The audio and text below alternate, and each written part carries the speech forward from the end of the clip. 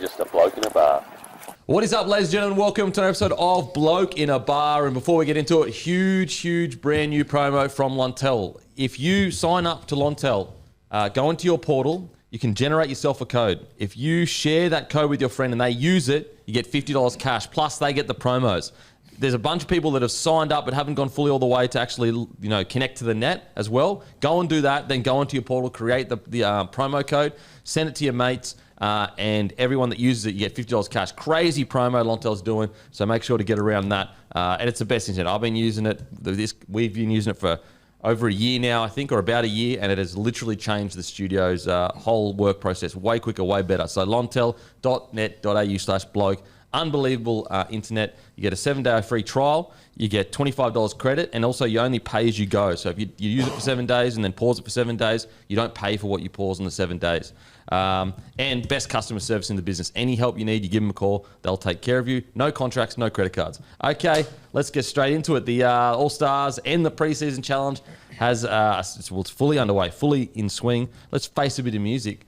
Brought to you by friends over at Sportsbet. Great time to get on the Sportsbet app. We've got all the team try scorers. You can actually multi them together. So top try scorer for each individual club. Yep. That's all up there. We'll have the competition-wide try scorer markets up there today as well. But great time to get on there. A few futures multis for me on the feed already. I'm sure yours won't be too far away. Kempy? Well, it's a great time to get around me because I actually got a couple of Windsor Cup multis. Yeah, I went Ali Leotawa. Yep. 2 or more. Yep. 650. Thanks for coming, baby. Thanks for coming. Look at that. So get around me. Yep. Get around me on the feed. Give us a follow. Absolutely. Get on board there. Let's have a quick look first at the Super Bowl. Obviously, it was last week, but we did face a bit of music around the Super Bowl where the Pats 13 points were defeated by the Seattle Seahawks. Well done to them. I know a few Seahawks players are big fans of the show. They'll be watching. 29 points for them. Kempy and I get Super Bowl. We had the Seahawks minus 4.5. So 13 plus, technically. Yeah, unfortunately, we didn't have that as an offering, but minus 4.5, $1.90 there. You other blokes got no idea. You all had the Pats, chase the value. Oh, my God. Terrible. Sport Super Bowl knowledge. Really ordinary stuff. Which colour Gatorade will the coach get dunked in? The colour was yellow. Guess who had yellow? Who? No one. So no points in the Gatorade I thought it was market. orange. It looked a bit orange.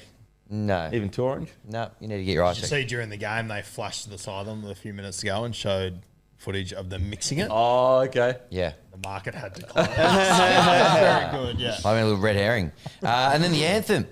The market actually shifted a little bit. We had the overs-unders, 119.5 seconds. When we put our bets in, you're getting $2.15 for the under. 119.5 seconds.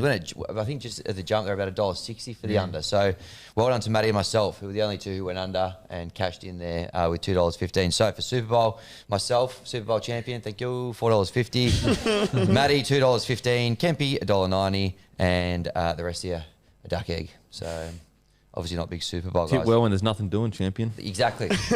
That's okay. We'll go again next year. But that's Face the Music for the Super Bowl. You got 12 months to think about it, boys, and we'll go again then. But before I log off, I just want to unfurl a new segment here. Hammy's Hammer. Okay, unfurl it. Can I go? Yeah, you can unfurl it. Is that all good? Yeah, get it out. Hammy's Hammer, the first of many times, brought to you by Sportsbet. Of course. Now, last week for the season preview, we all put our collective pieces on the line. We had various bets coming in. Trail runs for the Bunnies if they don't make the top 6. Haircuts. For the Dolphins, if they don't make the top 8, never been done. The Dolphins. I think I know. 75 hard for the Tigers. If I they don't assume make you haven't slept this week. Well, I don't know. Stop leaving ahead. I know where it's going. For the Tigers to not make the top 8, which, the Tigers haven't made the top 8 in 15 years. We're walking out to Accor Stadium if the Panthers don't make the grand final. Kempy's big nuts on the line bet. If last year's premiers, the Brisbane Broncos, don't make the top 8, which hasn't happened, a premiership team hasn't made the top 8 for over 20 years. Paying a whopping $1.14. That's your nuts on the line. Well, hang on a sec. Well, I was going to weigh it up with, so that's the left nut. The right nut was going to be weighed up, so a bit of a size difference with such a huge bet on the line that it was going to be worth the risk. However, I understand that you got to remember that bet was made at the end of a 7-hour show. Yeah, so you tried to pull the wool over our eyes. No, We're too exhausted to listen, that was me just getting the job done. So, listen, I'm happy to reconsider. I'm happy to look at potentially maybe a top 6. Top 6. I think you should go to make the grand final. It's Matty's 288. walking out Make there. the at grand. Come on, make the grand It's final. shorter than Timmy's odds. That's That'll be the sixth time in 7 seasons. That's remarkable. He's putting his nuts on the line. yeah, but we literally did it only last year. 2023 got beaten in grand final. Then we missed the 8. Yep. But you won. You're the reigning premiers. You're the reigning premiers. Yeah. You're $1.14. You're the shortest in the market to make the 8. And that's your big bet. Okay, can I go top 4 then? What's top 4? Top 4?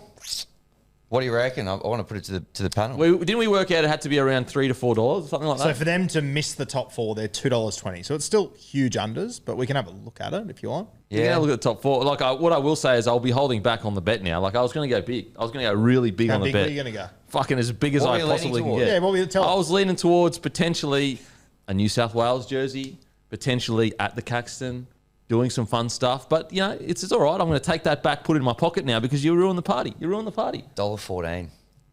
Cowardly stuff. So top 4? Top 4? Insane stuff. Yeah, you still got to do something good though. Like, Well, I gotta top have I four wouldn't be pay? taking that New South Wales jersey all the way off the table. Was No. it top 4 was like 2, would you say 220? 220.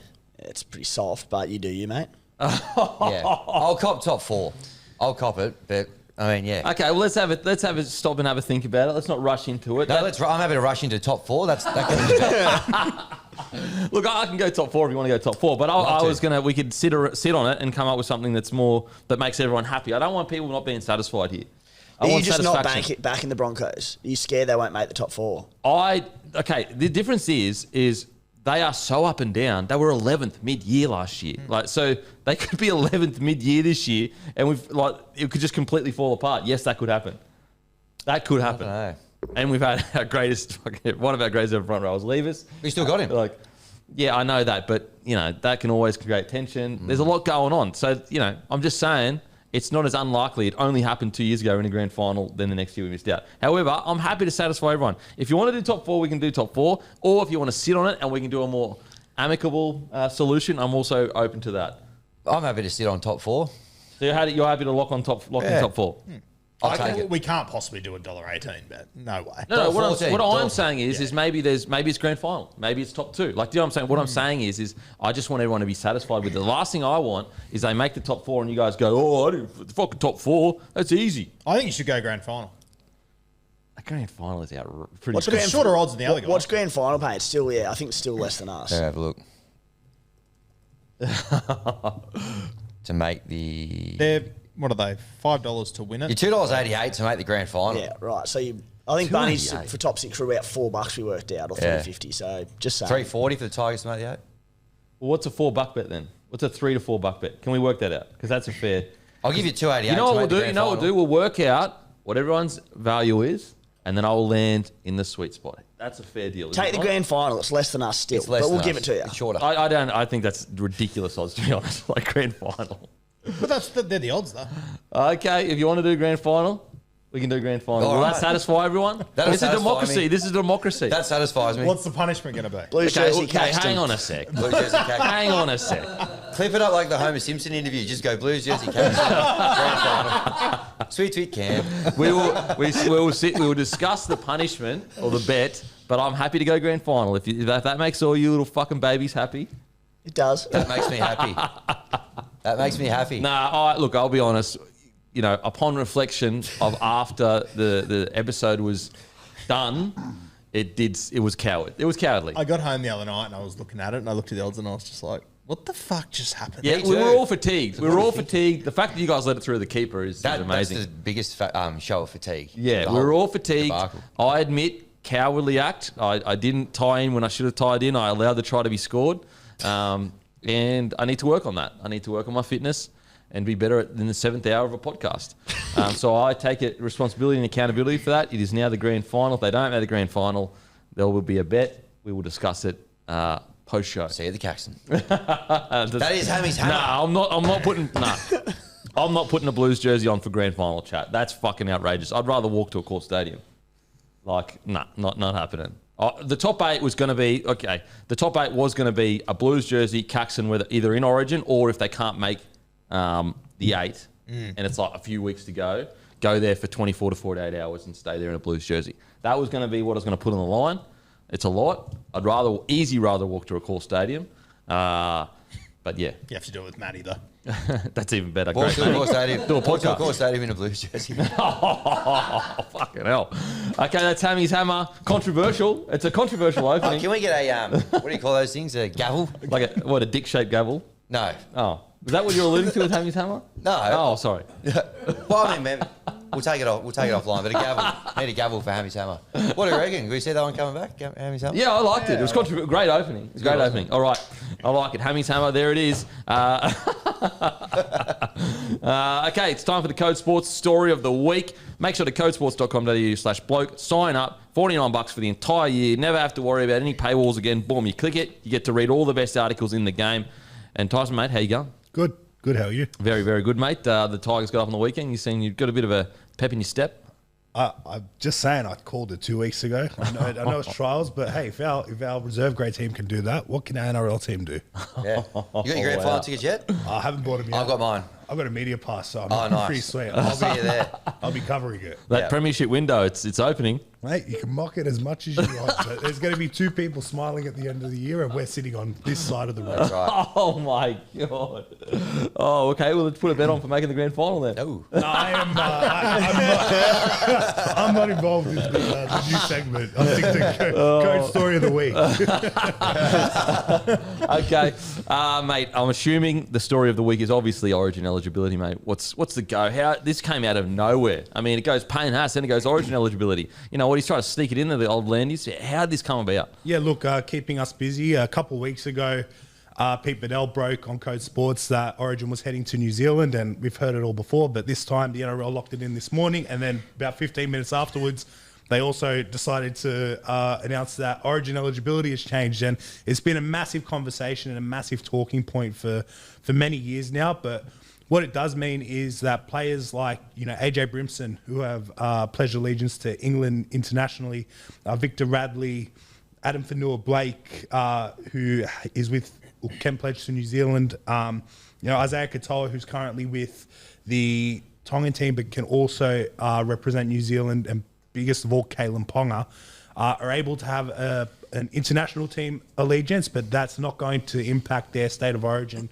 eligibility. So those players can now, If they were born, if they were so if they were born or moved here before the age of 13, then they're eligible to play Origin now, no matter who they represent on the international stage. It used to be Tier 2, you could represent anyone. Now Tier 1 is introduced to that. Look, it means still for players like Ronaldo Mulatalo, they aren't eligible because they haven't fallen into that kind of age group. So the rules are still pretty much the same in eligibility initially, but it just means if I have New Zealand heritage and I want to play for New Zealand, I can play for New Zealand, but I can also play for the Blues or Queensland.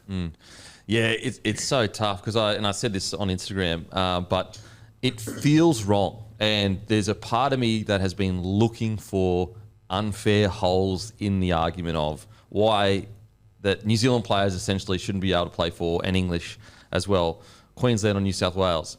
But unfortunately, with the rise of Samoa and Tonga, it's simply unfair that the rules are the way they are currently. Well, not currently, but they were, say, yesterday or whatever. The fact that if you've got a player like, for example, Katoa, and he goes, all right, New Zealand come to him and say, we want you to play for us. And then Tonga come to him and say, we want you to play for us. Now, I'm not saying that this is why he made the decision to play for Tonga. However, it makes the decision easier if he goes, well, if I play for Tonga, I can still play Origin. That's unfair on the Kiwis, especially England to a lesser degree, but definitely to the Kiwis. I will say, even though it feels wrong, but it is the right decision, I still am not on board, and I know I'm in the minority of this, and I know I'm a bit older, I guess, so I'm more conservative or traditional with the sense.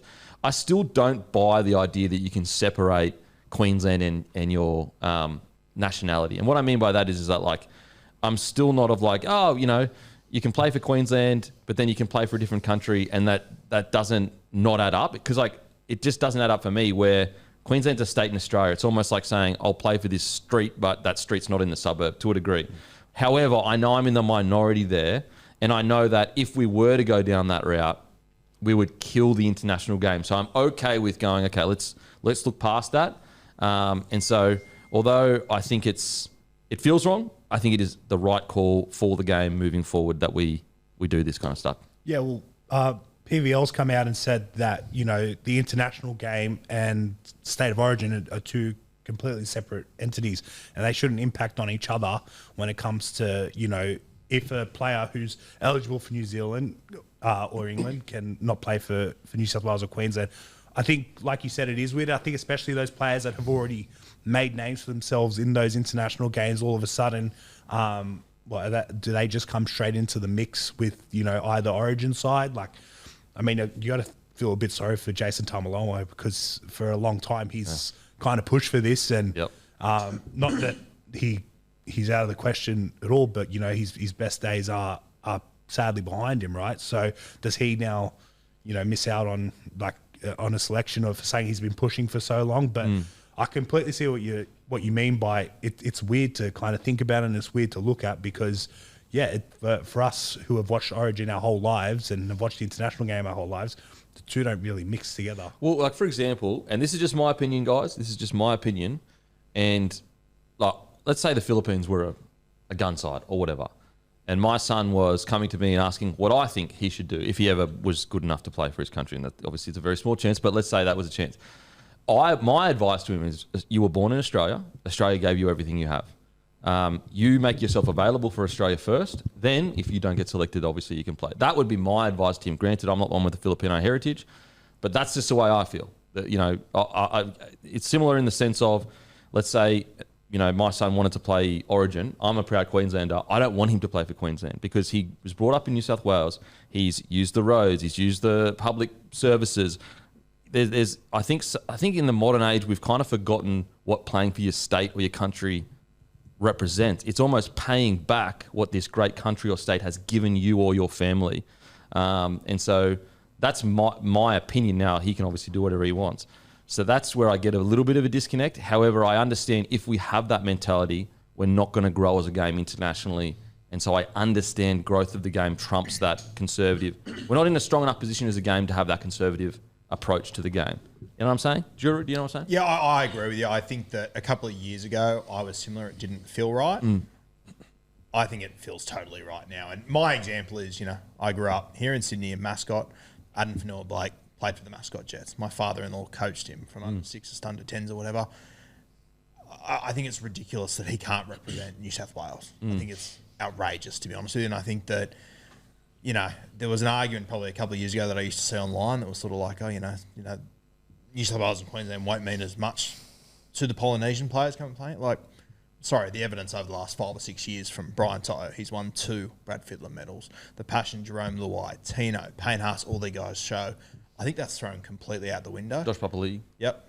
You can name so many of them now. And I think the reality is, if we don't do this, I think Origin will drop massively in 20, 30 years. I really do. You're not going to have the best players playing in it. And I don't think that's what Origin should be. People are calling it, it's an all-star game now. It's what Origin should be. It should be the best of the best as far as I'm concerned. And there are still guys like Herbie, Mulatalo that won't be able to play because they don't fit with the criteria and everything. But I think Origin will slowly die if you don't do this. Yeah, and just in regards to you, they won't care as much. It's a bit of a nothing statement. Because, it is and that's not my opinion. Yeah, I know. But it's been out there, and I think it's bullshit. Yeah, this idea they won't care enough. If they don't care enough, they'll get dropped. Yeah. You know what I mean? If you'll see it. But I think the argument from people is, they're just doing it for the money. It's like, you see what these guys put their bodies through. You can see how much it And if you're playing Origin, you're already well off. Come on. Yeah, that's. I just think that. I think that was something that people leaned on 5 or 6 years ago as trying to get an escape from it, and now you've got plenty of evidence that that's crap. Listen, to be honest, the only reasonable argument, in my opinion, is it's a state inside this country, and therefore there's the connection. I just don't think as a game we can afford to be that conservative approach can only work if we are extremely strong as a game and we're an international kind of game. Timmy, thoughts, mate? I like it, mate. And I think, it's not just purely because Payne Haas and AFB can pound Queensland into the ground for the next few years. That's very exciting. But the Fanua-Blake example that Guru used, is a great one that comes up. Born in Meadowbank, juniors all through Mascot. I was born in Coombe, New South Wales. He was born in Meadowbank, New South Wales. Why am I more entitled to play for New South Wales than he is? I'm not.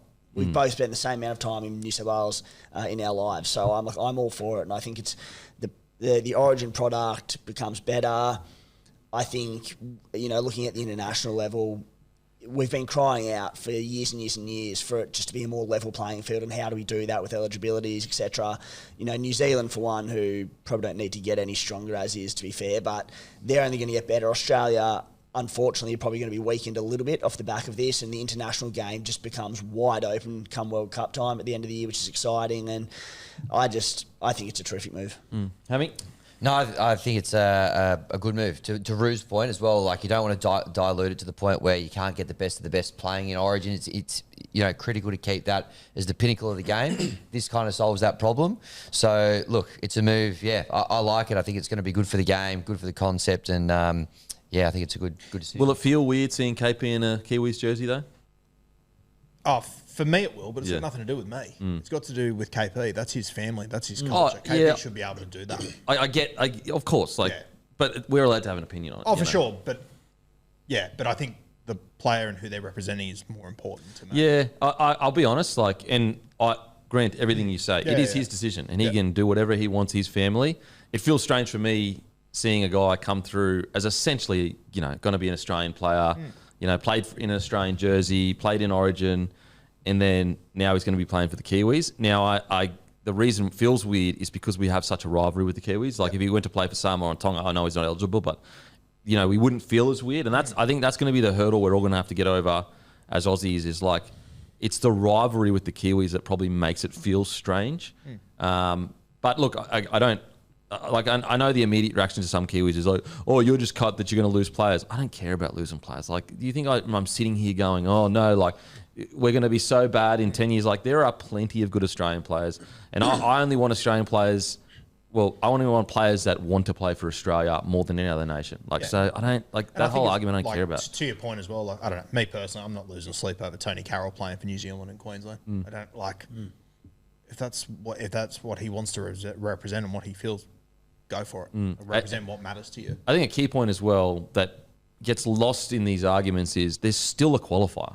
Yeah, 100%. Sometimes when this has happened, there's going to be people arguing from the point that it's willy-nilly. Anyone can just go and play Queensland, New South Wales. There's still a qualifier. You've got to be in a state before 13th birthday. Yeah, and I think what optically in 20, 30 years' time will look a little bit weird is that I think eventually it'll get to a point where a Kangaroo side might have 4 or 5 Origin players in it. Does anyone know how old Joey Taps was when he moved over? Oh, that's a tough one. Please be under 13. Oh, man. Tappany Hash AFB Blues. And I think that is the other argument at the moment. If I was a Queensland fan, thank Christ I'm not, I'd probably be a bit this is a bit fucked. New South Wales are getting a lot of advantage out of this. And so are New Zealand. But you know what eligibility rules can't give you? What's that? Queensland Spirit. Yeah, sure. The big winners are New Zealand and the Blues in reality. Which I get, but I think just in general, the winner is the game. See, our eligibility rules is just Spirit. We look at the Spirit and we go... Spirit or Bowerville, one of the two. Are you going to rebrand to NZW? Well, I mean, I'll listen to it from him. You from Canberra, lived in Melbourne, lives in Sydney, fuck off. Go Queensland. They're both eligible for Queensland. So. Now he's starting to feel the sting. We have to cop him with no NRL team putting shit on us all the time. And now he's having a go at you. Unbelievable. Typical New South Wales. I respect a true Queenslander. You be careful of Hammy's hammer for next week. Been sitting on a few stories about you, man. Origin will be Samoa or Kiwis basically versus Queensland. I also think when we look back at the greatest players of all time, if you ask me to pick my best 13 of all time, I'm probably going to find a spot for Sonny Bill Williams and Sam Burgess. But because they didn't play Origin, they haven't been able to elevate themselves to that next level. And I know, there's still the Mulitalos, the Herbie that can't, but I think the best players should be playing in that. And as you said, there's still a fucking criteria. It's not a handout. Look, if they were to get rid of that criteria, that's when I would be old guy yelling at clouds, angry. Yes, 100%. Mate, how did this come about? Because I feel like we've been distracted by the rule change files, and now the Origin files have dropped. Yeah, look, it's files.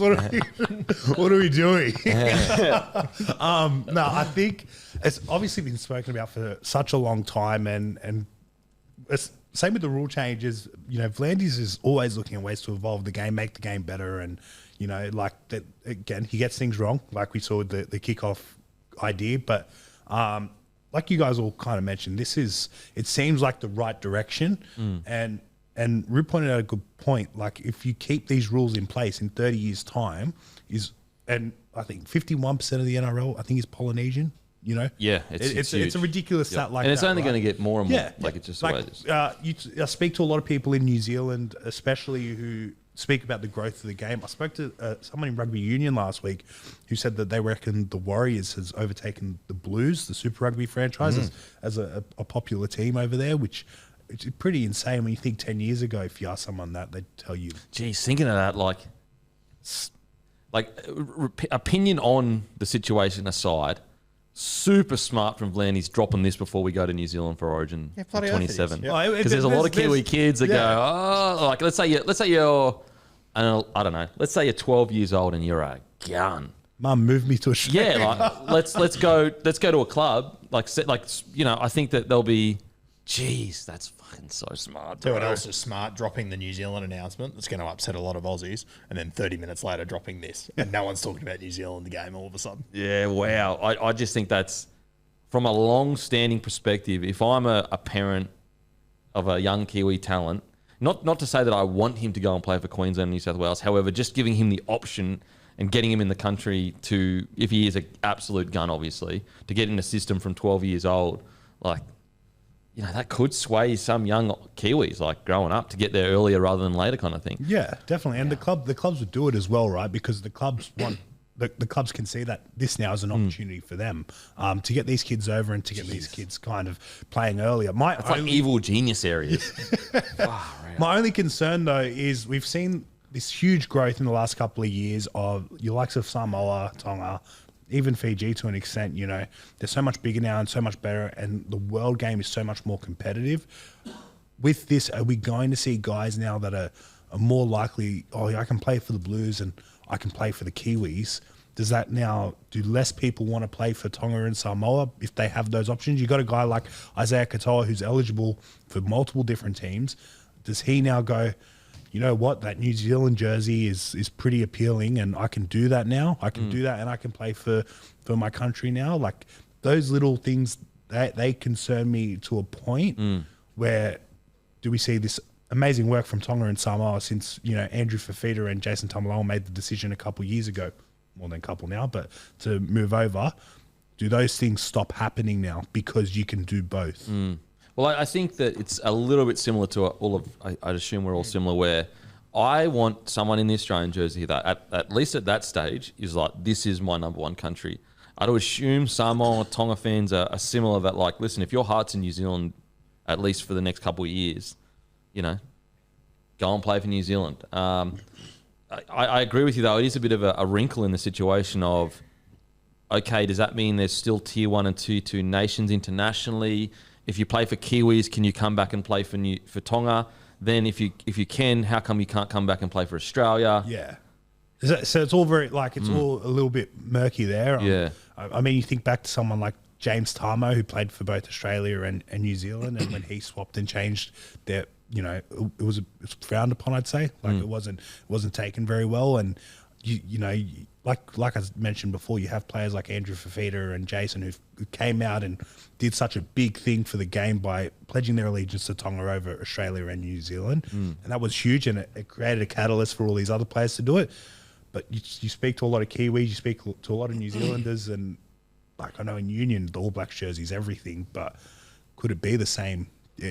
Does it give that same vibe in league now, especially with how good the Kiwis are going? I think Samoa and Tonga have become strong enough where they'll still attract. I'd assume. Yeah, I tend to agree with that. I think if you would have done this 5 years ago, it would have been tough for Tonga and Samoa, but I think they have had enough time now to build a good culture over there, get a good following, and show that it's not like the tiers. Going into a competition, I would have Australia and New Zealand as my favourites right now, still 100%. But it used to be, like, I remember watching the early 2000s, it was like, well, Kangaroos could put 60 on Tonga here. Yeah, I just don't feel that way anymore. I just don't. You could, like, it got early 2000. You could, like, honestly, and I say this because a lot of the Samoa and Tongas were playing for either Australia and New Zealand, like, you could almost go 3 or 4 levels down the Australian side. Yeah. Whereas now, the reserve Australian side is not beating the. I hope they're not beating the first Tonga and Samoan side. I think as well, like history is so close for both of those teams as well. Like, I think a lot of players want to be a part of the first Samoan or Tongan team to win a World Cup, or to beat, you know, Australia back to back, or beat Australia and New Zealand in the same year, or whatever it is.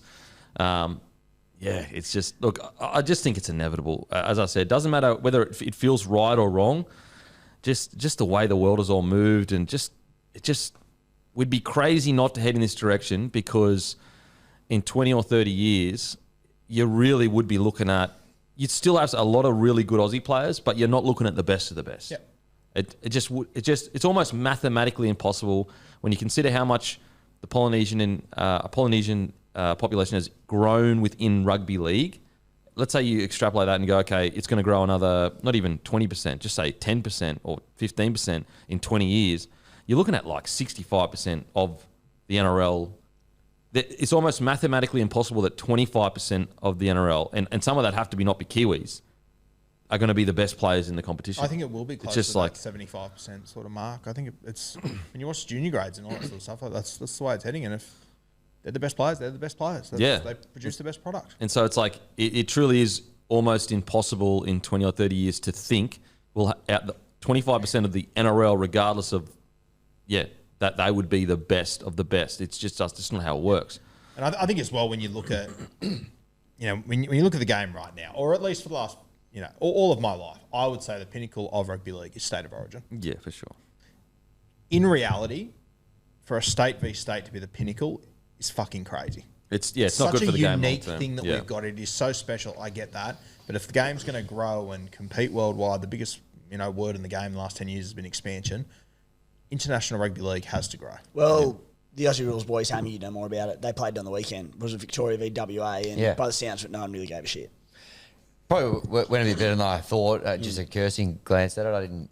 But like, they filled the stadium. I don't know, the players seemed like they were into it. Pre-season, I don't know how well it lands. It's the first one. Let's see the fourth or fifth one. I reckon that's when you'll know. They've had cracks at similar sort of setup before, though, right? They've had it in the late 90s and stuff. Was it that long ago? Yeah. Oh, they've played like an All-Stars game maybe 15 years ago as well, but not in a while. Yeah, but I think you just because I think we would all agree how we were doing State of Origin last year. We can't keep doing that forever. It's ridiculous to not have that New Zealand players then can't represent New Zealand if they play for State of Origin. Like, you have to change it somehow. So it is either We're just unfair only guys that want to play for the Kangaroos can play Origin, or you do what they've done. I think they've made the right decision, because if you said to them it's only players that want to play for the Kangaroos, I think you lose all your talent.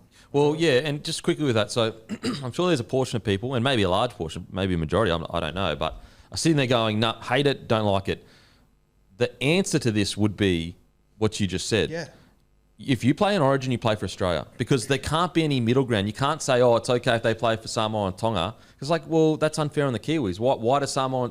Yes, technically they're tier 2 nations, because tier 1 and tier 2 are not how good you are. They're the resources you have as juniors coming through, guys. So Samoa and Tonga are on the level of Australia and New Zealand now, essentially, like within reason. And so it's not fair. Like, we're no longer in a position where we're allowing that unfair situation to happen because we're trying to grow the game, in my opinion. And so the answer to it is, guys, do we really, if you really break it all the way down, do we really want a Origin game? Let's say, okay, so Toto wouldn't be playing, Critter wouldn't be playing, Payne Haas potentially wouldn't be playing come this World Cup because he plays for Samoa now. Nanai, potentially, if he went Samoa.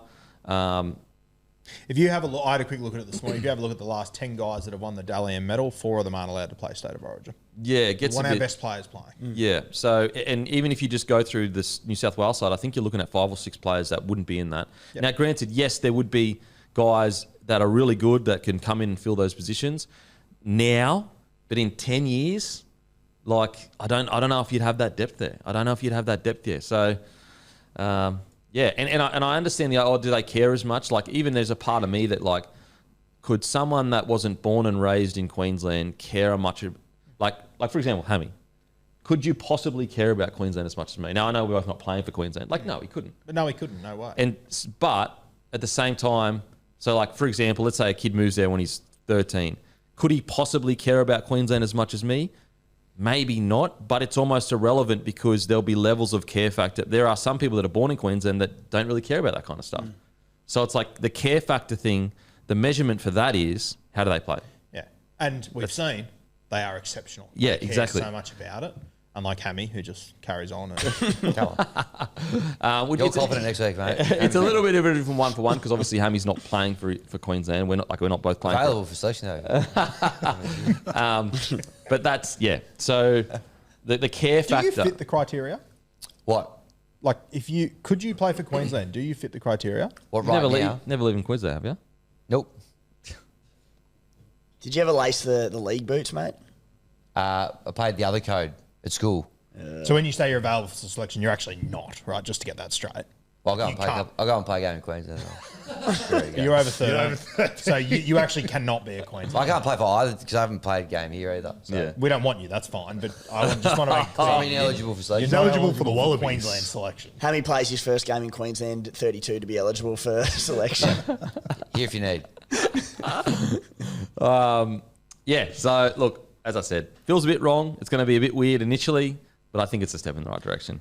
I think everyone will be very used to it very quickly. Yeah, look, once we watch Origin and it's the best games we've ever seen, we're just going to be like, this is the best. Product is going to be sick. I would love to see, especially with these 6-man benches, all that sort of stuff. I know it's, there's a bit of nostalgic to it, to what Artie beats Nip, but geez, I would love to see Taumalolo get a bait. I would love to see him just play one game. Billy just calls him in, bloody, game 3 decider. Like, tell me he couldn't do, because I'm sorry, every time we see him play for Tonga, he's out of this world.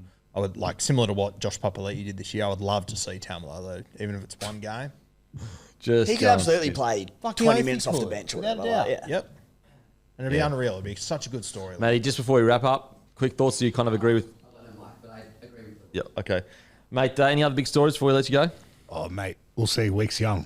So not right now, but I'll keep you guys. Okay. posted. I appreciate it. All right, codesports.com.au/bloke. Sign up $49 a year. A massive thank you to Code Sports, and we'll see you next week, mate. And my Kayo can't miss moment, guys. Heading over to Vegas, all thanks to Kayo next week as well. Cannot wait. Thank you, Kayo. But it is, Manly may have found their new front rower. I know it's a lot of pressure, but the big fella, I hope I'm saying it, Lafire. I hope I'm saying it correctly, guys. He was absolutely outstanding. And listen, if you had to go on and played not any other forward pack, but a lot of the other forward packs, even the reserve grade, I wouldn't have taken as much from it. But the big fella against a Warriors forward pack whose reserve grade is physically as strong as a lot of his first graders, physically at least, and also just come off a New South Wales Cup and Interstate Cup victory, to do that against them, that is super impressive, and it is exactly what Manly Seagulls needed. There's actually a couple other forwards that did really well. I think that Manly, if you had one, if you had 3 wishes, all 3 of them would be front row. But at least one of those wishes were fulfilled. He played outstanding. Yeah, and I think the beauty of it too is that it's not like it wasn't a performance where he ran for 100 metres and you just sort of go, eyeball, he was good. Eyeball, he was good. And he ran for 180 metres in that game. Mm-hmm. I'm glad that Manly just let him go a little bit as well and see what he could get out. So I think that's a huge positive. Obviously, Joey Walsh was enormous, but if we don't see Joey Walsh until round 20, it actually won't affect Manly in any way, shape, or form. We need to see this kid in round 1. He needs to be there round 1. He needs to have impact. You just don't, they do not have the luxury of not bringing off the bench. Now, being super nitpicky, the question will be the pace of a first grade game. He's such a big body. Because the thing is, you see a big body like that, and everyone immediately goes, oh, well, Payne Haas can do it. We've seen guys as big as Payne Haas before. We've seen guys run as hard as Payne Haas before. Some big fellas with footwork like him, very, very rare. But what is Payne Haas's secret weapon that you can't get anywhere else? No one that big is supposed to be that fit. And so that's what separates him from all the other front rowers. He's so big and he's so fit. And so the question will be, I don't think he's going to be like a 70-minute front rower. You don't want that. But the pace of first grade, I want to see him in that. However, on the weekend against a Warriors four pack that's big boppers, and he was bending the line every single time. And when he did run the ball, there were Payne-esque parts of his game. Whether it's Laffy or Laffy, apologies, I don't know what it is. I have to look into that. But he's exactly what the club needed. Exactly what the club needed. And I wonder, Matty, can you check how long he signed for? Because right now, with how desperate that club is for front rows, if I'm his manager, I am turning the screws.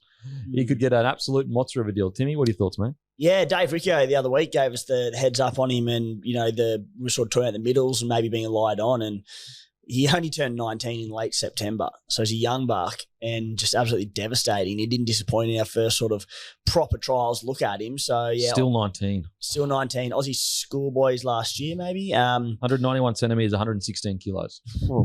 Big boy. So he signed till 27? Well, I mean, November 1. Yeah, wow. Essentially all our concerns around Manly were middles and still have those concerns. And this kid isn't going to come in and save them, but it eases a few concerns if he can come in and just do a job. At least just do a job. But him and Paseka both playing, let's just say, 85% of their potential. I'm happy with that. I'm really happy with that. Yeah, I think last week or 2 weeks ago when you were looking at him, like you couldn't really see an answer. At least now you can see how it could be solved. Yeah. And you can see like, okay, this guy's the next 10 years guy. Like that's truly what, at least physically, you can see how he plays. Now there's so many more things to rugby league than just your physical ability. But like very rarely, I mean, this is why, some people get surprised when you hear the pay packets that front rowers on. But the reason why is a guy this big moving that well, there's not many humans in the world that have the physical capabilities to do that. Like, he's a giant that has footwork and enough cardio to be able to stay in the modern game. Very, very rare thing. So obviously so long left in his career. And as I said, I do think that the one only question I have in regards to his physical side of things is the pace of the game and how quick it is. Like you bring him, put it this way, if I saw this guy 10 years ago, I go, guarantee he's going to be a good NRL player. Lock him in. But like now with how fast everything is, it's going to be interesting to see how he handles that. But I thought he was absolutely outstanding. Alrighty, quickly, it's back. Look, I'll tell you what, the team of the week, now there's going to be some disappointed people. It was really hard this week because you're so used to watching rugby league where the numbers are all the same and you kind of know that who's where. So if we've missed someone, I apologize, but it's usually because like he came on as 26 or some shit and like it's just hard to track all the different numbers. It's hard to track all the different numbers and be like, was it number 26 who did something cool 5 minutes ago and then he did another something cool, or was it number 23 or whatever? Like I found myself getting, like for example, I think it was yesterday, like Lorenzo was 22 or 23 or something like that. And then another guy that was like 26 did something mad. And I was like, was that, so apologies if we missed someone. But anyway, here is the team of the week this week. Twiddle, hope I'm saying that correctly, the fullback for the Eels. Special mention, Dufty, back in a big way. Oh, yeah. Just went Twiddle because obviously we know what Dufty can do. And a big up yours to his old club as well. Big up yours. Big up yours. He did the badge grab? No. But yeah, we know Dufty. Dufty's an NRL player. We know how good he is. So Twiddle, Makasini, he started at centre, went out to the wing. Hearing whispers who were at the Broncos in 2027. Penatani. Fake news. Penatani in the centres. Mate, going up against a guy like Sully, doing what he did. Good stuff. Sebastian Chris in the centres. Sean Russell, we moved from centre to wing because I just thought he's played so well yesterday. Clifford at 6. Joey Walsh at 7. Flegler at 8. Summerton from the Titans at 9. Laffey, I hope I'm saying that correctly, but Manly's front rower, Laffey, the big fella, at 10, probably the player of the round for me. I thought he was outstanding. Kayo Donald scored a hat-trick. Kickow, James Fisher-Harris, O'Sullivan, Satilli, Waddell, and Tallis Duncan at 17. So if there was like a close call between a player, we would go the rookie. But there were some NRL players that just like blew it out of the water. And we're just like, lock him in. So that is the team of the week, guys. Don't forget, 50% off everything right now on bloke.shop. 50 to 60% off everything right now, bloke.shop. The sale is going to end soon. We have sold out of so much. So make sure to get there. Bloke undies right now, 50 to 60% off, guys. So make sure to get them before they go. Okay, the All-Stars, guys. The All-Stars. 16 all draw. So I feel like it's all a bit about eligibility and where you're from and everything like that, this podcast. But just quickly, there's talk about heading into this one about, every year it feels like, is the All-Stars concept going to go? Is it getting swallowed up by the preseason cup? I just want to say, I feel like we owe the All-Stars games to the Māori Indigenous players. And why I mean we owe it to them is just when you think about what they've both contributed from players and also just from difference and culture and everything like that to rugby league. That's an Australian sport. I know it's not, created in Australia, but you understand what I'm saying. It's based mainly here.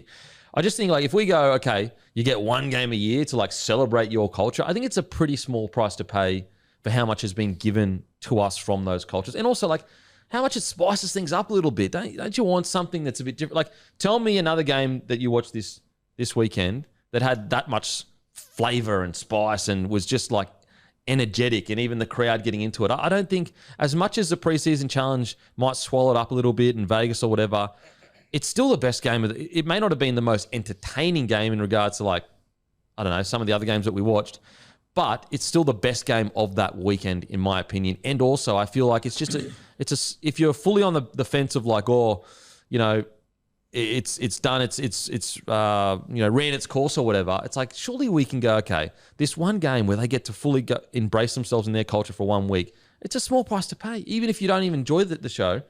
It's a small price to pay for how much we've been given by both cultures. I don't know, Root. Yeah, I tend to agree. I understand when people have their concerns about it because you are quite often getting to this time of year and you're not seeing the best of the best that could be representing. So I understand that, but I do think the game is so important. I also think the season is just so long, so I understand why so many coaches are hesitant about this game. Like I have nothing to back this up in any way, shape or form, but I do wonder, does Josh Kerr and Leo Thompson play yesterday if they're not going to Vegas on Friday?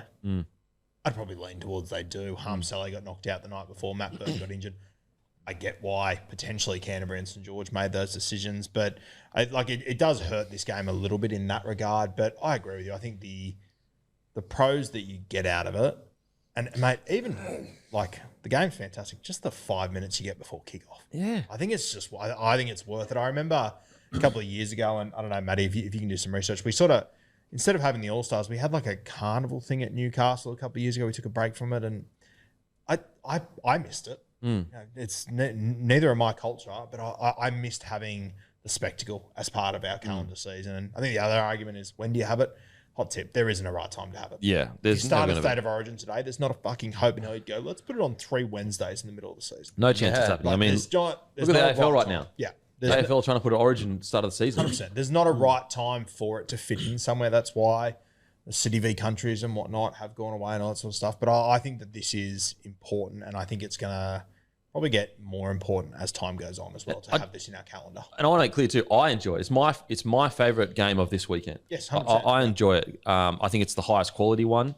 But even if you just take it to an individual level, like one said, listen, a person came to you and said, listen, I'll give you everything I got. I just need a week that's going to give back to where I'm from and really help my culture. You'd be like, I'll give you 27 weeks of everything I've got. I just need 1 week where it's about me and where I'm from. Yeah. As a human being, you'd probably be like, yeah, okay, that's pretty fair, mate. That's pretty fair. Now, granted, I understand they get something back by playing in the NRL. I get all that. But I think that if you're just focused on what the game is, not to say it's you or anyone else here, if you just focus on what the game is, you don't actually understand what these guys and girls do for the whole week. Like, they are truly out in the community, impacting lives in a really important way. So I think we owe it to him to just keep that week. I really do. It was really cool yesterday too. I think it was Jack White, and they said playing his 9th All-Stars game. Yeah, that's cool. That means that much to Jack White. Jack White should be able to do that. Yeah, I'm with you. That's really cool. Fox getting the most tries as well. Unreal. Yeah. What do you reckon? Just quickly on that, Timmy, and we'll get into the game. Yeah, I mean, you boys summed it up really well. That it's an important part of our game, and it's important to celebrate, the Maori and the Indigenous cultures and what they've done for rugby league and will continue to do for a long time. So we keep it. It's so important. And as you said, the reality is that probably the hype around the fixture, at least certainly from the strength of the squads since the early days, has probably deteriorated. And, clubs are reluctant to let players go into it and play big minutes and probably lose a bit of control over that side of things. But regardless of the exact quality of the game and what it was to the early days of the contest, it's just important. And so we get so many great articles and video pieces and all these things out of it that celebrate the two cultures. So keep it as is, mate. I love it. And also, isn't it just interesting? It's not, we don't get it every week. You got Indigenous round, then you got this, and that's essentially. And also, the reality is that unless you're a young bloke trying to make a name for himself, the players don't really give a shit about trials. Certainly the established first graders, these blokes all care about this fixture. Yeah, absolutely. Yeah, it's evolved, hasn't it? To your point, Tim, about it used to be almost the best players in the whole comp that you could pick and put them out all out. They had the Indigenous All-Stars and then the International All-Stars. Now it is very much about celebrating cultures, connecting with the community and all that sort of stuff. So I think it plays an important role. And this is probably the best time of the year to do it. And I think the reality is too, when you look around at world sport, I know in the NFL and the NBA, they have their all-star weekends. It's a joke now. No one plays defense. You've got kickers playing tic-tac-toe with kicking goals and shit because it doesn't matter. You throw culture in it, it matters to everyone that's getting on that field. And we just spoke about, let's say you're on the more traditional side of Origin. That's what this means to these players. 100% it does, yeah. Like I know it's hard to compute that because you've got no connection to their culture. But if you're passionate about Queensland, New South Wales to the point of you would go out and put your body on the line for them, that's exactly what these players are feeling. Yeah. That's like if not more. So, as in more than the average person, not more than people that play for Queensland, New South Wales. So yeah, just that. Anyway, in regards to the game, look, my big takeaways. Well, one was I was super interested to see Fisher Harris as a ball-playing 13. Where did that come from? Now, granted, he's probably already had it in the bag, and obviously there are times where you've seen him at Penrith, especially really work in tandem with Moses and that, but not to the degree he was working at yesterday. And I will say, like, obviously he's not going to be, I'd assume that he's not going to be playing 13 for the Kiwis, for New Zealand Warriors, but I just found it super interesting. Now, maybe it was just purely because they had front rowers and he was just there to play a role, but I actually didn't mind him playing a bit of ball playing because it opened up space for him. Yeah, and I think as well, as he gets older, he's put his body through a lot over the last few years, probably more than anyone else in the game, realistically. Maybe it could be a way to sort of keep his career going a little bit longer. And like, I'm trying to think, like, the style Aaron Clark played at the Warriors was more like a front rower. Maybe I'm misremembering the last season, but I felt like he was more of a head down, bum up, get through a bunch of work. And I just wonder, is it something that the New Zealand Warriors have been working on and they requested, Moldy, can you play him at 13 if it's possible? Because maybe we want Fish doing some more ball playing?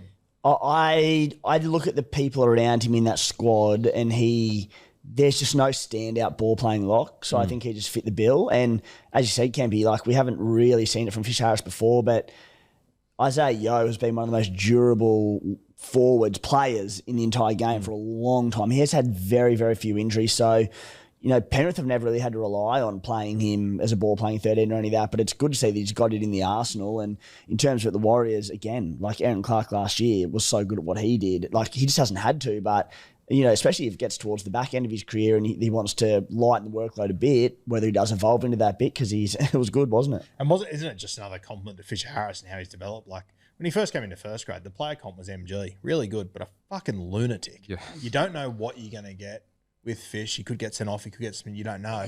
And now we're talking about him not only being, the best one of the best front rowers in the world, definitely the one that's achieved the most over the last 5 years, but now also being able to slip into a ball playing sort of role. And the reality is, he's probably always had it. Yeah. We just haven't seen it. I was just going to say, like, it makes it even more impressive if he hasn't been training like that in the off season. For him to come in and be that smooth, he's just had that in him. That's insane.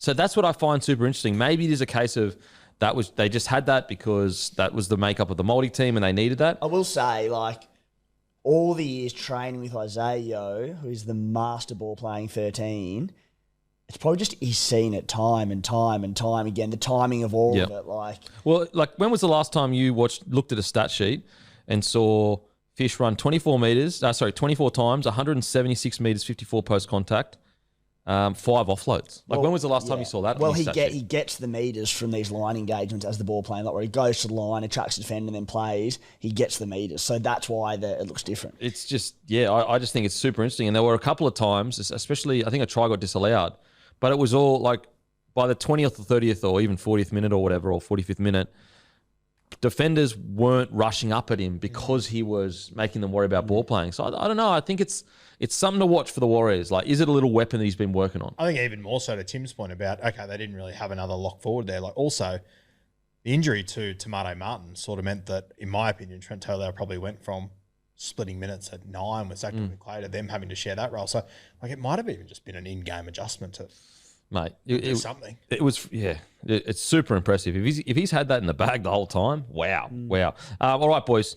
I go to you, Hammy. Who stood out for you in the All-Stars game? Yeah, a couple of sort of impact players, I think, kind of off the pine. I didn't mind Joe Chan. I thought like he looked like someone who'd come off the back of a pretty hectic Melbourne Storm pre-season, probably one of the most ready to go. I thought just came on ripped, had some pretty strong numbers there, but he obviously played a lot of first grade last year, but he was one that probably stood out to me coming off the pine there for the Māori All-Stars. Yep. I got to say, speaking of Storm pre-season, Trent Tolley.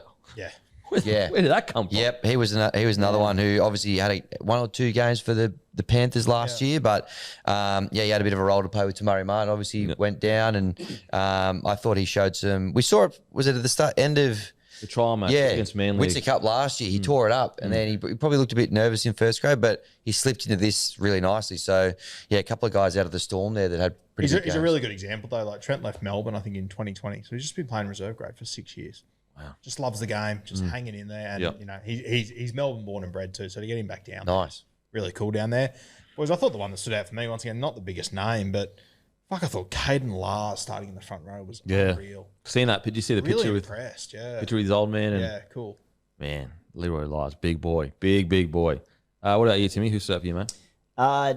Just seeing Keanu Kinney, we saw him in the back end of last year for the Kiwis, but obviously missed the large majority of the last season, played off the bench when he did come back from injury, and he just looks like he hasn't missed a beat coming back from this injury he made, and has a few games under his belt because of the Pacific Nations last year, but he was excellent. I think he played 60-odd minutes, had over 20 runs, over 160 metres, what he can do for the Titans this year, and we saw all the signs of it in this game. Like, his ball playing's only going to get better. He's got one of the best running games, the best work rates in the game. He was impressive. I've got to say with Kinney, he is a defender's anxiety. Every time he has her hands on the ball, you can see defenders tighten up and just go, what's happening? Because he's got this, it's almost like, I wouldn't say a signature style of running, but especially coming out of his own end, that step off the left, try and engage the 3 or 4 defender and little tip, that's so hard to defend, because what will happen is, let's say you go, okay, Penrith or Storm or whatever, they're going to create a system that's going to jam in, tighten everything up, and so they're going to lose that play the ball, or they're going to share the line. Then what he'll do is he'll just start hitting people at the back, and there's going to be a bunch of space on the edges. And so that, I think when I was at the Warriors, Ivan Cleary actually tried to introduce it to it. I think it was called like a fish shape or something like that, and the winger would kind of drift across a little bit, and then there'd be an out the back play the ball. It's if you've got a fullback fast enough and safe enough, I guess, because the risk is if you don't land the pass, and also if your timing is off, you get absolutely jammed. But Kinney seems to nail just that running straight, steps off, hits the overs line, puts the defender in 2 minds, and then puts the center or the 3 in and the center, and then the winger in 2 minds, because they're like, do we jam? Do we slide? He gets at the back. So it's going to be interesting to see how Hannay uses that weapon, because we've seen it quite a few times now where he does it. Just on Hannay as well, obviously arriving at the Titans, Jaden Campbell's first 3 touches of the football, he thought he was a front rower. Oh, man. Just taking him on, eh? Jeez, isn't he special? He's another guy. Every time he touches the ball, you're just like, what's happening? Yeah, and I think in the end they did get the call right, the knock on at the end, but what a moment that would have been. Mate, far out. That was I thought he scored. I thought he had to. I thought he scored. So I'm with you, Matt Timmy. I think Kenny looked really, really sharp, especially for his first game this year.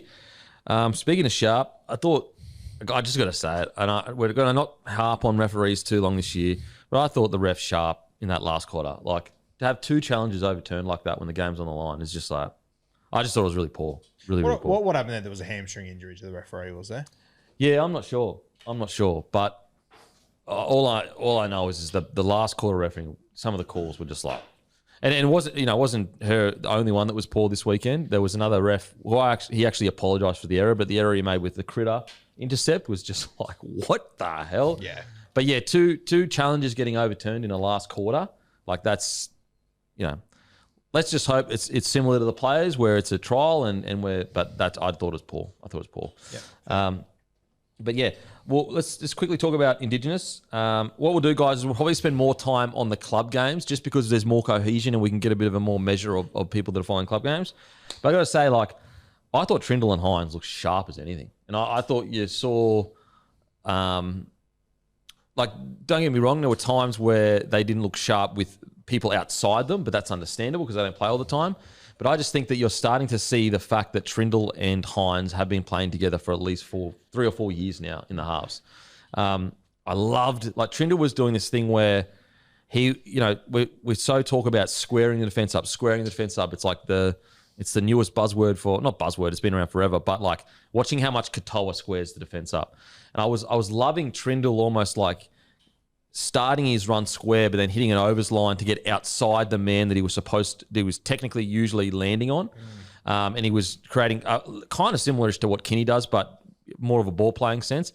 I just think that Trindle and Hines just showed the importance of having played together and knowing each other's game. Yeah, for sure. And I thought, especially on the right side, they were very clunky with their attack. The left side was good. The right side was very clunky. But I think, like when we went through our team of the week at the start of the morning, I think we had Hines originally in the halfback. I thought, he looked good, but he didn't come up with the stats and all that sort of stuff. But I think with this Sharkies-Haas pairing, you've got to accept at some point that they're a pairing. If the pairing is producing their 3 tries, sweet. Yeah. But they don't both need to stack the stats. I think it's just been designed that way. Yes, I think it has been too. And I think it's been pretty obvious now for a couple of years. Yeah. But, I was critical of them 3 or 4 years ago because they weren't finding their flow. Now they have. But what it usually means is that one of them's got the hot hand. They go, yep, go for it. Yeah. And Trindle, in regards to hot hand, he had some really big moments. He had that.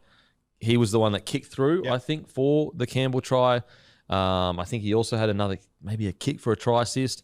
And so, I'm with you, mate. It's a good point you make. Like, you got to look at them as a duo. Like, I think that if they separated, you'd see games where Hines statistically by himself might play better. Yeah. But his role with Trindle is very much designed from the ground up to be, it's not really an individual performance, it's a pairing performance. Yeah, their job as a halves pairing is to win games of football. They win a fuckload of them. Yeah, and I will say, like, they looked, even though it was sometimes clunky with players hitting lines or whatever, they looked far smoother than the Mouldy side for most of the game from a halves perspective. And as they should. Of course.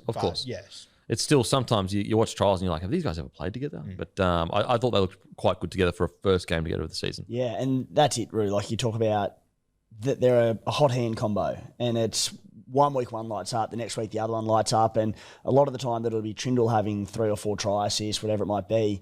Nico's starting off first play. He's playing his first receiver. He's hitting Trindle and giving him the key attacking ball, and that's how it's paying off. And in terms of the combination on the weekend, when you're throwing these blokes together for a 1 week camp, a lot of them have never played together. It takes so much, it takes years to build up combinations. Yeah. Nico and Trindle, they have this, and that's why they look good on the weekend. On top of these 1 week camps in the All-Stars games, you're not training as much as you would in a normal camp. There's a lot of activities and things that go on. I know for a fact the All-Star side, like, they were at Mascot Oval for 3 or 4 hours on Friday afternoon. Yeah. Like, 2 days before the game. Yeah. That's Captain's Run Day, where that's your focus, Yeah, in another country. Yeah. It all plays a role. Another guy that played well, I thought Steep was great. He was unreal. He was really, really good. Roosters fans, that's exactly what you want to be seeing, with a team that's supposedly, stacked enough to win a premiership. And granted, I've got in my top 4. You want your guys that are on the cuffs making sure they're putting pressure on the first. The last thing you want is like a bit of complacency, almost going into the season going, we got this kind of thing. So I thought Blake Steep was really good. I still think like non-Roosters fans or just people that aren't as engaged with it as us probably don't realise just how good Blake Steep is just yet. I think he's still one that I think could and probably will captain the Roosters eventually. And just quickly on Hines, even though there were times where it was a little bit clunky, people outside him, I just love the fact that his running game was back. Like, I thought that he just, sometimes when you watch him and his confidence down, when he gets the ball, you can see him think about things. I thought on the weekend it was very much just give me the ball, I'm taking care of this. He fell into the trap 2 years ago of being a bit focused on playmaking, getting the team around the park and forgetting what the biggest attribute of his game was, and that was his strong ball running. Yep. His speed, his strength, his awareness. And he said last preseason that he had put an emphasis on running the ball and getting back to what he's good at. He did it a bit last year. He can do it more. Yeah. Well, on the weekend, 20 runs, 141 metres, 7 tackle breaks, 4 offloads. And here's another good stat, 18 tackles, 0 miss.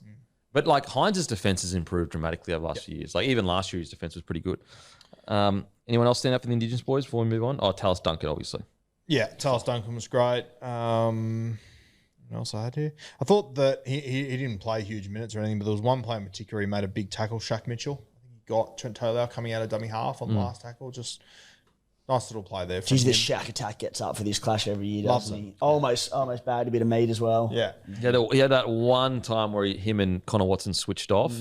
And it was after a big break too, which was surprising. But yeah, he loves this game, the big fella. The other just Indigenous player I'd give a little shout out to, and he didn't star yesterday, but he played well. And I just heard Whenever I'm looking at Sharks posts or conversations with Sharks players, Jesse Ramien's copping a lot of heat from them at the moment, that there's young guys and all this sort of stuff. What young guys are playing better than Jesse Ramian? This is where I was about to say, I think the guys that played yesterday for the Sharkies, if you compared their performances to what Ramien did in this game, I think Ramien's still got plenty of rugby. Yeah, I think he's the kind of guy, I think you get used to what he does. Yeah. So you get out of a game and he's run for his 150 metres. He's made his tackles. He's been quite solid. And so you're so used to him doing it that... I think optically, Jesse scored a try in Vegas last year. And then I think in his next 23 games, he scored another 2 tries. I think that optically put a little bit... Mate, he's a quality centre. Yeah, he's an NRL centre that's going to give you NRL level rugby league every single week. Yeah. And look, maybe they might be comparing it to earlier in his career where he was truly like a absolute animal. But I got no issues with Ramien starting in the Sharky side. Like I'm surprised there's much. Okay, now onto the Multi All-Stars. Who stood out for you, Rue, in the Multi All-Stars? One guy I just want to give a quick shout out to, who I thought the left side for the Indigenous side was humming and came up with some really good looks at them. I thought Jojo Fafita made a number of big defensive plays on Josh Adokar, but I think if he wasn't there making those plays, it could have got ugly on a few occasions. Yep. He's another guy that I almost feel like he's been a bit unlucky to be at the Titans at the time. Now I feel like him at one of the other clubs going well, and I know they look like they've rebounded, but he's just got so much talent, Jojo Fafita. So much talent. We haven't really seen much of him in first grade over the last few years because he's been sort of in and out, and mostly out really. And I know he had a few errors yesterday, but you can see the talent with Jacob Lobarn over at the New Zealand Warriors. Yeah. I know they're obviously stacked with back rollers and whatnot. I don't know if his future will be at the Warriors or if he maybe has to move clubs or whatnot, but there's a player there. Yeah, absolutely. He's still 21, Laban. He's 21. Yeah. Yeah. So young. Yeah. Yeah, wow. A bit disappointing. I thought Casey McLean was like quiet as anything, missed a few tackles, didn't really do much at all. And I was like, for a guy that, last year you're looking at generational talent. Now, for whatever reason, it doesn't mean he has to play 10 out of 10 every game. But I was a bit surprised that from a guy that absolutely tore the world, the Pacific champs to shreds, I didn't need him to play 10 out of 10 or even 9 out of 10, but I just felt he was, he barely touched the ball. Yeah, and without repeating Tim's point there, like we just said, he's 21. Like, Casey McLean's still 19. Of course. Yep. Like, they lost their halfback, so they had, Chance at 5'8", which I don't really like him as a 5'8". So it was a little bit clunky, but yeah, I think by the standards he's set himself over the last 12 months, I probably expected more, but it is... I know I've said it 1,000 times, but he played in a Jersey Fleet trial at the start of last year. It's insane. The only reason I'm talking about it because he has greatness. He set the standard. Yeah, I'm not. Yeah. If he was just a really good young guy, I wouldn't even mention it. But it's because I'm talking about a guy that, if he wins a Dally M Centre of the Year next year, is anyone surprised? Yeah, and I think again in his defence, like it was not that he was poor; it was a lack of involvement. And I think you're right, Ruin.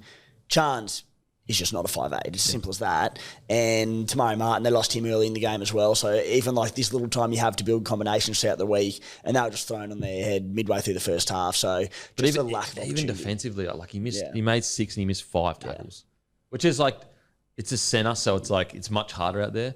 But again, this is coming from a perspective of I'm harsher on the Penrith Panthers than I am on the Titans playing a footy game because you have greatness in you, and so I don't think he played badly by any stretch, but he definitely didn't get involved as much as I thought he would be. Yeah, one guy that I thought looked good, and one of the probably few positive signs coming to the weekend for Newcastle was Trey Mooney. Yeah, I liked his look. I obviously you don't want to see a swinging arm into a key player's face. Outside of that, obviously. No, but I'll take that at the moment for the Knights because they just need someone. Like even if it is silly. Even if, like, for example, it's like the Hargreaves situation at the Roosters. You take that craziness because you're like, that's your role. Right now, the Knights are crying out for an enforcer. And if it means that he has a brain explosion once every now and then, I'll almost take it. Yeah, especially with watching on the weekend. I was a bit worried in the first, because I'm not sure if you noticed, but he came from the field after 12 minutes. There was part of me that sort of went, oh, fuck, please don't tell me he's gassed already. Yeah. Please. But then he came back on and played huge minutes and did well. So I'm excited to see him. I think he's... Well, him in camp with Fish is literally the best thing possible for him. For sure. Like, you couldn't have asked for a better mentor to go, this is what it is to be a top tier front rower. And also this is what it is to play a role in a team. You know, I almost think like, let's say Payne Haas was in the camp. It's almost like, how much can you learn off Payne Haas? Yeah. It's Payne Haas. Whereas I think Fish, who built a game on just grit and determination, obviously a lot of athletic ability too, but relatively speaking, I feel like he could learn even more off a guy like Fish because they've got more in common from a playing style. I think the other one that I think you might have mentioned before, Hammy Joe Chan, looks really good. We'll get to Melbourne soon, but you know they're trying to fill that right edge of Eli Katoa. They started with Cooper Clark out there. They then moved Lasardi out there. Joe Chan obviously didn't play. Like I've got no idea who's going to fill that spot as it stands. I'm thinking Lasardi, but if he was, I would have assumed you would have started him on the right edge. He's fascinating. He's really good in this game, and I can't see the team list for the Storm this week. Well, I mean, Trent Loiero will be there because he's suspended for the first 2 games, and I'm just sitting there going, does Lasardi or Chan start on the edge? And we suspect Lasardi. We're probably not going to know until round 1. I think they'll job share anyway. Yeah. Well, it is interesting because like Chan got the spot a couple of years ago, then lost it to a degree, and due to injury, I think. So yeah, it is a watch. I think from memory, maybe Blore was out to start the year or something like that, and Chan got the opportunity, and he sort of fell off the radar a little bit, but then he came back in last year and spent time even at centre. Yeah, killed it. Did a really good job. Yep. So, you know, Bellyache's clearly worked his magic, and there's a great footballer there. So he's one who could explode this year. And as I said, there's an 80-minute edge roll potentially at the Storm, especially the way they want to play Lasardi if they want to use him through the middle. Could be, he's exciting this year. Sorry, just quickly back to the Indigenous side. Like, obviously, service from dummy half isn't the best, but it's just good to see Connor Watson still in that shape that he's in. You know what I mean? Like, he's still constantly dangerous. He's still making a million tackles. Every time he has a ball in his hand, you're worried where he's going to go. I think that's a really good sign for the Roosters that it looks like he'll play 13. And we'll get to the Roosters because they were playing... Who were they playing on the edge? They were playing Fiketti on the edge. And I was like, that's strange. Like, surely in that trial, he's playing in the middle. Anyway, we'll get to that. Because even Nat Butcher was on an edge too for the Roosters. Super interesting. That's what Robbo does, though. Yeah, I mean, I don't agree with it. If I'm being fair dinkum. I'm being fair dinky die today. Don't you worry about that. Yeah. About time. Okay. Anyway, great game. 16 all. Oh, the one thing I would say is like, it's got to go to Golden Point. I know that the coaches would be like shitting themselves. Just do it. Just do it. It's We're 10 already minutes. there. Like, you reckon all those Penalty fans... shootout. Well, you know what? Something. Just get a winner. Just get a winner. Scissors, paper, rock. Seriously. Thumb wrestle. Yeah. Why not? What's the word that you? How you used to count 1, the thumb 2, wrestle? 3, 4. I declare a thumb Thumb war. ward. But there's extra, isn't there? And there's like some 5, 6, 7, 8. Who do you appreciate? Bow. Yeah. Take aim or some shit. Yeah, very weird that you remember that. Very weird areas. Well, I still do it. So. I love a thumb war. Ends a lot of debates. Just having a look back for this game, you know, just to support what we said over the last at the start of the episode. The last time there was a margin of more than 13 plus was in 2020, and we've had 2 draws in that time. So. Yeah, so it's like you want to get rid of this. Like, take out, and let's say that was just 2 club teams that always played each other in a preseason trial, and that was how close it was. Yeah, you'd be like, I'm waiting for this game. Yeah, 2024 we had an 8-point margin. That's the biggest since. Respectfully, if the Charity Shield's still rolling around and you've got reserve grade players out there, like the All Stars should be. Well, that's the other thing as well. Like 10 years ago, the Charity Shield was unreal in the preseason. Huge. It's not anymore. Like huge, but it's still there. Yeah, still there. I know it's a little bit different because club, but you know what I'm saying. Okay. All right, let's get into it, shall we, boys? Titans v the Dolphins. And don't forget, this is proudly brought to you by Lontel. Footy is coming in 4K. The best to stream is with Lontel. You can use it for everything. Netflix, sport, YouTube, Twitch, whatever, basically everything. Most people have a TV capable of 4K now, but are you even seeing sport the best way it can be seen? Streaming requires a super slick, super reliable internet connection. Lontel have that solved. You'll be able to ring Lontel if you have any problems because you speak to actually someone that knows what's going on. They can be your streaming support. We'll help you with your streaming setup no matter who you're streaming from. Okay, Titans defeat the Dolphins 24-12. I've got to be honest, have the Titans had better victories over the last few years? Obviously, that's without going. But it's the most I've ever sat down and watched a Titans team and gone, oh, wow, there's a really traditional, good, high-quality system that I'm watching right now.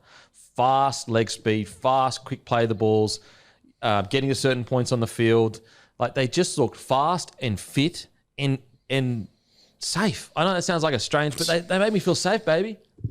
Holding in mummy's arms. Mama, I just want to watch on footy, mummy. Yeah. Josh Hannay made me feel that way. The Hannay What a effect. coach. Debbie, shout out. Doing things coaches have never done before. Mate, making me feel safe. Breaking new ground. I feel great about the thumb wars all of a sudden. Yeah, I'm the weirdo. But like usually when you watch the Titans, you're going, okay, it's a cricket score, and it's going to be the best attack arguably in the comp. I just thought, even when they got behind, I think it was like 14-12 down, they looked calm, they looked collected, they looked super fit. And then to fight all the way back in and go, no, not only win, but win 24-12. I'm trying to recall seeing a Titans play that just safely, and I can't recall it, and I like it. The fact that you've got essentially the reserve grade playing a type of footy. Like I'd make an argument that essentially only half the competition play a style of footy that you can see with your eye and be like, that's Broncos footy, that's Penrith footy, that's Melbourne Storm footy. And that's being generous. And with the Titans, what excites me is like, I'm seeing a style of footy being played. Root, thoughts, mate? Yeah, look, I'll say this for every single game this weekend. Like, they are trials. Of course, goes without saying, but there's disclaimer. something in everything, 100%. I think that some trials mean more to some teams than they do to others. Just wait, put it this way. If you leave, it's only trials. Fuck, I didn't know that. I didn't fucking know I was watching a trial. Duh. I kind of think the bigger point is with trials is that they mean more to some teams than others. Yeah. And I think teams with new coaches, it means heaps fucking more to them as well. So I think the Titans were very impressive. I think that impressed me the most was just the side that the Dolphins had out there and how they handled it. Like between Isaiah Katoa, Selwyn Cobbo, Tom Gilbert, like there's a lot of Jermaine Osako, Flegler, even like your Francis Molos of the world, your Lemuelas, your Oren Keelers, your Morgan Knowles, like Felice Fusi came off the fucking bench. Like that's an NRL side. Yeah, absolutely. And I thought the Titans did very well. I was really impressed with Luke Summerton. Yeah, it's good. Sort of a signing that sort of flew under the radar a little bit for me. I just always sit here and go, well, Sam Verrills will be the 9. I'm sure he probably will be, but fuck, I thought Summerton looked really good the other night. He was good. Hannay called him out, or didn't call him out, but just sort of said pre-game, there's a couple of guys who probably got a bit of an opportunity in this game, and he was one of them, Summerton at 9. Okay. And I thought he looked very impressive. I agree with you, Roo. Some great scoots out of dummy half. Had that nice little play down the short side, set up the first try as well. 2 tries. He looked good. I like Summerton as well. And it's a position where, like with Verrills, although I think he played 20-plus games last year, Verrills burst onto the scene to a degree. Obviously had that grand final with the Roosters. Probably hasn't hit the heights. Now, I never expected Verrills to be a top-tier 9, but I expected him to be one of those 9s. If I'm being honest, I probably had him on the same level as Blake Brayley a few years ago, if I'm being fair dinkum. And just all the injuries, he's never really been able to like take that next step. And so, yes, is he ahead of Summerton heading into the season? But at the same time, like, I don't think he's that far ahead. I think Summerton's a couple of good games from getting that 9 jersey round 1, if I'm Hannay anyway. It has been an interesting career for Sam Verrills because he burst on the scene. Like, he scored the first try in that grand final. Yeah. Then, like, you have a look through the rest of his career, 2024 was the first time he'd played more than 15 games in a season. He's 27 years old. Like, I probably thought he would have been a little bit further ahead. Like, well, I mean, for me anyway, I'm surprised that he was in jersey 15 for this trial. Well, I guess put it this way, like 4 or 5 years ago, if you said Blake Brayley and Verrills, who's going to have a better career at this stage of their career, if it would be almost like an even race. I mean, we're talking about a guy that started the grand final. Jake Friend was off the bench, wasn't he? Bench, yeah. Friend was coming back from injury from memory. Yeah. But like, it's still, Verrills starting would have been back then. He would have been like what, 22? Like, it's a big deal. Now, granted, obviously, 5-6 years ago, Blake Brayley was a rookie. But what I'm just saying is that when you talk about tiers of players, they were probably in the same tier potential wise, and it just hasn't seemed to work for Verrills so far. And it's like, it's depth in a position the Titans need. Like last year, they clearly want to transition and have already done so. Chris Randall into a middle forward who can play edge. They don't really want to play him at 9 unless they have to. So to have Summerton in and heaping pressure on Sam Verrills, who has had a lot of injury troubles, as you said, in the past as well, exactly what they're after. Yeah, and I will say the fact that Verrills was playing in this trial That's telling. Yeah, that was the number. When I Yeah. saw that team list, I thought, that's fucking weird. Why? If he's going to come off the bench, why is he playing in this trial? Yeah. Other than, listen, you're too good to be starting this trial, but you're still going to play to show me what's going on. I think there was a few guys this weekend that I took as where they were named might just be putting them on alert a little bit. Like Totola was the same. He didn't play that much time on the field for South Sydney. I thought that Sam Verrills was another one. So there's a few that you read between the lines and go, this is a don't get complacent selection. Like why is Seb Chris coming off the bench for the Canberra Raiders in that game? There's I heaps think of there's options. a few that have been put on alert there. Yep.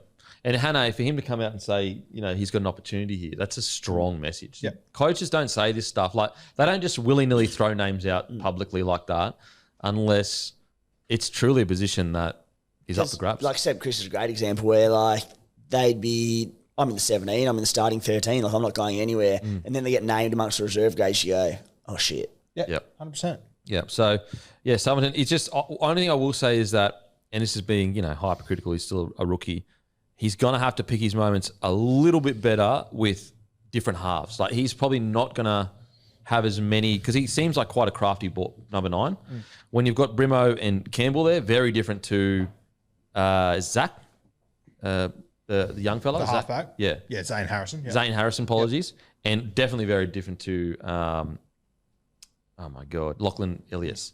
You know what I mean? So he's just going to have to, his time, and granted, he would know this, but it's going to be a little bit different. Yeah, I actually thought him leaving Penrith, I thought he was just sort of a meat and potato sort of hooker, to be honest with you, because I think he sort of did that when he was playing with Nathan Cleary down there. So I actually think he'll be okay with that transition. Yeah, fair. I'd fair. be You'd know more than me. I'd be a little. Well, I thought I knew. I thought he offered a lot more the other night than what I've seen him do previously. So yeah, if I was Sam Verrills, I think I'd be a little bit nervous about what that looks like. Yeah, I'm with you. I thought the other one for me that looked unreal was Cooper Bye. Once again, we spoke about him last week. I think by the end of the season, I reckon Tino will probably be 8 or 10, and I think Bye will be 13. Mate, I have said for as long as I can remember, Tino is a front rower. Yeah. He is a front rower, and I don't want him making 45 tackles a game. What? Bro, it's going to get me worked up again, Roo. You got this absolute fucking weapon of a player. Not anyone, but you know who makes 45 tackles a game? If that's their strength of making 45 tackles a game. You got a guy that's taller than Payne Haas, got an engine for days and an absolute weapon, and you're wasting him making dog shit tackles. Get your battlers in there to start chopping blokes around. Like, I just think that if I'm Hane, I'm probably reducing Tino's minutes, and I'm saying, mate, you're a big dog forward like Payne Haas. Obviously I wouldn't be using Payne Haas. It's almost a bit disrespectful to Tino because he's an Origin player too. But just like to make the example easy for everyone, it's like, see how Payne plays, 50, 60 minutes where it's all just basically attack that's focused on with Payne. Now, granted, he does, cover grubbers and everything. That's what I'll be doing with Tino and put Cooper Bye at 13 potentially. But even Randall was all right at 13. Yep. Chris Randall. Yeah, I think by the end of the season it'll happen. I think it'll probably happen sooner rather than later, personally.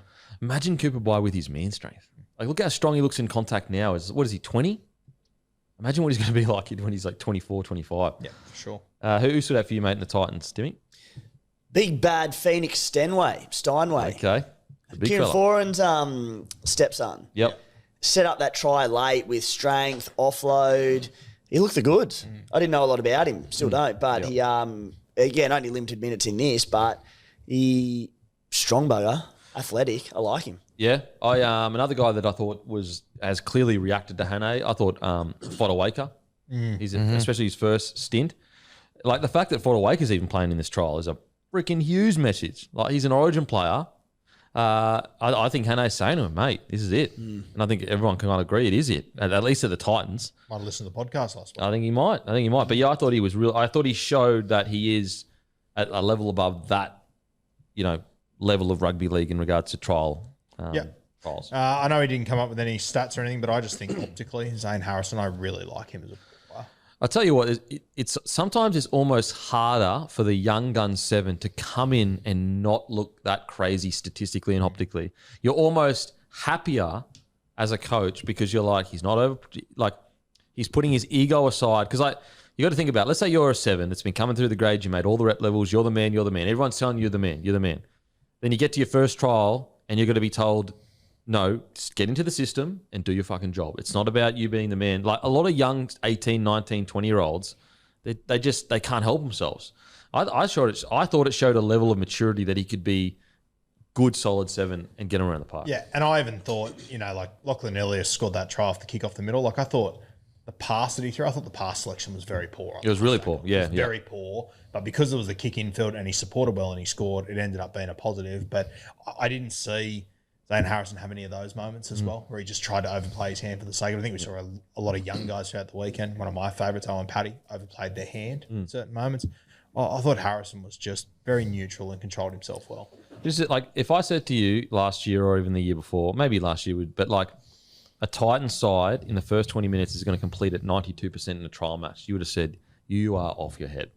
But like that just shows the difference of where their head spaces are right now, in my opinion. Yeah, and while it's largely a reserve grade outfit for the most part, defensive structures go all the way from the NRL all the way down to the lower grades, down to Meninga Cup, whatever sort of affiliates they have. These defensive structures go all the way through.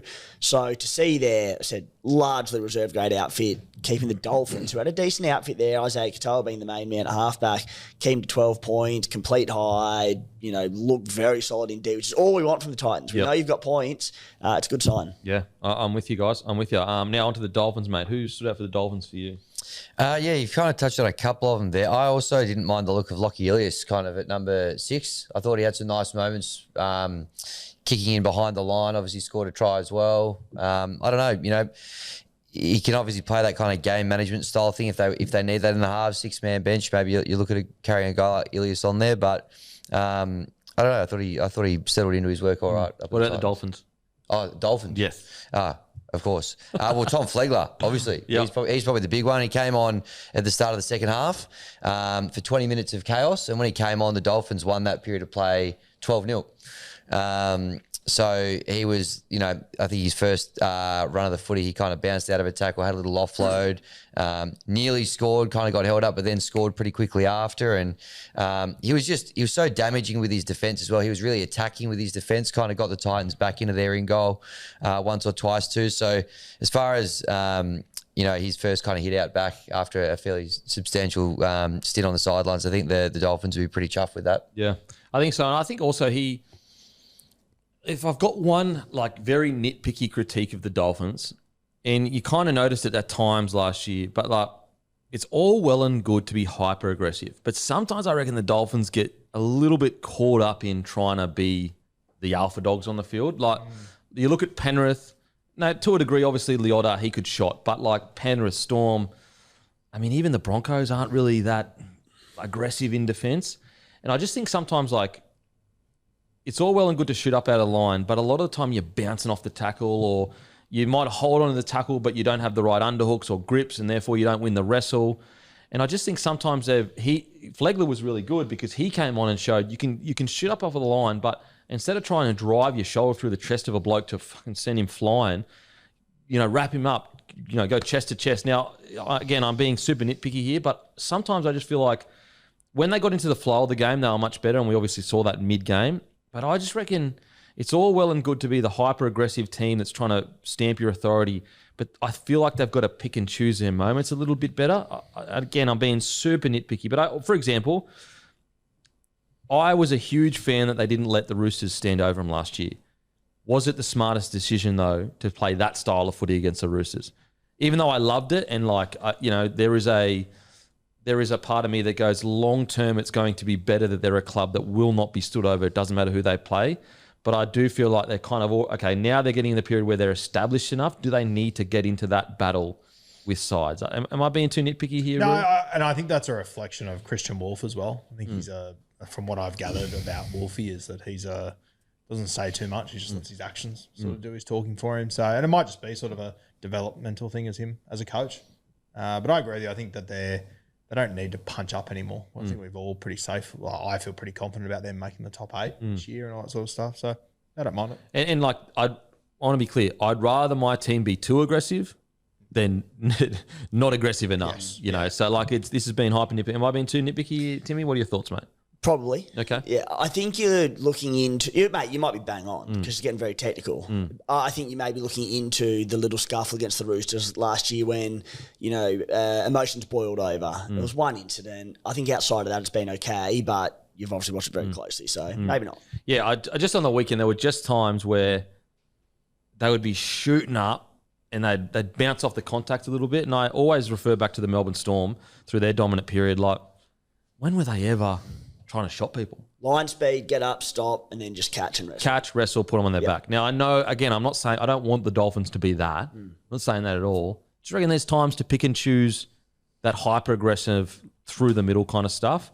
Because, like, let's say, put it this way. Go and watch the way Flegler was getting up, which was get up really fast, hit and stick, but he was almost hitting and sticking with his chest and then wrapping the ball up like that. Then go and watch some of the first 20 minutes or even 10 minutes.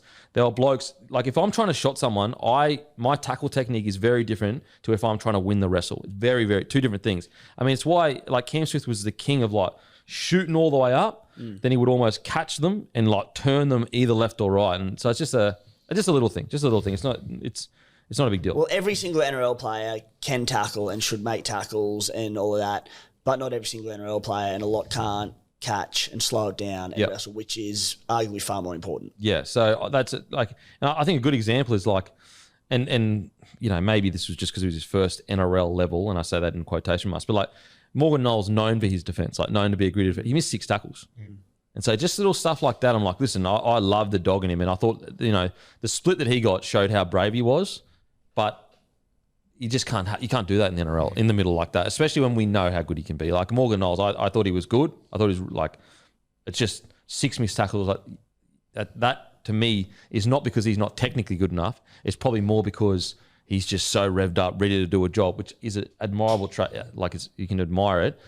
And I thought him and the number 9, who initially I thought their number 9 technically is a great defender. When they try to stop the Fodawaker try, super brave. Like that's when the aggression actually works in your favour because you're putting your body on the line. But yeah, just that little nitpicky thing. But just on Tommy Flegler, before we move on, he had a passage of play there when he was pretty early onto the field where you're just going, holy shit, like you just like there was already concern about it. He's been out of the game for a long time. How long is it going to take him to get back to anywhere near his best? He almost scored, was held up in goal. Ball's turned over. This is all within the space of like a minute. He then dragged the bloke back into the goal, so the Dolphins got the ball back. He then threw a short ball for one of the other forwards for a really quick play of the ball, backed it up and scored the next tackle. That was all within a minute or thereabouts, and I just went, oh God, like he hasn't missed a beat. Yeah, crazy. His first run was a hit and spin offload, and they made a line break and got a penalty off it. Like, you know, I cannot express enough. You know how hard that is to do. Like, you know how hard it is to come back from, even if it was just an ACL 1 year and you have your rhythm and everything right, for him to do it after 2 years, like it's just crazy. Who stood out in the Dolphins for you guys? I want to be clear. I was actually quite happy with the Dolphins in their trial compared to a lot of these other. It was like truly one of those trials where the score relevant to a degree. However, I thought both teams, probably the highest quality trial from both teams of the round, maybe. Thoughts on the Dolphins, mate, and who stood out for you? 2 guys that I just want to give a little shout out to that, I don't know, were names that I knew them, but I didn't know I was stuck about them going to this weekend. One was the centre, Brian, I think it's Poinu. Looks like a handy little footballer. Spoke to a few people before the trial. Huge raps on him. 18-year-old, I think, looks solid. He's a big one to watch. Yeah, big watch there. And the other one that I've seen play before, but he always impressed me every time I see him, is this Jersey 19 Rasmussen. Yeah, he was good. Good player. He was good. Yeah, I like. I don't know how he might not be in their top 25 forwards, unfortunately, because the depth is just crazy. But he's a good player, mate. Their depth is like it's like, you know what blows my mind, and it shows you the importance of having a club that is really well run with all this like juniors and everything. Like they're in their 3rd or 4th year. And their depth is better than, like, what do you reckon? 14 other clubs? 30 other clubs? Probably. At least double digits for me. Like, a lot of these players would have started for other teams this weekend. Yes, and if you go back 3 years ago when they first started, they're the worst depth in the comp by a distance. So the turnaround has been unbelievable. Well, the fact that Jake Avrila, I thought he was pretty good on the weekend, is good. Probably going to be. Yeah. Oh man, I thought he had a shocker. Really? Mate, didn't shock me whatsoever that Ben Dobbin came out yesterday and was hearing rumours that Trey Fuller might play fullback now. I reckon that's because he Yeah, just played himself out. I was wondering where that came from because all reports were that Hammer was going to be fullback, and then Dobbin came out. First thing you've heard all off season about him maybe yeah. playing fullback. Trey Fuller. I reckon it was because Avril almost played himself out the other night. He was so, mate. Yeah, he was bad. Well, the fact for me that someone like that who, when they started a couple of years ago, was a walk-up start. Yeah. Won't even be be doing well to make the team. Yeah. Yeah. Shows the depth. I think he played himself out of it. Like I think he might have. He was really, really poor. He still did what Avril does, which he keeps working, he keeps trying. But yeah, just some. And when you watch the All Stars and you get reminded of what Trey Fuller Oh can do my again. God! What about that early in the game, Trey Fuller? He picked it up it was a weird bounce. He let it bounce, because it looked like it was going out. Then it had this weird bounce. He picked the ball up around his back, bro. Trey Fuller's the truth, baby. Someone that had Laban as first try scorer, that one hurt. I'll tell you. But I can't believe it's even a discussion. You can have the best centre pairing in the world, just about, Hamiso and Herbie, and Trey at fullback. I don't see the downside. Well, spoiler alert. We did our super coach.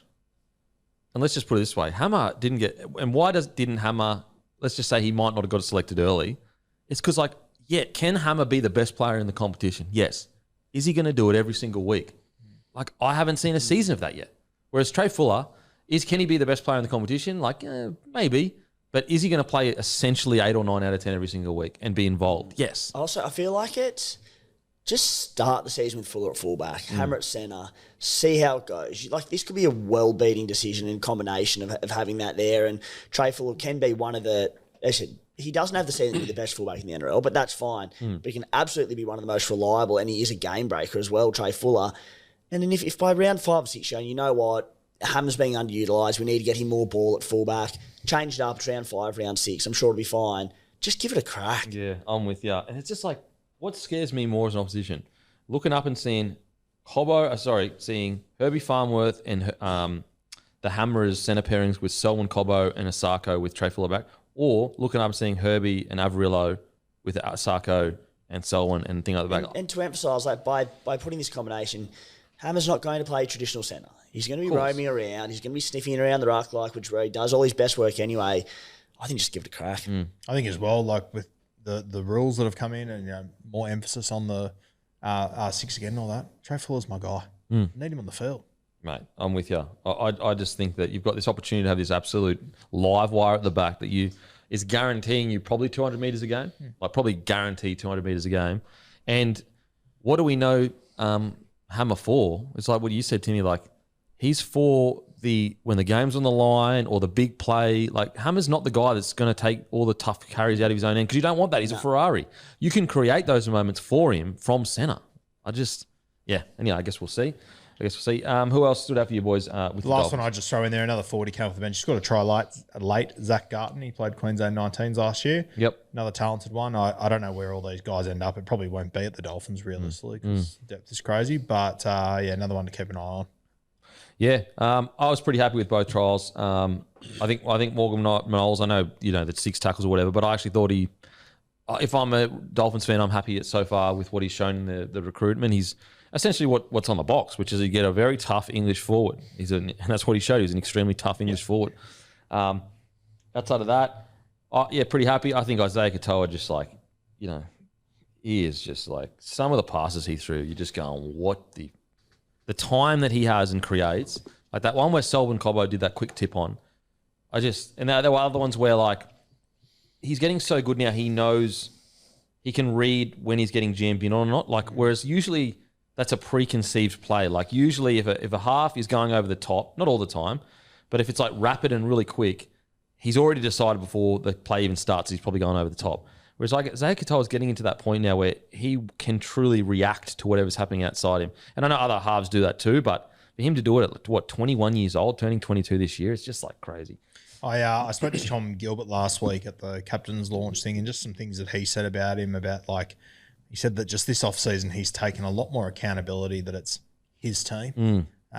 Which, I think we all sort of got used to at the back end of the season. But if you go back to round 1 last year when Sean O'Sullivan had to come in and play half, he came into the halves, and Isaiah sort of just took a step back. Yep. Tom Gilbert was sort of saying, no, this is his franchise now, and he knows it and he wants it. Yeah, like we do take it for granted, and we expect these young men just to be like, "I'm the man. It's my team. I'm number 7."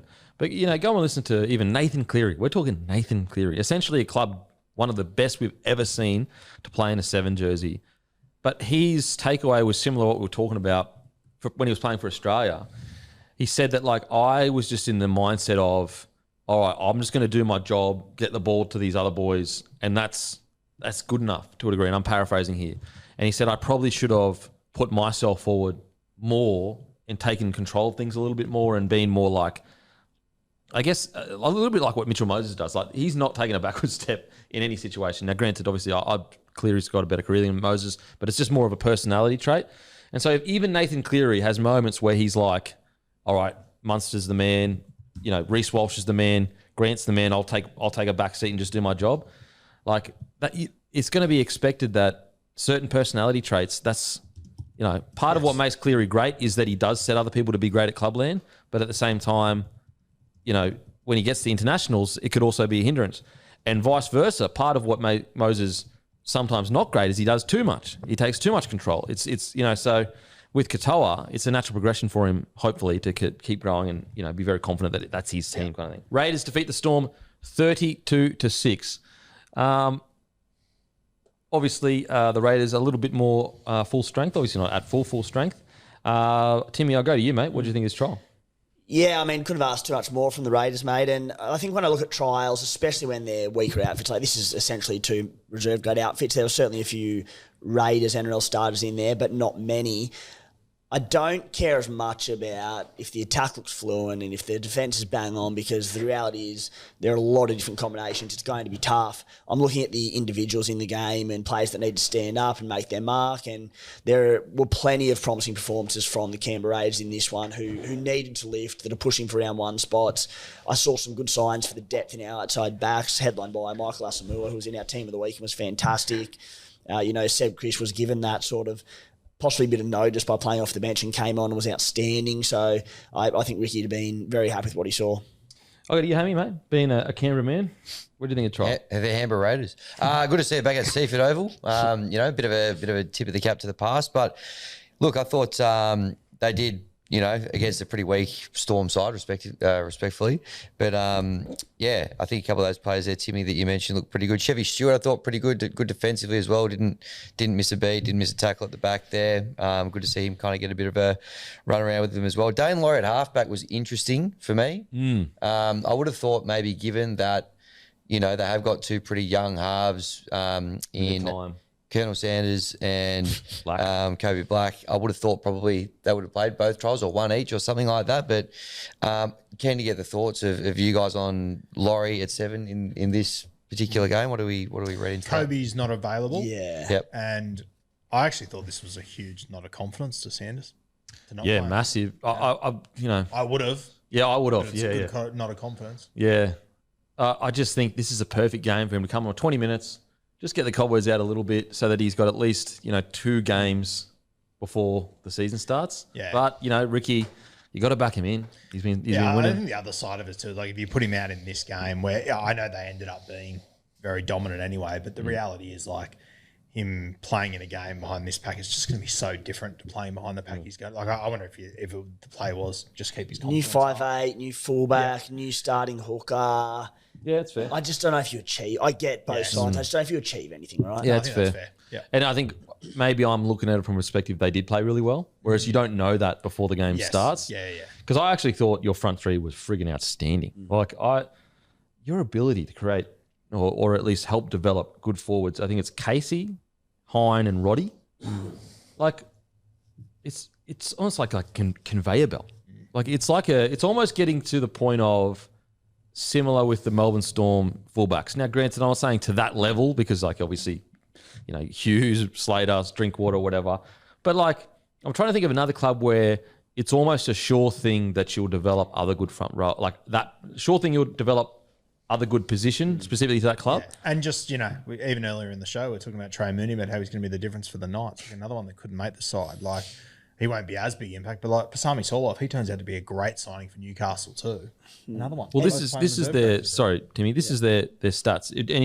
Obviously, if you watch the game, they played good. But even you just looking at this statistically, I reckon, and someone can check this that's got way more time than me.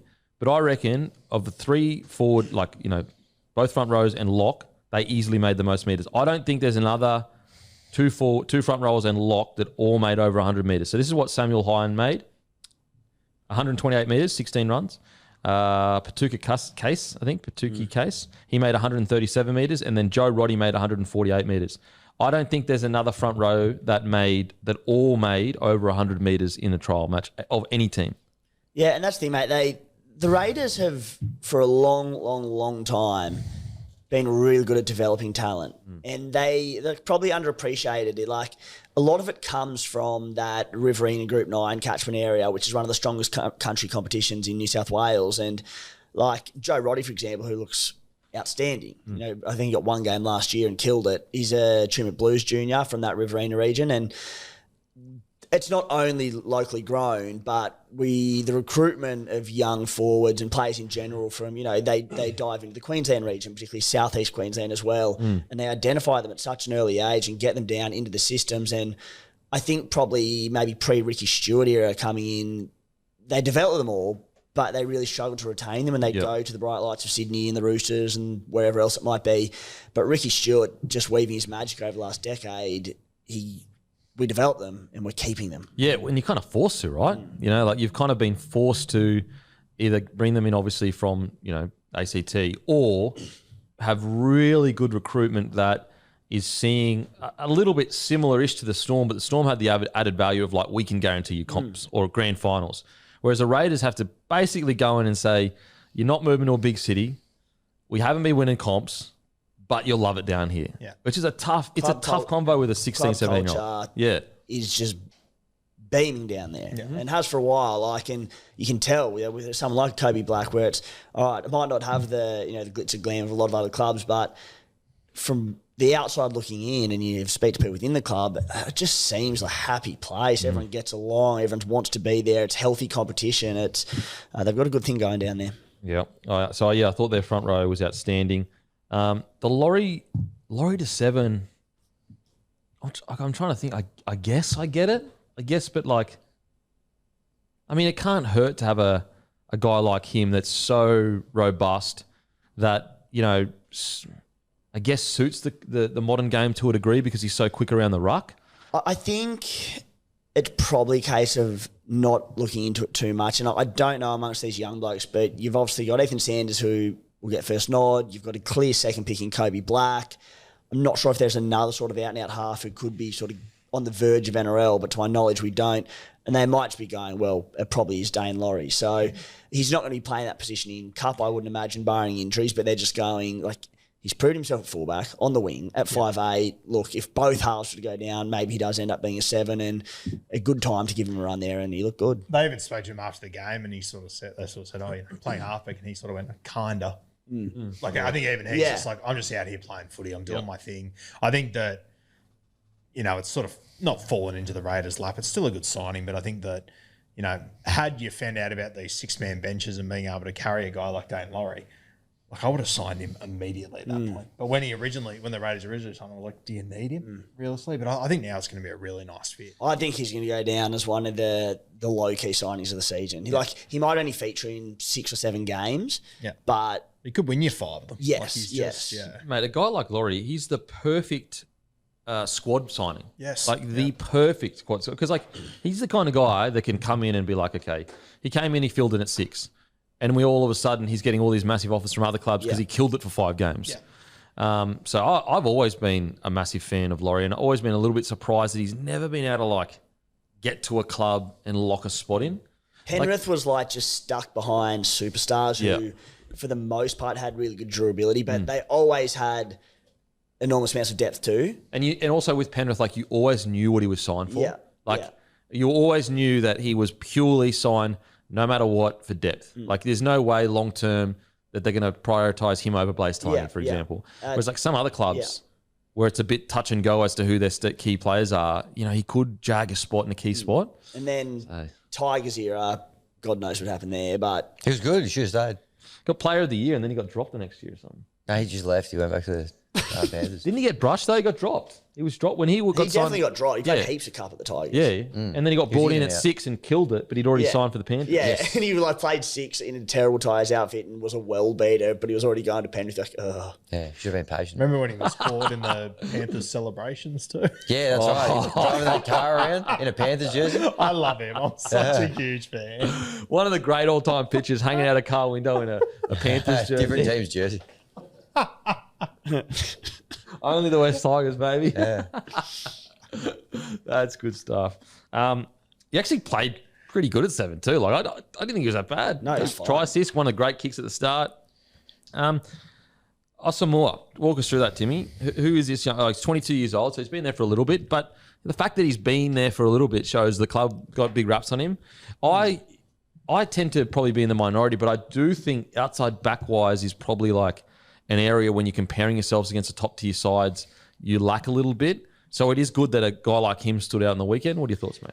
He was outstanding, and he's sort of been sniffing around first grade a little bit. Debuted last year. He's been really good for us in Cup, and he's almost, I don't know, like a Paul Alamotti build where he's a big powerhouse, but he has speed. He's quite agile for his size. Like he did an in and away there for it might have been the first try where you're going, big boys like that shouldn't be able to move that well, like for a winger. So he's promising, mate. And you know, in terms of like the best clubs in the competition for depth, yeah, we're a bit lighter on in the outside backs, but you see someone like Michael Asamoah who's really good there. Jed Stewart, who came in and was terrific for us last season. We've signed Shoni Finau. Tamale could be back as well in full flight. Yeah, 7 tackle breaks on the weekend. Yeah, and like Tamale, they played at centre, which makes me think they're really confident of depth on the wings, but maybe they're a little lighter in the centres depth-wise. Hence, they've gone Tamale, who, unless there's something I'm missing, will be starting on the wing for us round 1. But, Surely. But should 1 or 2 centres go down, they go, all right, we need cover there. Tamale goes to centre, so that it's just getting him some reps there. But, yeah, it's the depth in the outside backs is solid, not well beating, but it'll do a job. And I think Asamoah is one to watch this year. Well, I just think he'd add so much to your depth. Guys like, because didn't you also get the Dragons fella as well? Not Tafua. Finau. Yeah. And so my point kind of was like, before this trial, I was like, depth is a bit of an issue. I still don't have yous up with the top tier sides, but I don't look at depth as an issue for you guys in the outside backs this year. Not at all. Yeah. So as I said, I don't have them top tier. Like if I'm going to compare other outside backs compared to the Raiders outside backs, they're not necessarily top tier, but depth isn't an issue for me anymore. And also guys like, man, Tamale last year was like one of the form wingers of the competition before he got injured. That's going to be my point as well. That the names might not be up there, but every single one of them that comes in does a job. Yeah, absolutely. Yep. No, I'm with you. It was just more comparing them to premierships. Yeah, and when you've got the forward pack they do, you've got to give somewhere. Yeah, absolutely. Yo, man, I'll let you speak about it, but Owen Paddy. Yeah, I thought he overplayed his hand a little bit in this one. I think it was a little bit of... too keen? Yeah, probably too keen. I think he spent a lot of time behind Starling. You've got Brayley that's arrived down there. I think he might have seen a bit of an opportunity too. Yeah, I think he might have looked to make a bit of a statement in this game. And I think he also would have looked at that Melbourne Storm ruck and gone, okay, I can see all my cues here. Yeah. But I just think he overplayed his hand a little bit. And I think that, it's also when you're playing NRL, you train with NRL players all the time, and then you sort of come back to this level as well. You've got to adjust what you're doing. It's definitely slower. It's definitely... Sometimes playing first grade is easier than the reserve grade. Honestly, it sounds silly, but because everyone's doing their job in first grade. And I think there was times where, and I know this will seem like a drive-by on Hammy, but it kind of reminded me of like when Harry Grant went to the West Tigers. I think that because he has so much upside, I think they sort of struggled to actually play with him and understand how he was going to play. I sort of felt the same way with Owen Paddy a little bit. What about like, even if did Appy Coruscant take a couple games to kind of like click a little bit? It took a while for the Tigers because he's so crafty and so talented.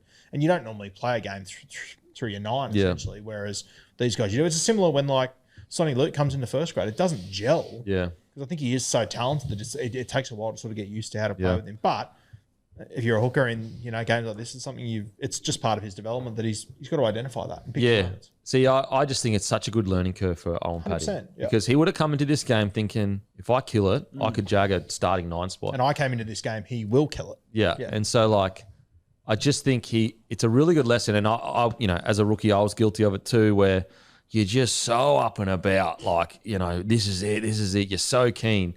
And it's just, you get told by the older players all the time, and you just kind of like washes over you until you get old enough to take it in. But it's like, it's all about processes. It's all about building a foundation to a game. Like, that's probably the biggest learning from, like, when you come out of school as, when you get signed for these NRL clubs and you're in top squads, like, your natural ability is not an issue. If you're 18 and you're in a top squad or whatever, you're a gun. It's that simple. Like, you're a bloody good player.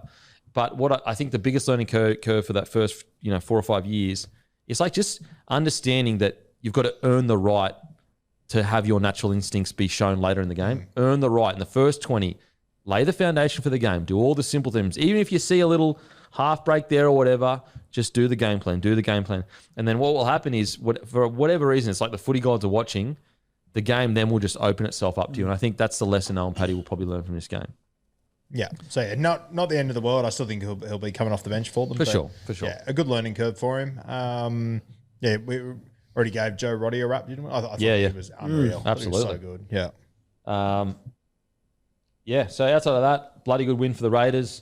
Good youth, good forward pack. Melbourne Storm.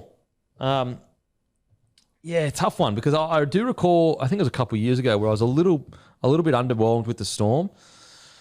And yet I think they made a grand final that year. They're hard to judge, because it's like, it's the Melbourne Storm. Like, they're always going to find a way to be able to be competitive, but I can't deny that I was quite disappointed with their performance.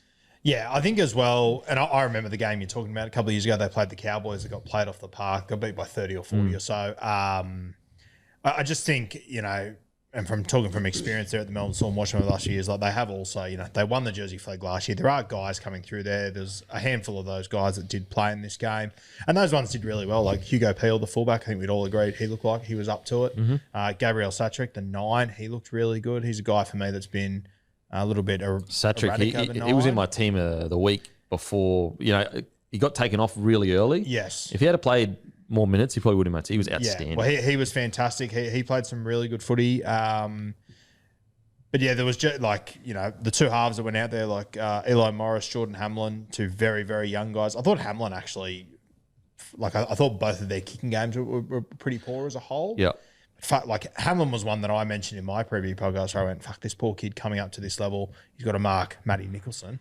I thought, fuck, Nicholson could give him nightmares here. 25 tackles. Yeah. Missed. Wow. Really good effort. Which is probably a more important stat than anything else. Bloody oath. Yeah. What do you think of the Storm, mate? Yeah, they're a hard one to judge, mate. Like, it's a reserve grade roster. Again, give or take a couple that got starts there. Lasardi, interesting to have a watch of him getting some time on the edge, but in a comprehensively beaten team in Canberra, I find it hard to be too critical of them. Some positives, though. I did think... I thought, where is it? I thought there was a weird amount of positives to take out of a 32-6 drumming. Yeah, so Leo in the centres, I thought he looked bloody good. Yep. Especially at the start of the game. I thought he was good. We're going to see a lot of him in first grade this year, I think. And I think we would have last year had it not been for... He had an injury pretty early on in the year, but I know we touched on it last week, but there was so much hype around him in the pre-season, apparently killing it down there, and then they were a little stacked early, and just because of the injury didn't get opportunities, but... We know he came over from Rugby Sevens and Rugby Union in New Zealand, and he's looks super physical, fit. Yeah, every time he had the ball, there was a bit of danger about him. Oh yeah, I think that if the Storm are really not fully all in on Fa'alongo and he's guaranteed to be fullback, if Leo kills it, it makes it easy for them to put Meaney at fullback. If that is the route they're going to go, and because with everything going on with the whole Lomax situation, you'd have to assume, I can't see them leaving Meaney out of the 13. I don't think Meaney will miss. So it's they're already in that mindset to a degree. So who knows? Is there a world where Leo starts and Meaney... And even if it's not this year, for next year, Leo keep improving. I believe Warbrick's under an injury cloud to start the season, may not feature. Okay. So if there's no Warbrick and then there's no Lomax, there's every chance he plays. Yeah, absolutely. Absolutely. So, yeah, I thought he was really good.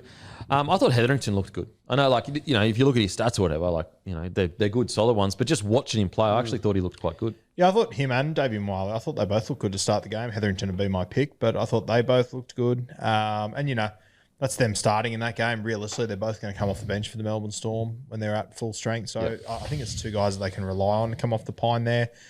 Cooper Clark, he's playing on the edge at the moment. I think he's a middle, personally. Yeah, I was surprised at that he was on an edge as a rookie too. Even from I'm talking to Josh and whatnot down there who's training with him. He reckons he's a lot more agile than what we all give him credit for. Yeah, okay. So fair, but I think he's a middle. I think that's when he plays his best footy. Just going north-south. Luke Cesari, I think that's how you say it. I thought he had some good moments as well. He was good in contact, wasn't he? Yeah, absolutely. So it's just disappointing. Like any time you lose 32-6, and I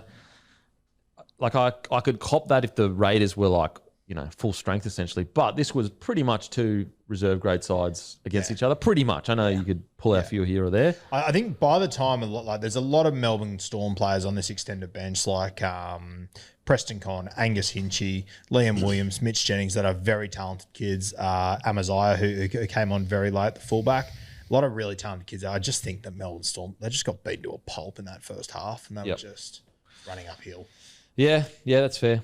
So it's too hard to be too critical because they are the Melbourne Storm. Yep. Like they've earned that badge of trust of whatever happens in a trial will be fine. Whereas there are other clubs that I'm sorry you haven't earned that badge. Yeah.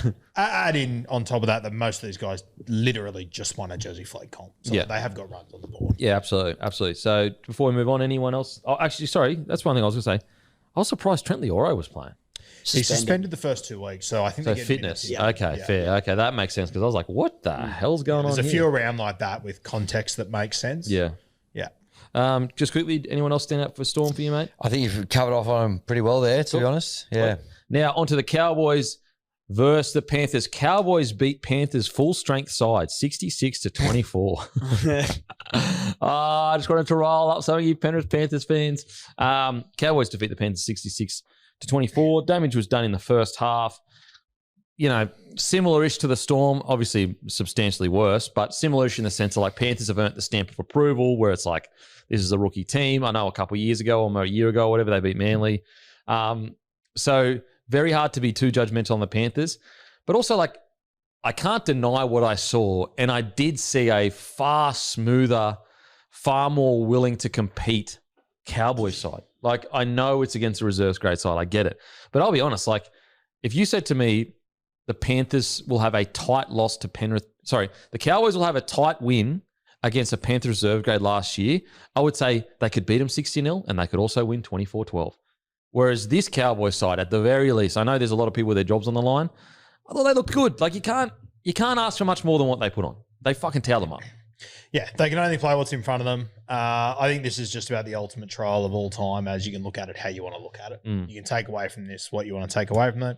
Thought the Cowboys did look really, really good. I also think the Cowboys, bit of a history of when they sniff out a flat track, they can be world beaters, which is my concern. There's part of me that is I think this is the worst preparation possible for the Cowboys on their way to Las Vegas. There's also part of me that's well, they're going over there confident as shit. Maybe it's not too much of a bad thing for the Cowboys. I don't know. I have no idea. Surely there's enough pressure on enough jobs there to be don't get ahead of ourselves, boys. Surely. So. But I have no idea with the Cowboys. I mean, none of us had them in our top 10, did we? Nah. Realistically, so I just, I read through this list: Drinkwater, Burns, Purdue, Labour, Tungy, Clifford, Deard, and I could read through the rest. I know they're all good players. It's just whether they're actually going to put it together or not. They ran downhill in this one and they looked really good. But yeah, I don't know how much I really take away from it as a whole. Well, the biggest thing I'm going to take away from it is one missed tackle in the first half and 92% completion rate. Yep. That's the most important stat if I'm a Cowboys fan. And they were moving the football. They weren't. Yeah, it wasn't boring footy. Yeah. And so the one missed tackle stat for me is I don't care whether you're playing reserve grade. Honestly, even local league would be able to miss. You might miss 2 or 3 tackles against local league. Now, granted, you might put a few of the blokes in hospital, but you're probably going to miss 2 or 3 tackles. Only one missed tackle and a 92% completion rate. That's all I care about because I'm sure every Cowboys fan knows that they can attack. That is the last thing they need to worry about. To miss one tackle in the first half, regardless of who you're playing, I think that's a pretty big win. Timmy, what do you reckon, mate? Yeah, from a Cowboys perspective, Roo said it. At the end of the day, you can only beat what is put in front of you. The Cowboys look really good. They look slick. They should have put 50 plus on them, and they did. They all played, predominantly big minutes as well. So they did exactly what would have been asked of them by Todd Payton. Good work. from a Panthers perspective, it was a New South Wales Cup team, coded in Ron Massey Cup, so it's fine, whatever. Yeah. And I think I think the other thing is too, like, we'll talk about the Dragons soon. And I'm sure we're going to get stuck into them a little bit. If the Cowboys did that, I'd be ripping the Cowboys to shreds. Yeah. They didn't. They did what they needed to do. I accept that. Yeah. Yes. for sure. And everything's, not every team is in the same situation as the other team. Like Shane Flanagan under a little bit of pressure, but his job's not on the line. Also, yes, they did finish 15th, but for periods there, they were overachieving, not underachieving. Cowboys underachieving for their roster. Another moment that I thought was really cool, showing, I guess, a new attitude. 16 minutes to go. Cowboys drag a Panthers player out on first tackle. Now, the reason why those things are important to me is this is attitude. Like the scoring of points is just because you're naturally better than someone. But to have the grit to only miss one tackle in the first half, that's because you're applying yourself, not because you're talented. Similar to the 16 minutes to go, game is done. The old attitude of the Cowboys, they dominate the tackle, they put that guy on his back, and it is what it is. It's a trial game. We're already so far ahead. I'm hoping this is evidence of a new attitude where they're like, no, we're not happy with just on his back. We're going to drag this bloke out and into touch because we're trying to dominate this team as much as possible. Another great moment, I thought Ethan King was quite impressive. I was a bit surprised Mason Barber didn't get more minutes. Quite surprised at that. I thought Kai O'Donnell obviously quite good. Hammy, who stood out for you for the Cowboys, mate? Good to see Drinky doing some Drinky things. As you'd probably expect in a game like this. I thought Jake Clifford, and he made the team of the week, but probably put himself in the box seat, maybe to take that number 6 jersey. I know there's been a bit of chat about, does Purdue go there, all that sort of thing. But I thought Jake Clifford looked pretty, certainly made the most of his opportunity in the number 6 jersey. Outside of that, Cohen Hess, not too bad. I think he was pretty good in the middle as well. But for me, probably Clifford and Drinky probably there. I like that strong decision from Peyton because that was selected before Purdue got pulled out with a soft tissue injury, I think, or strain or whatever. I know you boys are higher on putting Purdue at 6. Purdue played in this game, though. I thought he got... No. So what's happened that makes it interesting is that Jay Clifford played 5'8" in this game. Purdue played in the centres. So did Zach Labart. Now, the reports are that Tom Chester's going to play centre in Vegas. The thing to come out of this game, though, is that Zach Labart's now got a 2-game suspension. So it kind of forces the hand, one of Tom Chester to play centre, but probably 2 for Purdue to stay in the centres. In one sense, it does. The other way I look at it is if they've moved their 5'8", who I assume has been training there for a big part of the preseason, obviously along with centre. If they're moving their 5'8", preferred first choice 5'8" to centre, because their starting centre is out for 2 weeks due to suspension, it's like, what are you doing? Surely there's depth there that you can cover it and keep Purdue at 5'8". I tend to agree with you though, Roo, because it is a big decision for Todd Payton to make around, play Clifford or drop him. I feel like the easy way out is to play Purdue at centre. So, my centre got suspended, and if it goes pear-shaped, that's why. I feel like that's where it'll go. On top of that, Clifford couldn't have played a better 2 weeks in rugby league. So, I'm fully expecting them to go in with Jake Clifford at 5'8". In which case, if he's genuinely flipped and gone, all right, you know what, Jake, you ticked every box you needed to in the preseason, you've won this spot back, so be it. But if it's just because of that 2-week suspension, then it's like, what are you doing? Which optically already has me nervous. Yes, yep. Hamstring tightness, I think. He's managing hamstring tightness potentially.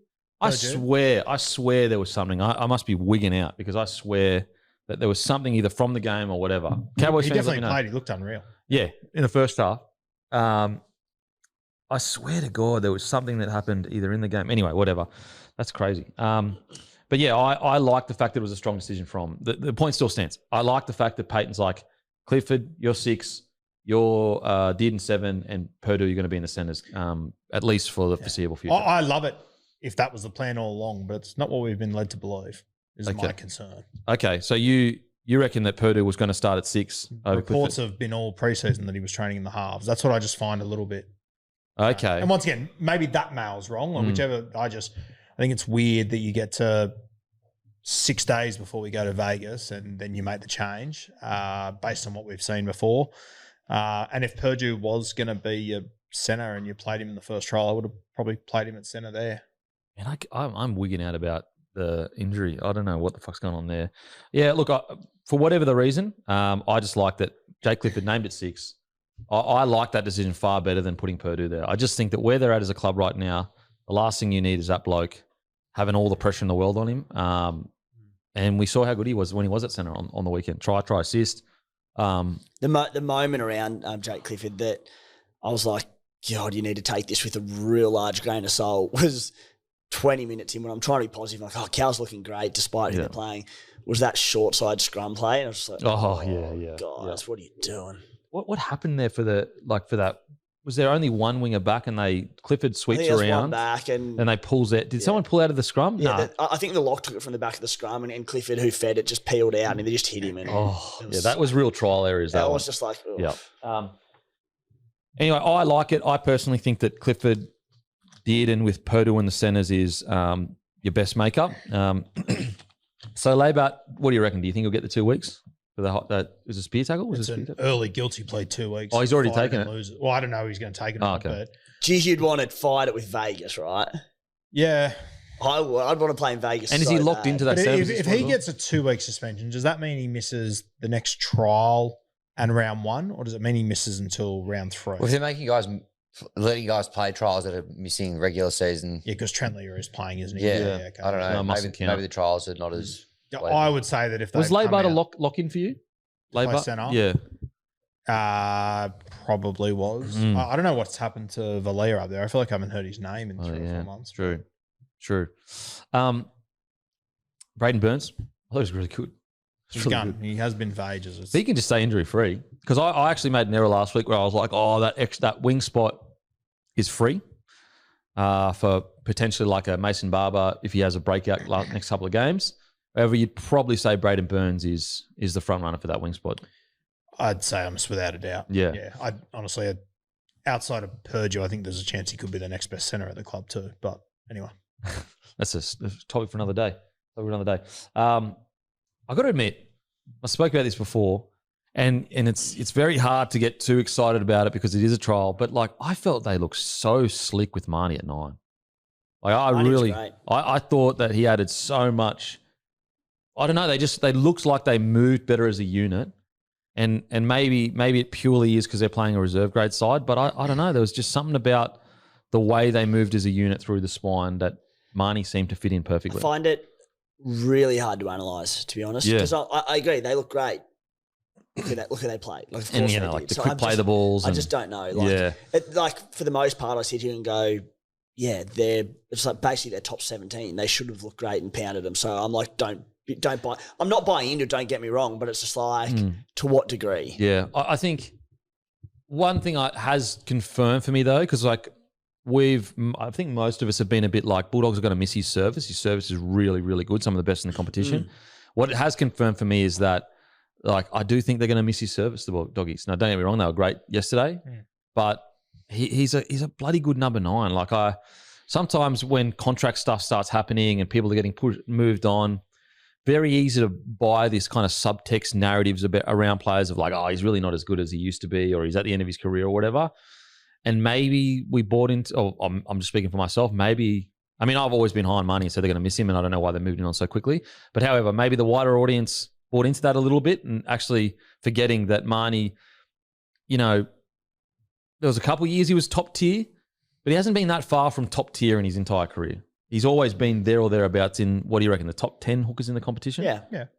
And then there was a period where he was a top 5 hooker. Realistically, when you go past Harry Grant, then you throw in now like a Blake Brayley and I suppose like an Appy Coruscant, these sort of blokes, it's not a stacked field like it. So even while he's regressed probably a little bit in recent years, again, it's not a stacked. We're not talking like fullback calibers where the top 17 are all unbelievable. There's not 30 great fullbacks. Yeah. There's realistically probably 10 hookers you're happy to have each week. And so, I think that maybe, like, I don't think he's going to set the world alight, but, for what they lose physically in defence with Reeves Robson, do they gain a little bit with service at number 9? Maybe. Something to think about. I think the biggest positive to take out of the Cowboys preseason is Helam Lukey. Oh, man. And it's no shock to anyone in any way, shape or form. We've said on this podcast a few times, if he would have stayed fit and Nanai had the injuries, it wouldn't surprise me if Lukey has a very similar career to what Nanai's had at the moment with rep football and all that stuff. But does it sound like Nanai's like a around 8-10 sort of mark? So Mate, so much opportunity there for Lukey to grab it and Grab an Origin jersey too. yeah, quite possible. I think if Helam Lukey stays fit up until Origin, he plays Origin. The other one I was going through on there too. Did John Bateman play last week? He came off the bench. Was he named to come off the bench this week? I think he was named didn't this weekend play with Drew. With Drew. Okay. I think he played. Did he play last week? Man, it is so. When you're watching this many games, it's just so hard to like remember finer details. Yeah, because Sam McIntyre was named to start. I'm pretty sure Bateman's on the bench and he didn't end up playing. He was named, yeah. Yeah, Yep. so I would assume Hill and Lukey's got one edge spot locked down for the first 8 weeks or so. And I mean, You'll like, blow away. and look, I love Johnny Bateman as a player. Yep. But it's night and day in regards to who I'm putting in that. Like, he's 100%, like yes. he is absolutely locked into that edge. Yep. And it's not even a conversation at this stage of their career. Now, you take me Johnny Bateman, Dally M back rower. Yep. I can have a conversation for sure. But I think right now, full strength, your back rowers in Nanai. I'd even have Kayo O'Donnell before Johnny Bateman at the moment. yep, I would consider Sam McIntyre too, if I'm Yep. completely honest. But right now, Nanai, Helam, Lukey, that is, I still have Bulldogs as the best edges in the competition, but Helam, Lukey, and Nanai at their best, I think that Probably they're got a the problem. highest ceiling, I reckon. I think that'd be a problem. Yeah. Geez, it's an interesting Queensland, lack of depth in the forwards for quite a few years, but all of a sudden, if Fafita hit forms again, Tino's back, Flegler's back, Gilbert's back, all of a sudden that forward pack is it's quite a bit of depth. Like, let's say Nanai was playing, either Nanai, Lukey, or Fafita might miss out on an edge back row spot. Yeah. And that's not including if we put Ruben Cotter out there. So that's exciting. Not as exciting as AFB, Tarpanay, So all the boys. I don't have Queensland spirit, mate. Doesn't matter. You can get. Have you guys not learnt your lesson? When you're that good, you don't It need doesn't spirit, mate. matter who you select. We have Queensland spirit. Yeah, but we have Adam Fanul Blake, so Yeah. It doesn't matter who you select. I'll give Brenko Lee a call, boys, again. You want Brenko Lee to come out and tell you up? the Lee boys, that gives me Edric PTSD. Don't mention Get it. Edric Lee back. He'll tell you No. up too. Never again.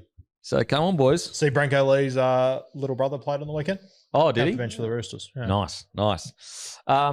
Yeah, so Cowboys, look, I think if you're a Cowboys fan, without getting too excited, you couldn't have got any better. Like, that's as much as you could, like, outside of a 66-0 win, Yeah. what else could have you asked for your team? Yeah. High completion rate, strong defense, good attitude. Yeah, and you can't pick your draw. You give them what you're given. So And there were other teams that came out and played a reserve grade side with their first grade side and were terrible. yeah. So there's that. Panthers, look, we're not going to spend too long on this, guys, because, yes, there were some rookies that played kind of well, but, like, there's not really much we can take away from a reserve grade side going up against essentially a first grade side. There's all desperate to play well. However, we can talk about some guys that went okay. Me personally, I thought Clark had a good game on the edge there. Who stood out for you? I would probably go with Patrick Moy, just that play that he came up with at the back end. Had a little offload for a try in the corner. Guy that has had some raps on him for a while. Really like the fullback too, Jackson Edgar. It's just hard. Like, this game was just so shit that you just couldn't really see much from any of them, realistically. But there are talented guys there. Anything stand out for you, Timmy? I just thought the appropriately named Skips, 5'8", scored the late Skips. double, and he looked sharp. Set up the line break and finished from his own half with just good awareness and, Quick too. Moves like Blaze Lungy. mate, he looks like Blaze Talangi. And then his second try was just hit a back row into the line and just I'm honest, but Because I think Mason Barber got like maybe 10 minutes. yeah. I mean, in saying that, mate, Ethan King's played first, right? Mate, look, I think he played really well, actually. And he reminds me a little bit of Tedesco. But I just thought with how good Mason Barber was last week, I thought he probably would have at least got more minutes to the point where even if you chuck him on the wing for 40 minutes, especially when you're up 34-0, you got this rookie, perfect opportunity to get, game time into him, get a bit of confidence. Doesn't mean he's going to start. I just thought it was a real opportunity to give a rookie that killed it last week more game time at a high level. Just got a bit of breaking news from South Sydney Rabbitohs. Members release from the other media team. Rabbitohs have officially signed Payne Haas for 3 years. Bad luck, Kempy. Just in case you missed that news earlier. We waived it anyway. We didn't want him. we waived the 10-day. It's official. The release has come out. Love in crisis, rush for the exits, the Broncos. Gone. Rugby 360 starts. He's gone. Gone. Gone. In defence against your point, Barber did play last week. The other fella didn't, so maybe it was just to get him on the field for some. Yeah, I mean, not to take off Ethan King, because I actually thought Ethan King was quite good, but I just thought those are the games where it's like used as an opportunity to give a guy, especially when the game was done, you've taken off your first graders. A guy like Mason Barber, I thought he would have got more minutes. I thought he got more minutes. I think Not a Ethan big King deal. might be one to watch this season under the coaching of one Sammy Williams. I'm Look very out. excited to see how he goes. Is Mason Barber playing for Sammy Williams or what? I don't think he's got Barber. No. Okay. They've got a few though. They got like Tyler Moriarty. Yeah. So they got some good players there. Some A few teams handy that will names. see Look goals. out for the Pride. They're going to make an impact this year, mate. Trying to get his brother out of retirement. Yeah. Oh, okay. Jimmy back at 7. If the injuries hit, they might have to. I'll be ready to make the move. Anything else on the Panthers, boys? Like, as I said, it's very hard. Nope. I don't want to be, you don't want to be harsh on any of them because it's like, hang on a sec, like they're playing a freaking first grade side. Not to mention going up to Mackay as well. Yep. Like it's just, yeah. I think this trial just is what it is. Yeah. Great experience for the young fellas. Okay, on to the next game. I know Panthers fans are going to be upset with that, but like, how can we could sit here for 20 minutes shitting on them, but going, oh, this rookie was terrible. Like, why would we do that? Why would we do that? It's time. Seagulls versus the Warriors. Seagulls defeat the Warriors 33-18. I thought Corey Waddell brought his shovel the other day. 26 runs, 207 run meters, 35 tackles. Had a crack.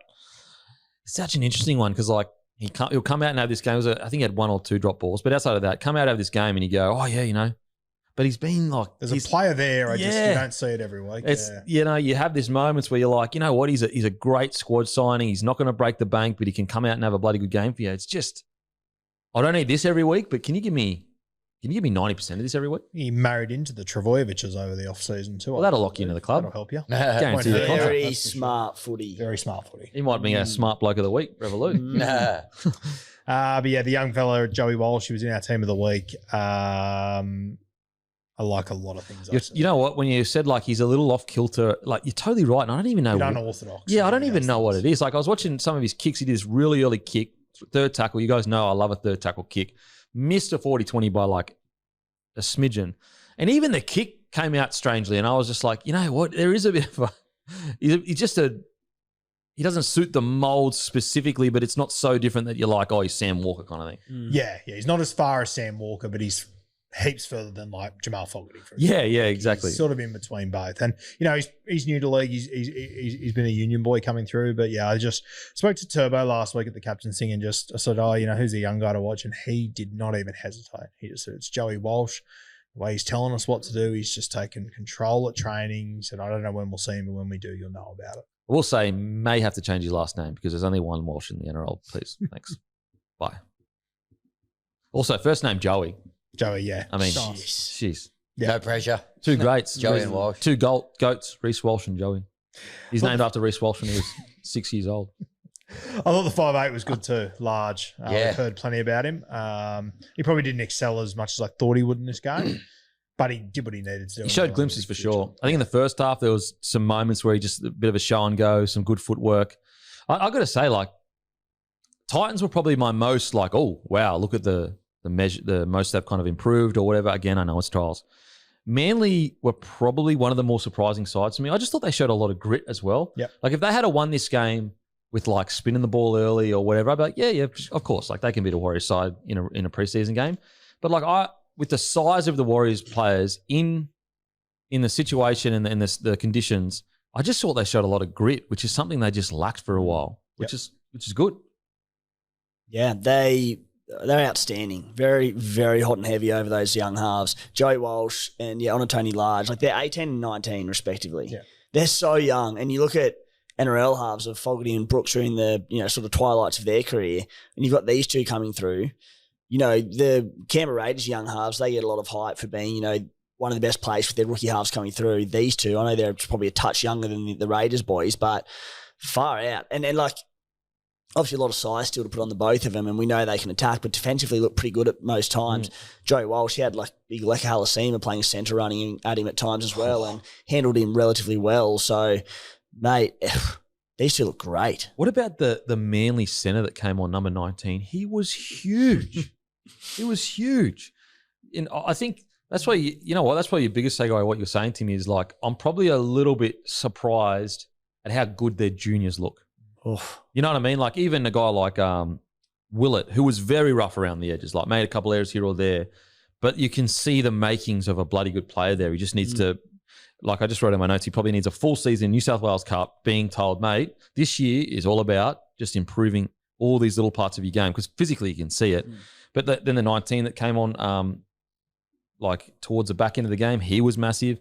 But even like the fact that, like what you were saying, Timmy, like, you know, how many other games did we watch where reserve grade halves were pretty poor, like pretty poor? Whereas out of all the reserve grade halves that played this week, you could make the argument that Manly halves probably played the top 3, Sure. even top 2. Yeah. Trying to think of another team reserve grade halves that played as well as the Manly halves. I don't think so. Which is like, I think we could all agree heading into this, we probably didn't have that. Maybe, you know, well, decent, solid, but we didn't probably have that on our. Manly, not necessarily a team that I look at and go, man, their juniors are hectic, but they're looking pretty good at the moment. Yeah. Also well set up. Have you seen the coaching staff for their SG ball side? I have. Cooper, Jack Johns, Brad Parker, Lockie Croker. They'd be having a fucking great That's time. their SG ball coach. Yeah. That's the coaching squad. What?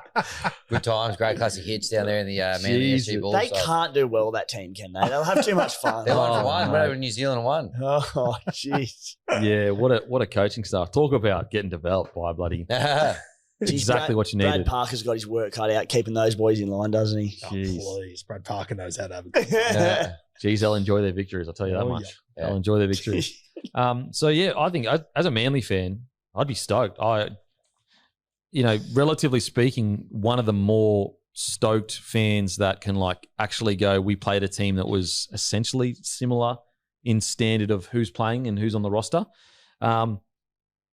Anyone else stand out for Manly? Very boys? quickly, not one of their young ones, so to speak, but I thought Brandon Wakeham at number 9 was actually very serviceable. I reckon they could do a lot worse than having him in the number 9. Don't know if it'll happen, but I thought he was. I actually thought he was pretty impressive yesterday. Well, the other 9 was pretty good too. Zaydis, he scored a try towards the back end. There's obviously a lot of hype around him, just very young and raw. But I agree. I thought Wakeham looked surprisingly comfortable playing at 9. Hugo Hart, he was great. Great name too, Hugo Hart. And I also thought the other... Showed a lot of heart. A lot of ticker. Not your best. I'm not going to take that to Hugo. I also thought Paul Bryan did a really good job as well. And this other... I mean, to be honest, like, there weren't that many players that played poorly for Manly. Again, that's a really, really good sign. Good showing. It's going to be interesting though, like the style of footy they play is so specific to the first grade side. And we actually I read an article with Seabold alluding to the fact that DC is an eyes up half and Fogarty is a structured half. I just wonder, like, will we see a different style of footy? Will they go a more conservative approach this year with the fact that Fogarty is more? They're so different. Well, he's such a unique 7, DC. Yeah. I think coming out of this trial too, the other thing I'd compliment Manly on, like in the first half, they conceded 2 tries, both to lay a towel, both off kicks too. Yeah. True. Pretty much the exact same True. try, by the way. I thought I saw it twice. Well, I will say, like, there were periods there where I felt the Warriors, either Manly's goal line defense has improved out of sight or Warriors' goal line attack was pretty poor. Maybe a mixture of both, somewhere in the middle. But yeah, Manly fans, I'd be stoked. I'd be absolutely stoked. There's nothing more you could really ask for. You know, heaps of good young talent. Went over there. Oh, Blake Willison. Oh, sorry. Wilson? Get that Broncos crap out of here, Yeah, mate. sorry, mate. Sorry. Blake Wilson, I thought he was great. I thought he was really, really good. Great speed. Forgot how quick he was. Mate, 100%. Scored one, nearly scored another one. Yep. I thought he was really good at the doggies as well. He was. I was surprised they let him go, to be honest. Yeah. They're just so stacked, I suppose, with the outside backs. But even still, like, they got some good guys, young guys coming through, but, like, I thought anytime he played first grade, he was good. So did Very I. good. So when Manly picked him up, I was a bit like, do they really need another outside back? But he's good. Good Bloody finisher, player. super quick. He's like, as we saw on the weekend, like he sums up situations really well and finishes them off as well. Like Yep. when he's Quite big too. Whether it's a draw back inside or kick over the top, like good signing.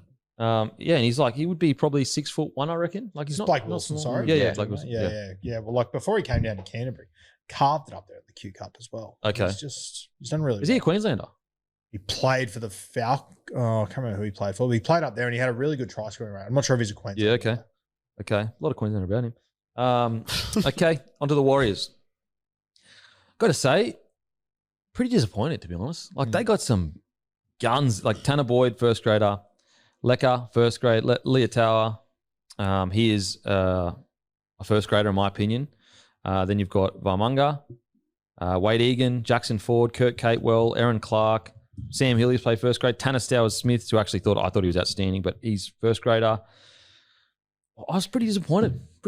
I sort of did a similar thing once I looked at the team list after the game and sort of went, there was a lot of them not there, don't get me wrong, but a lot of dudes that were there. It's a pretty good roster for a trial against essentially outside of, I mean, Waddell is probably their most established first grader, would you say? Yeah, probably. And like he's a fringe at the moment. He's a fringe first grader. Like fringe is a strong word, but you know what I mean. Like there's times when he cannot be in the side. You know, he's not locked in. Well, their pack was stacked, and why they're able to do that is because of their ridiculous depth that they've got. Like they've got guys like Valmunga, Ford, Gannon, who's obviously the Pomme who's come over. These sort of blokes who are fighting for bench spots, but they're out now, like starting week to week caliber players in the NRL. But because of the depth, it allowed them to roll them out in what should have been probably their weaker side. But their weaker side, I mean, you look at what their New South Wales Cup team has done. Their weaker side is red hot. Yeah. It just emphasised to me how good their depth is. Some of their selection battles they've got for round one and going through the year is bonkers. You look at when Metcalf comes back, they've got Tanner Boyd, Tamari Martin, Chanel Harris-Tavita. You look at Taintor Picky pushing Charles Cookstad at fullback. In the centres, like Ali Leotawa, Rocco Berry's injured, Pompey, they're well placed. Yeah. Sam Healy and Wade Egan. Yeah, I agree. I agree with everything you said in regards to depth, but in regards to this performance, I don't know, man. I actually thought Hansen played quite well, but yeah, I'm pretty disappointed. I felt like a team like this, with as powerful as they are, shouldn't be getting beaten 33-18. Playing over there, yeah. You know, especially when you have like some of these big, strong ball running back rollers on Lecker at centre. Thoughts on Lecker at centre? I'm mind blown as to why they're doing it. Yeah, what's the point of that? Sense to me. Like, do you reckon the Warriors have a lack of centres? I also, why is Wade Egan playing trials? The last person that needs I extra. just cannot figure out. Great question. Why? Like, if there's one number 9 in this competition that I don't need more rugby league from, because you know if there's one player, it has to be close to Wade. Especially when you probably want to get as many minutes into Sam Healy starting as you can. Yeah. I don't get that. Like, with his, and don't get me wrong, he's still classy, all that good stuff. But it's just like, is it worth the risk?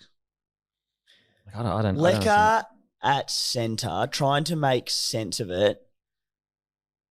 I don't know, but we know how stacked they are in the pack, particularly on the edge back row slot. We know Rocco Berry's injured to start the season, so they'll have Pompey and Leotawa. But after those two go down, you're looking at having to shift two of us. Sheck, I think, had a hammy scare the other day, who would probably have to shift from wing to centre. But they've got a lot of wingers. But surely you move a winger before you move Lecker. I don't get it. I'm trying to make sense of it. Like, that's all I can see. Like, because Lega Halasema is like, you could argue he's the tip of the spear for him. Like, you could argue game plans are created about getting him the ball on the edge in good ball. Yep. Like, you put him one further out, and very hard to create a game plan around a centre. Yeah, well, I guess the idea is if, I said Rocco's already unavailable, maybe RTS isn't available as well, and they're like, they are a bit short on the centre. But again, as you said, like, surely a Hayes and Mellors or whoever it might be could slot in at centre if need be. Yeah, it's weird. Like, New Zealand Warriors don't have outside backs. Yeah, someone. Like, come on. What are we talking about here? Yeah. Mm-hmm. Anyway, that aside, I thought Jackson Ford worked his backside off, but the one that stood out the most for me, I thought Tanner Stowers-Smith. I thought he was really, really good. And he actually, I think he made his debut maybe against the Titans or at least one of his early games, and he was quite impressive. But, in regards to that forward rotation, Barnett, Fish, Aaron Clark, he's going to be.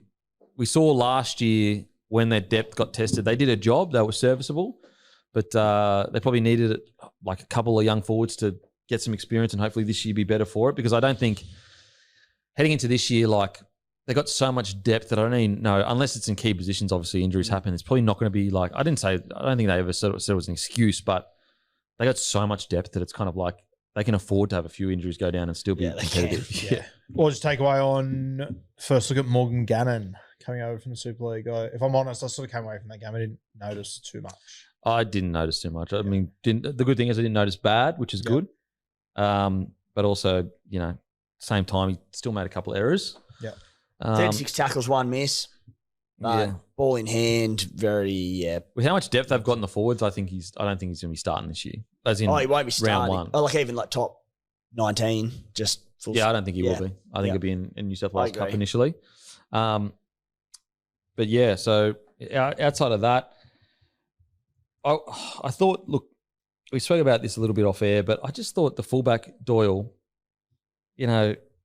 14 runs in a trial. He's a New South Wales Cup fullback. Yeah, he has been for a few years. He's a good player. He is a good player. I just saw it super quiet. Like, I don't know. I've just always, at the Warriors, when it comes to like gun outside backs, it's almost like a conveyor belt. Like they just produce them. And I just thought, Tuapiki and Chans are ahead of you. But Chans, he's had some soft tissue injuries, and then boom, you're next up after Tuapiki. I just thought it was a pretty quiet game for him. Yeah, and I think that's what it was, a quiet game. He's been playing there for a couple of years. I think it's like his 3rd or 4th season. He has been very good in Cup. Yep. Yeah. Cracking name, Geronimo. It's a crapper. Yeah.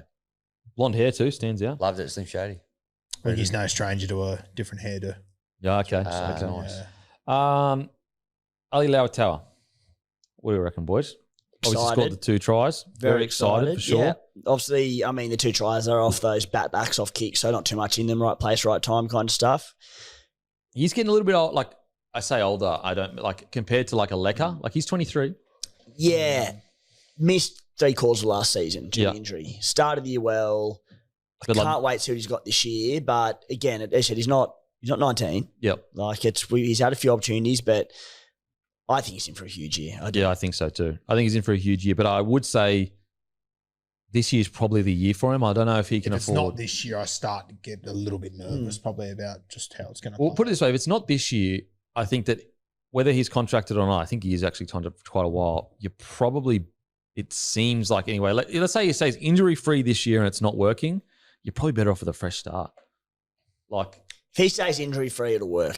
I'm with you. Like, I think he'll kill it. And I think that, similar-ish to Lecker last year where it was like, Lecker the Wrecker. The headlines were all there. Yeah. I think it's going to be like that for Lauataua too. But I think it was this time last year, he absolutely carved up the trial last year. Didn't he? He blew it away at this time last year. Yes. Yeah. Now, just let me check. I don't know whether he's already had his birthday.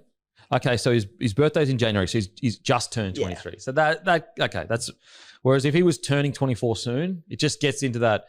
Even though he's got plenty of time left in his career, sometimes when you start hitting 24, 25, you might be better than the 18-year-old, but clubs go, yeah, but that 18-year-old's got another decade and a half. And also, what could this 18-year-old be? Whereas you've had this opportunity now for 6-7 years. It hasn't really clicked for you. They also look at an 18, 19-year-old and go, you're so raw, we can mold you into exactly what we want. Yeah. So he's absolutely not in that territory just yet, but things are going to start moving for him. Things are going to start moving for him, especially with how many young guns are probably going to be coming through the Warriors very, very soon.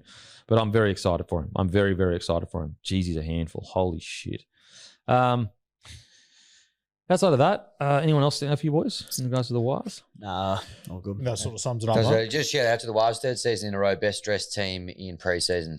Thought that jersey was unreal. Was so sick. I actually saw a bit of pushback from Wires fans on that jersey. I thought it was sick Wires fans, it's a good jersey. Just that way it fades into the green or blue. Fades into the blue. Yep, correct. So nice little collar. I liked it. So hot. 3rd year in a row, I reckon.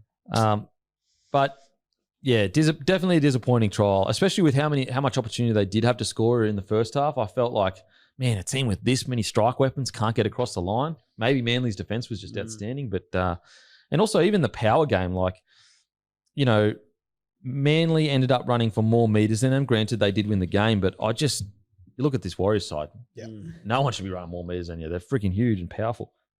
But now, okay, it's only a trial, guys. It's only a trial, but that's the way we see it. Okay, on to the next game. Alrighty, this is what turned my frown upside down. Seeing the Tigers play as well as they did, but also just seeing some really exciting signs for the Tigers. I reckon there's a world where if it is the combo, if they do go with this, where May and Makasini are the most underrated centre wing combination in the NRL. Because I think people forget how good May is. Now, he showed it a bit last year when he came in, but there was so much other stuff going on, it just kind of got lost in the noise. But May at his best and Makasini with what he's showing, like I'd give them a fair chance of going toe-to-toe with some of our better centre wing pairings in the competition. They're not there yet. Taylor May, I reckon, could go with anyone. That's how good I think he is. Makasini has shown potential. So I'm excited about this combo. And then you've got Tavana as well that scored that freaking crazy try. Insane. That's what turned my frown upside down. Grumpycoffee.com.au. Go there, grab your coffee. Best coffee in all the land, guys. Got over 500 5-star reviews. Everyday blend. I think there still might be some disappointment blend from Valentine's Day left. And then we've also got the very grumpy. We've got pods, we've got whole bean, we've got ground, we've got it all. But yeah, that's I'll go to you first, Hammy. But a May Makasini centre wing combination, as young as they are, that's exciting. No complaints from me. I'd love to see that combo at the start of the season. I know Skelton, last year fully fit probably has that role, but I think this guy Makasini, I think he might be a little bit too good to leave out of the side. I don't know that there's too much benefit letting him go and, play reserve grade or whatever. I think we've just got to find a way to get him in there. I really like it, that left edge. And then I don't think it stops there as well. Sam Fainu in the back row and then Jerome Luai. All of a sudden that left side, that's mixing it with some of the better left edges in the competition. So I'm certainly as excited as you. I was really impressed with what I saw from Makasini. And I think, look, that probably is the way to get him into the team is that left wing position. If that's the way the cookie crumbles, it's going to be exciting to watch. What was the thinking around him playing centre, do you think? Well, he did when he played last year. He played centre. I think. Did he against the Titans for his debut? No, he played on the wing. Did he play on the wing? Yeah. His preferred position coming through has been in the centres. Okay. And there probably was a little opportunity for him. Stafford Toa is obviously on that right side at the moment, but I think he's played a bit of right centre potentially. So those were probably the spots available to him. But I think as soon as he moved to the wing on the weekend, he was still good in the centres. But he probably looked his most dangerous when he went to the wing on the weekend. Mate, he is just so big, so powerful, so quick. Yeah. Is there a world where he played centre there and they want to get Skelton in and he plays centre round one? Possibly. And Stafford Toa misses out. But then he goes to the right. That would be on the right side. That's what I don't understand. And kind of what you're alluding to, Tim, is like, why didn't they trial him on the right if that was going to be a question? Great question. Yeah. I just wonder why he played centre. And maybe they might just be looking longer term in the season that if there are injuries that hit centre, he might need to jump in there. So they got him some reps there. It could be as simple as that. I think it's because they already know he's good enough to be on the wing in the NRL. Yeah. And so sometimes what you do with those kind of players is like, listen, we know you can play NRL on the wing. Let's get him some reps in the centre in case Taylor May goes down. That's the way it usually works in trials. Yep. But yeah, he is special. He is special. He I wouldn't go as far as saying like when you first saw GI and the way he moved, but like he reminds me when I first saw like Israel Folau or Latrell. You can just tell he's got the frame, but he's undersized still at the moment. Like once he grows into his body, that's actually terrifying. That's a comparison we actually made on Win, Learn or Draw this morning. And when you break it down, how many Whitsley Cup hat-tricks did GI score? So Makasini's got you covered there. So future's bright. Even currently in his career, he's doing better. Exactly. That try that he scored when he bumped off Tommy Talau. Tommy Talau's a big fucker. Like, I don't even think Tommy Talau's a centre anymore, personally. Yeah. The way he's a big boy, bro. He's a huge boy. Yeah. The way he bumped him off, but then I thought the 4 steps after that when he found his balance, like freak athlete. Yeah, freak. Like, and I think Izzy's probably the closest in regards to like body shape and the way they play. Yes. Izzy's the guy, but mate, I'm so excited to see what he can do. So he's 192 centimeters. And he's 105 kilos and he's 18 years old. Far out. I could be completely wrong on this vibe, but like we spoke to Luai the other day. Mate, I sort of got the impression it was Makasini and Laulili potentially in front of Skelton. Have you picked up on that at all? Or? No, not so much the Laulili thing, but he obviously played on the weekend or played, the first half. But the tough thing for Skelton is you know what you're going to get with him. He's going to give you 250 of the best or 200 meters. But he's had quite a lot of opportunities and he still struggles with errors in games and defensive reads and that. Skelton won't be there round one unless Makasini was to play centre because there's not a spot for him. Injury interrupted last year, Skelton.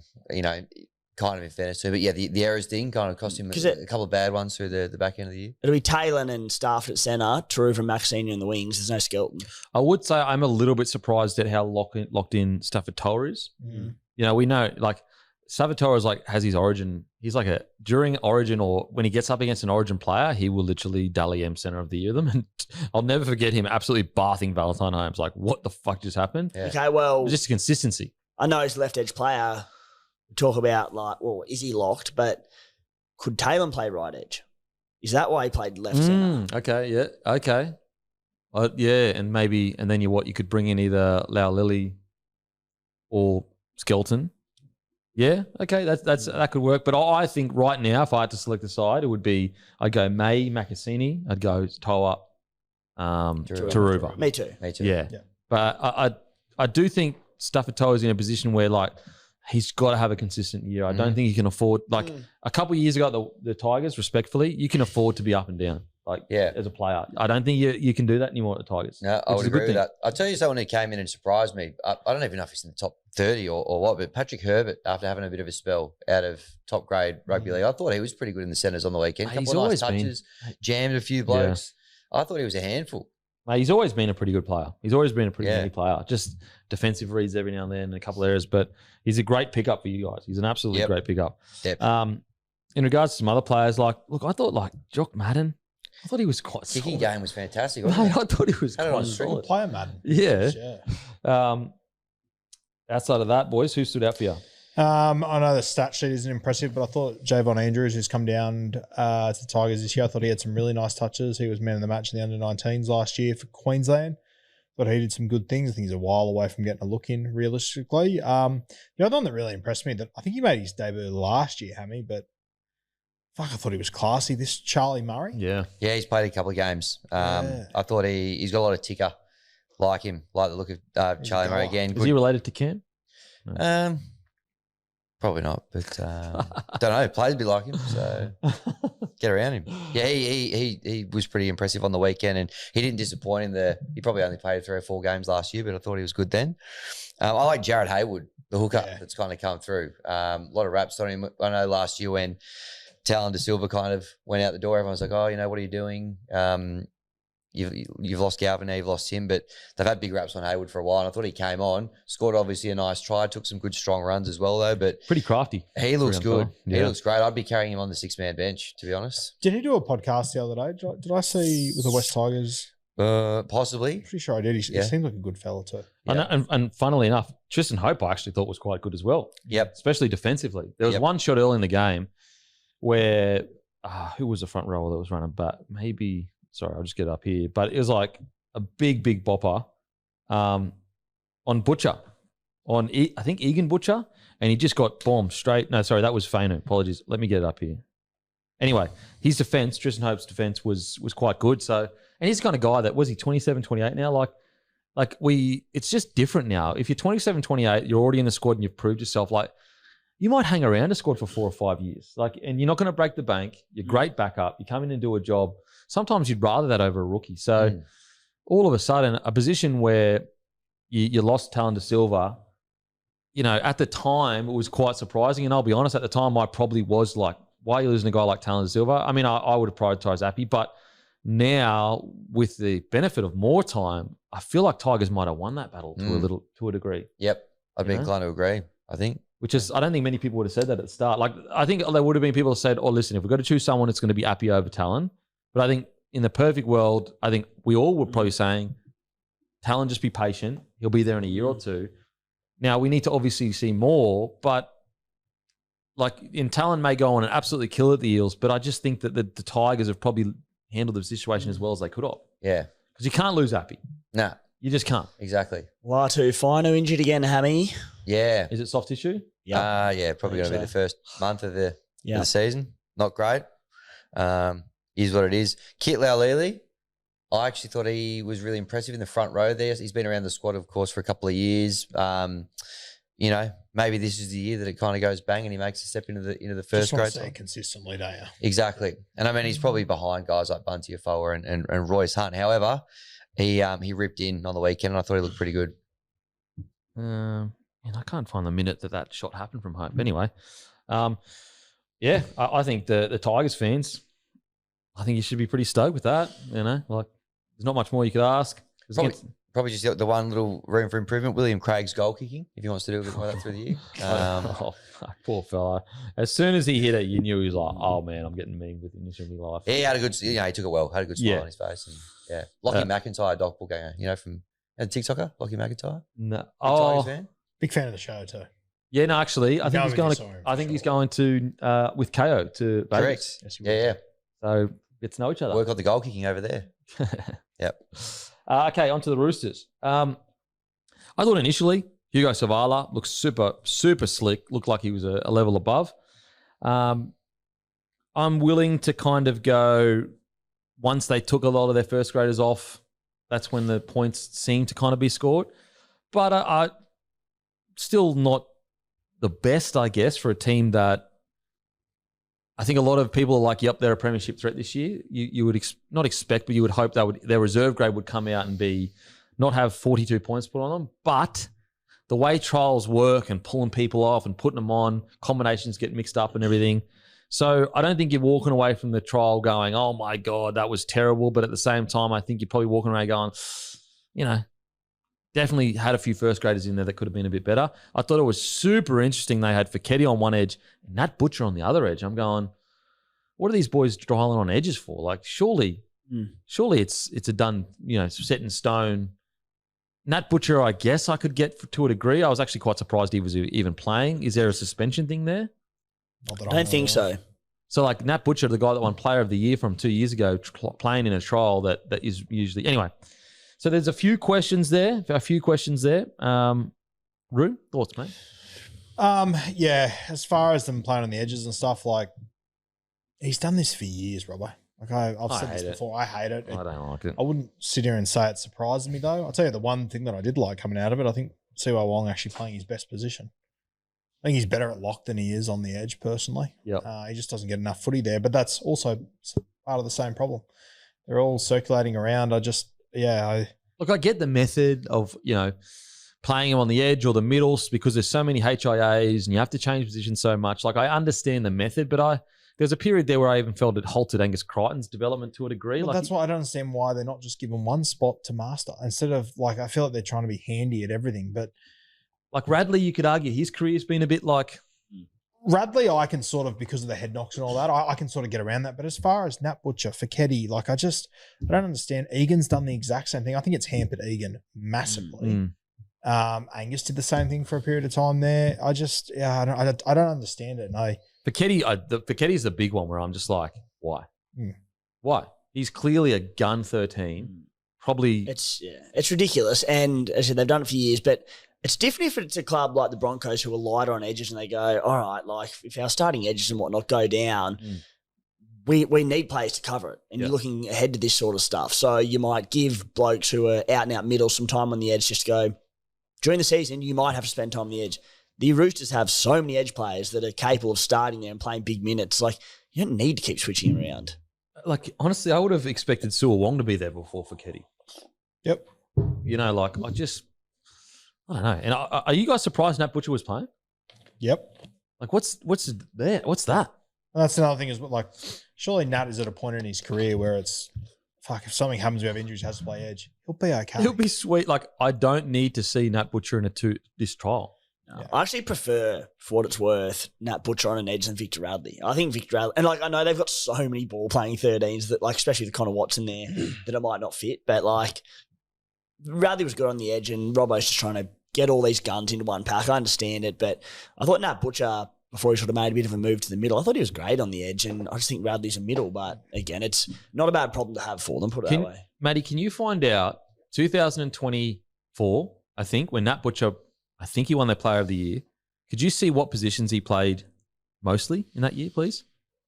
Because if he played in the middle, I'll be even more. I think he did play in the middle, if I'm being honest. But anyway, I felt like, another guy that I really like in this side is the halfback, Toby Rodwell. He just plays direct and straight. Yep. When Josh was at the Roosters playing Jersey Flegg and everything, occasionally Rodwell would come back down, and he's a real halfback to me. He's just able to sort of lead a side around. And I thought that if you have a look at a few of the tries they scored, especially off the scrums and everything, he just plays really direct. Sounds so easy, but you see guys fuck it up all the time. Yeah, absolutely. I like the way that Toby plays his foot. And it's also much braver. Yeah, 100%. You play that direct, you're running in square, you're getting opportunity to get absolutely flatline. I thought Taylor, the concreter, Taylor Lasalu, he had one error, which is fine. It's a friggin' trial, but geez, he looked thick and powerful. Like every time he ran the ball, it felt like he was bending the line. Like, can he play big minutes in an NRL game? Probably not. But with the team they've got, if you're adding, let's say there's an injury here or there and you can bring him on for 20, 30 minutes, like I think he's going to do damage. And we remember his debut. He was outstanding. I thought the fact that it seems like he's leapfrogged Va'a, who was the next big thing, really. And hasn't Va'a's brother also left? Yeah, he's gone. He's gone as well. Yeah. Super interesting what's going on with Va'a because he was the next big thing there. Both were. Yep. Well, you mentioned Kempy around, use the example of Ali Leotawa and sort of getting into an age where it's like, sort of need to see something a little bit more consistent and whatnot. Junior Tupu, I think, is a good comparison he looked like a world beater early days at the Tigers. Mate. And like he's still young, don't get me wrong, but he turns 24 in July. And he's one where I'm just like, big year for him because he's going to start in reserve grade, barring injuries. Yep. Looks such a naturally gifted, great talent. But, the reality is with Junior Porga there, he might not even be next in line in the back line. Yeah. So he's one who I would love to see come out and sort of hit his straps. He'll get the odd opportunity in first grade, I'm sure, through injuries and origin selections and whatnot, but he needs a big watch on him. Yeah, because he's usually a player like that. They've got runs on the board in first grade to keep them. If their body is unique, where it's like, man, the potential there's crazy. Yeah. They got a season of or 2 seasons even at a good club or something where they killed it. And they kind of can float around first grade squads for 10 years. Unfortunately for Junior Tupou, he's got half a year at the Tigers of pretty good footy, but he still had those errors. How long ago was that? 22? Not that long ago. Yeah. 23? 23, yeah. Okay. Then he went to the Dolphins. We thought he was going to absolutely explode there under Wayne. Didn't happen. Unfortunately for him, probably Super League if he doesn't sort it out in the next 12 months. Probably Super League because he just doesn't have enough good games in first grade to carry him for another few years, in my opinion. He was at the Tigers 22 to 24. He was only at the Dolphins 2025. It was not very end of 24 was that season where he was killing it. Yeah, wow. Yeah. He wasn't there under Wayne. 25. No. Wow. Gone. Did he go mid-year maybe? Nah. He went to the Roosters mid-year. He didn't make it through the season.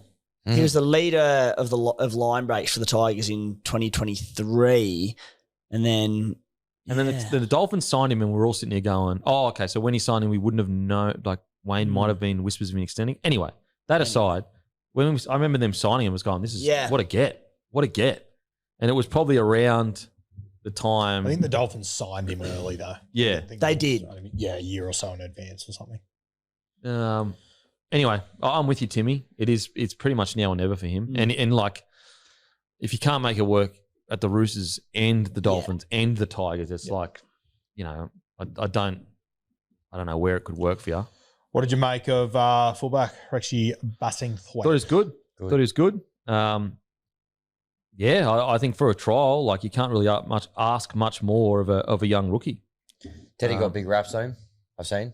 He likes him, Teddy. Yeah, I think they all really like him at the Roosters. So he's been, I think he's been a bit of a union prodigy coming through and whatnot. Made the decision over the Roosters from Dubbo. So very exciting. I thought it was good.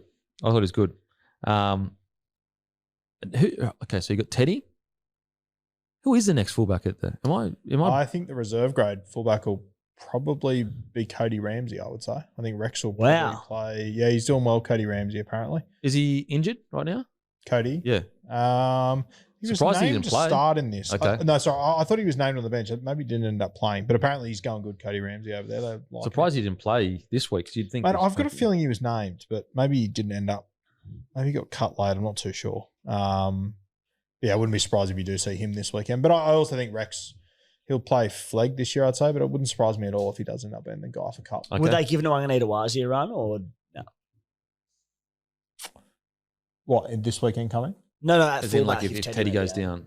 I reckon Mark could probably be the next guy up. Yeah, okay.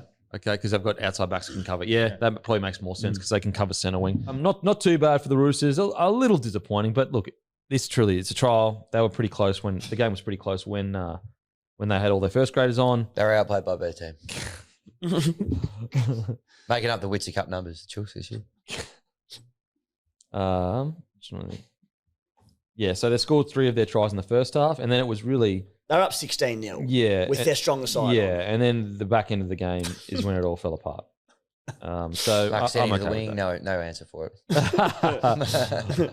Well, it was basically after the 30-minute mark is when it kind of all changed. The first 30 minutes, they were in control. So, as I said, you can be happy with that first 30, be a little bit disappointed with what happened with the rest, but it's a trial. It's a trial. Okay, on to the next game. And it's time for the Aspley Mazda service of the week. And I tell you what, the physio is going to have to provide the service, similar service to great Lukey, the car man, the best service in all the land, because they have, we just say, an injury problem at the moment, but definitely some concerns around some key players injured. Guys, buy any CX3 or CX5 from Aspley Mazda ex-rental sale, and one lucky person will be gifted a truly unique experience, a day at the footy in a corporate suite with ex-NRL players Alex Glendraulier and myself, hosted by Luke Camilleri, the car man. And the 2020, the two ex-rentals are 2024 CX5 G20 Max is 31,500 drive away, 31,500 drive away, and the 2024 CX3 Pure is 26,500 drive away. Message Lukey for a very special offer, guys. And there's only a certain amount, so it's not like you're dealing with thousands of people in the draw or whatever to be gifted this opportunity. So give Lukey a follow and also a message. And even if whatever car you need, even if it's not those two, he can help you out. Okay. So Burton goes off injured. Looks like a hammy. Now, I know they've tried to downplay it, saying, they're not that worried. He's going for scans. There's no way he's playing in Vegas. Happy to, have that clown face in 2 weeks' time when he does play. Mate, you go off with a hammy like that, even if it is one not to worry about, you don't play a guy like Burton essentially a week later. Yeah. Does not happen. Probably shouldn't even go over there, to be honest, because like an international flight there and back, not going to do your hammy recovery anyway. I would be shocked beyond belief if he is playing in Vegas. Like, to think that he might, have just 1 week and then he's good to go with a hamstring where he was holding it like that and limping off, not going to happen. And what I find interesting, and some people were like offended that I said interesting, and interesting just means something that arouses curiosity. But basically, Mitch Wood, also hammy injury, and then Leo Thompson goes down with soft tissue injury. And so similar to when the Broncos had those 3 hammies, I know it's not 3 hammies in one game or whatever, but we know how hard the Bulldogs preseason is. I just wonder if they maybe they just turn the dial up a little bit too much. Again, I don't know that, and it could just be all a coincidence, but some key players, key injuries, soft tissue. Now, Leo Thompson got pulled out. I'm sure he's a chance of playing, and maybe they just use calf tightness as almost like, oh shit, we just lost Burton. We need a key player to be there in Vegas or whatever. We can't afford another injury. So that's a wait and see. And if that is the case, then maybe it's just a coincidence that both Wood and Burton have done their hammy. And probably is just a coincidence. But it absolutely is, there's some big outs. Big outs if it happens. Yeah, for sure. I think Woods has got a bit of a history of this kind of stuff. Which is concerning. Which is concerning, yep. I think going over to Vegas, I agree with you. I don't think there's a hope in hell they will play him in Vegas. Or even need him, respectfully.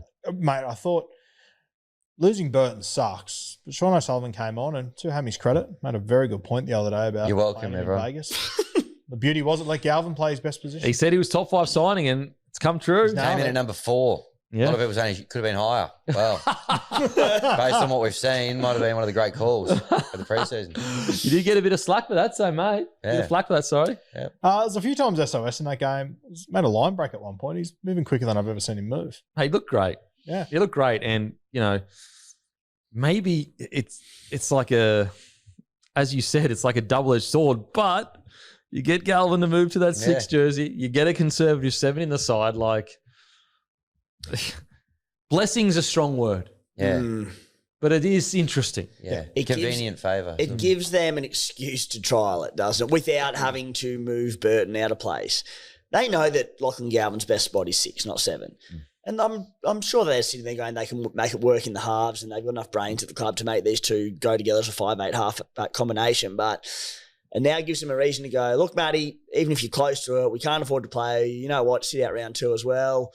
Just see how these boys go. And if they kill it, it makes for a very interesting team selection come round 2 or 3. And look, can you pass me my tinfoil hat, please, Roots, just behind you?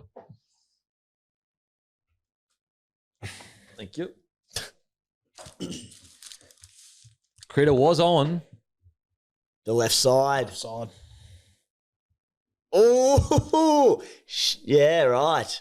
Just saying, man. Could that be a little prep to Burton on the other centre if Galvin does kill it? Now, granted, they could never have seen this happening the way it did, but it was interesting to see Critter on that side. Don't get me wrong; they absolutely ripped. They absolutely ripped that side. The only thing to sort of spit on the tinfoil hat, apologies, but how dare you, sir? yeah. No, spit on it. Just disagree. Birdo always played left centre. He's a left edge player. But who's more likely? Well, so what would happen is if Birdo were to move to centre, Sherry would go to the wing. So Sherry would stay on his left side and go to left wing. Burton would slot straight in there. So I don't see why you would need to move Crichton and Sherry's centres. The only thing I think, why move the best centre in the game to the other side? I don't know. It makes, maybe, and look, this is, again, I've got my hat on, guys, at conspiracy. So we're in conspiracy territory here. But to move the best centre on the other side. Now, granted, the one knock on Critter at Clubland is attacking wise, sometimes he just lets everyone else do the thing. And attacking wise, him and Kickow literally tore that edge to shreds. So that could be it. The reality is that, he was a dominant left edge centre at the Penrith Panthers. And whilst the Doggies were a top 4 team last year, points were at times an issue. They weren't top ranked in terms of points on board. As good as Bronson Sherry is, maybe they've just gone, we need to get Stephen Crichton ball in hands more often and down that dominant left edge with kick out. That might be the idea. But as I said, it was interesting to move him to that side, Sherry to the other side, and Sherry had done such a good job. It is interesting. Just before we move off their halves too, one other small little detail. We spoke about Sean O'Sullivan the other day about how we thought that signing might be a little bit more to do coaching in the future. Actually got announced last week as the coaching coordinator at the Greenacre Tigers whilst he's playing first grade. No way. So I think he is seriously looking at post-career. Yeah. Man, I've got to say something about the Doggies. Fuck, they look so good. They look so good. I know it's a mixture of Knights' attack being terrible, but to hold them to nil, they honestly looks like this was, I won't say a walk in the park, but very much okay, yeah, boom, boom, boom, try, thanks for coming, boom, boom, boom, try, thanks for, in second gear. My little stat of the week, that was going to be my little topic this week. Bulldogs conceded 0 points. They missed 49 tackles. Dragons missed 23 tackles, conceded 28 points or whatever. Just the Bulldogs scrambled. They're just all on the same page. Well, that's the one thing that Wayne, I remember vividly being under Wayne, and he didn't really harp on missed tackles at all, really. Yeah. I don't ever recall, and granted I didn't miss any tackles, but I don't really recall ever him going, mate, you missed 4 tackles, you missed it. He was all just about scramble. That's all he cared about was scramble. And I think it's a better system. And don't get me wrong, we still measure missed tackles, and sometimes it is evidence of a poor team. You miss 50 tackles and it's because you're just getting completed. But it's not the be-all and end-all in regards to, you could have 2 missed tackles on your resume or on your stats, sorry. One person has 2 missed tackles, the other person has 2 missed tackles. This 2 missed tackles was shooting up out of your line in their 20, trying to keep them in, and this 2 missed tackles led to 2 tries. Well, it was almost that Melbourne Storm pre-season round 1 mentality, right? They're up 26-0. There's 2 minutes to go, and I can't remember who the Knights player was, but he was over the line. Yeah. O'Sullivan saved it. It was O'Sullivan, of all people, who got underneath, and you're just mate, there's 2 minutes to go. It's a trial. Who cares? You're up by a mile. But that's where, the Melbourne Storm were the pinnacle of that pre-season. You talk about it all the time, Kempy, and around what Smithy said, and developing these habits. Doesn't matter that it's a pre-season trial at the end of the game, and they scrambled and got there and saved the try. To where standards are set. Mate, I got to say, 91% completion rate with 20 minutes to go in a trial and played the way they played.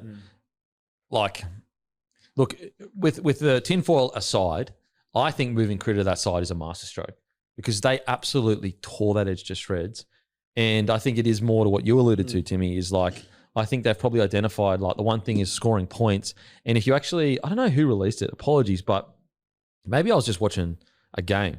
But if you look at the hotspot of where they attack a lot, the Bulldogs, when they're going in, it's on Bronson Sherry's side. And sometimes they'll even be okay with Bronson being caught with the ball just so they can just scream up and jam people in the corner. And I wonder if Serraldo's looked at that and gone, okay, a lot of our attack goes there. Bronson Sherry is a bloody good player, but he's not Critter. And if we're going to have our good attacking ball go there a lot, why not have our best attacking player there? Probably what he's looked at. And maybe initially, trust is not probably not the right word, but I'll just use it because it illustrates the point a bit better. But maybe initially he was like, I need Critter over there for his defense. And now that he knows he can trust Bronson Sherry defensively, he can put him over there potentially. Yeah. I think it's a really good sign of the system they've got over there that they play within a structure, but they've got freedom within that structure as well. Like I thought some of the ball playing of Jamin Salmon, which was just eyes up, counting numbers and guys just being aware that they have a structure that they all keep to, but they can also go outside of their usual structure when they see something and just make it work. I thought Salmon was unreal. I thought Tilly Tupanua when he got on the field. He looked like he could kill someone. My pants nearly blew off my body when he shot at the Knights player. Absolutely annihilated him. Some big hits in this game. Oh, my God. There's a lot of players that, we've already said on this show that if they can just stay fit this year, Tilly, holy hell. So the great Willie Mason, who actually I saw a highlight reel of him, like sometimes you get so used to him being a media personality that you just forget this guy was a motherfucker. They put up some highlights of him and I was just like, fuck, Willie Mason, prime Willie Mason was a fucking problem. Anyway, so he said him in life and how big he is. How big he still was. My God. And just how well he moved. Like, fuck. Anyway, so he said Tilly's been killing the preseason. He's in for a big one. I'll never forget, this would have been, might have 5 years ago. Tilly's first or second year preseason with the Roosters. And I remember, I think I was asking more about Angus Crichton and just how good he's going, just because it's Angus Crichton. And the boys were like, mate, there's a guy called Satili Tuponoa, and I think he might have debuted the year before. He is an animal, an absolute animal. And I was like, okay. And he's had moments with the Roosters and the Bulldogs, and he was probably the unfortunate man with the whole Fafita situation that got squeezed out. But in regards to like talent, ability, he just needs to stay on the field. Yeah. And also in regards to like what the Dogs needed probably even last year is like, he's not necessarily the biggest guy, but he's definitely an enforcer and he's definitely really physical. Like, I think when we think of Leo Thompson joining the pack, we forget Satili's been in and out of the pack. Yeah. But if you add Satili off the bench with Leo Thompson there, all of a sudden, I think when I named my starting pack for the Dogs in the preview, I didn't even have Satili there. And maybe Salmon does start for the ball playing in that, but Satili off the bench with the impact he can bring. Oof. I like him off the bench. Impact of Hayes, Kurt Mann, Tupanua, like a Josh Curran. Oof. So, like, look, I would love another forward, I guess, if I'm being super greedy and comparing them to like the top forward packs. But as long as they can sort that spine out, like who says? I mean, we need to see. Obviously the fullback situation. Connor Tracy, bloody good. He'll need to go to another level. Yeah. I mean, the fullback situation, it could be better, but it's not trouble. It's not bad. No, I'm talking about winning a grand final. Yeah, winning a grand final, guys. Like, if we're talking about top four, can they be top four? I mean, obviously, like, that's a silly question. Can they win a grand final? I think last year was, if you ever needed a perfect example of, like, these top-tier players, like, last year is it. Reece Walsh, superstar. Maybe he goes down as one of the better fullbacks of all time. That's still a long way ahead, but he is in that tier of like game changer. We'll go back to the final game they had against Manly Seagulls. Who was the guy that broke the game open that won it from? It was Tom Trbojevic. And so that's the one little question. However, that forward pack has very quickly gone from non-intimidating to intimidating. Yep. So that's exciting. Who else stood out for you guys? I just want to reiterate, geez, it's good watching top tier clubs just get in their groove and do their thing. Like, they're not on the same level. Like, this is a trial match and they're delivering that kind of quality. And I know, like, people go, it's against the Knights. It's a trial match. and they won 28-0, and they completed it like 90%. Fuck. I thought Sewer on the wing was unreal. Yeah, absolutely. Obviously, Great kick back he inside. had a try, for but that final. banana off the side of his boot, that was a really nice touch. But he was giving him all sorts of grief down especially in the first half. I thought he looked really good. I've got to say, look, I've just spent, the last 15 minutes glazing the fuck out of the Dogs. I just can't get around the logo. I can't get around it. And that's coming. I'm still trying to come to grips with the Broncos one. So that's, I'm in a glass house right now. I get it. Two examples of AI sloth. And I'm throwing stones, but geez, it just hits me every time I look at it. I think on the jerseys, they both look really good. I'm still... See, I can't get around on the jersey. I'm sorry, Doggies. The Doggies one? Yeah. I think yours looks heaps better on the jersey than just on the and I know people are going to say I'm biased, but I still prefer the Broncos old logo on the jersey, and I think that it is a bit of a downgrade, so I'm not saying but the Dogs one, I'm sorry, it's tough. It's tough for me. Yeah, it's growing on me. I don't mind it. I don't mind it. The Dogs one? Yeah. I like the old one better, but I don't mind it. Yeah. Sorry, guys. The other one that I thought, he's played the last 2 trials, Cooper Toy on the wing. He's only got essentially 2 opportunities. He's cashed in on both of them, scoring on both occasions. I think he's another guy to watch in the future with them. Yeah. Anyone stand out for you, Timmy? No, covered them all off, mate. So I guess we'll see. Jake Turpin still rocking the worst haircut in rugby league, which is great. Love it. Shave the sideburns. Okay, on to the Knights. Unfortunately, it couldn't have gone much worse. There were glimpses of Dylan Brown, squaring up the defence and all that good stuff. Listen, if they had beaten them 28-6, I'd just go, okay, the Bulldogs we're talking about a top-tier side against a not top-tier side. But to not score a try in a trial is like, when your problem's being attacked, concerning. Why is Dill Brown playing on the right edge? Did that take anyone else by surprise? Well, he sweeped a little bit both sides, but yeah. I guess just Sandon looked so good on the right the week before, I thought. I thought it was just... Sandon played left for the Roosters, maybe just more comfortable there, but... Yeah, it's all clicked, boys. We're going back to the Cowboys thing. It's Fletcher Sharp that pulled out with a fucking injury. My bad. Oh, my bad. You got there, mate. Well I got there eventually. Yeah. That's the guy that pulled You can enjoy the rest of the show now. But the reason why I got it mixed up obviously because Sharp in the halves, Purdue in the halves. Anyway, that makes sense. You're an idiot. We get it. Yeah. Sorry, guys. Watch too much rugby league. Yeah. I mean, I just assumed Dill Brown to be left edge. Interesting. Yeah. What does it mean? What do we read into this? I don't know. I just can't. Surely at some point, if you're going to build a club around this guy and pay as much as you have, you put him in his absolute best spot, don't you? Fletcher Sharp played left edge last year in the halves from memory. Dill Brown obviously left, but I know he pulled out of this and he was named at fullback with Ponga out, but does it hint towards a Sharp-Brown combination in the halves? I think it'll be Brown-Smith still, but... But also, it hints towards that unsureness that we were pissed off about a month ago, where we're going, there should be no... just go with the safe option now and build out from that. But the fact that he's being moved from side to side suggests to me that there are concessions being made to try and squeeze the rookie in, which understandable. He's a gun, blah, blah, all that stuff. And look, Dylan Brown did look great. He did look, not great's a strong word, but he looked good. But outside of that. Yeah, for what it's worth, the only try that they did almost score was that one denied early, which was a bit weird with when Crichton was offside. They did all the hard work there. Dill Brown got in the line, squared up. Dom Young scored in the corner. That was pulled back. But I got to say, that, it's just trials, and so refs can make mistakes.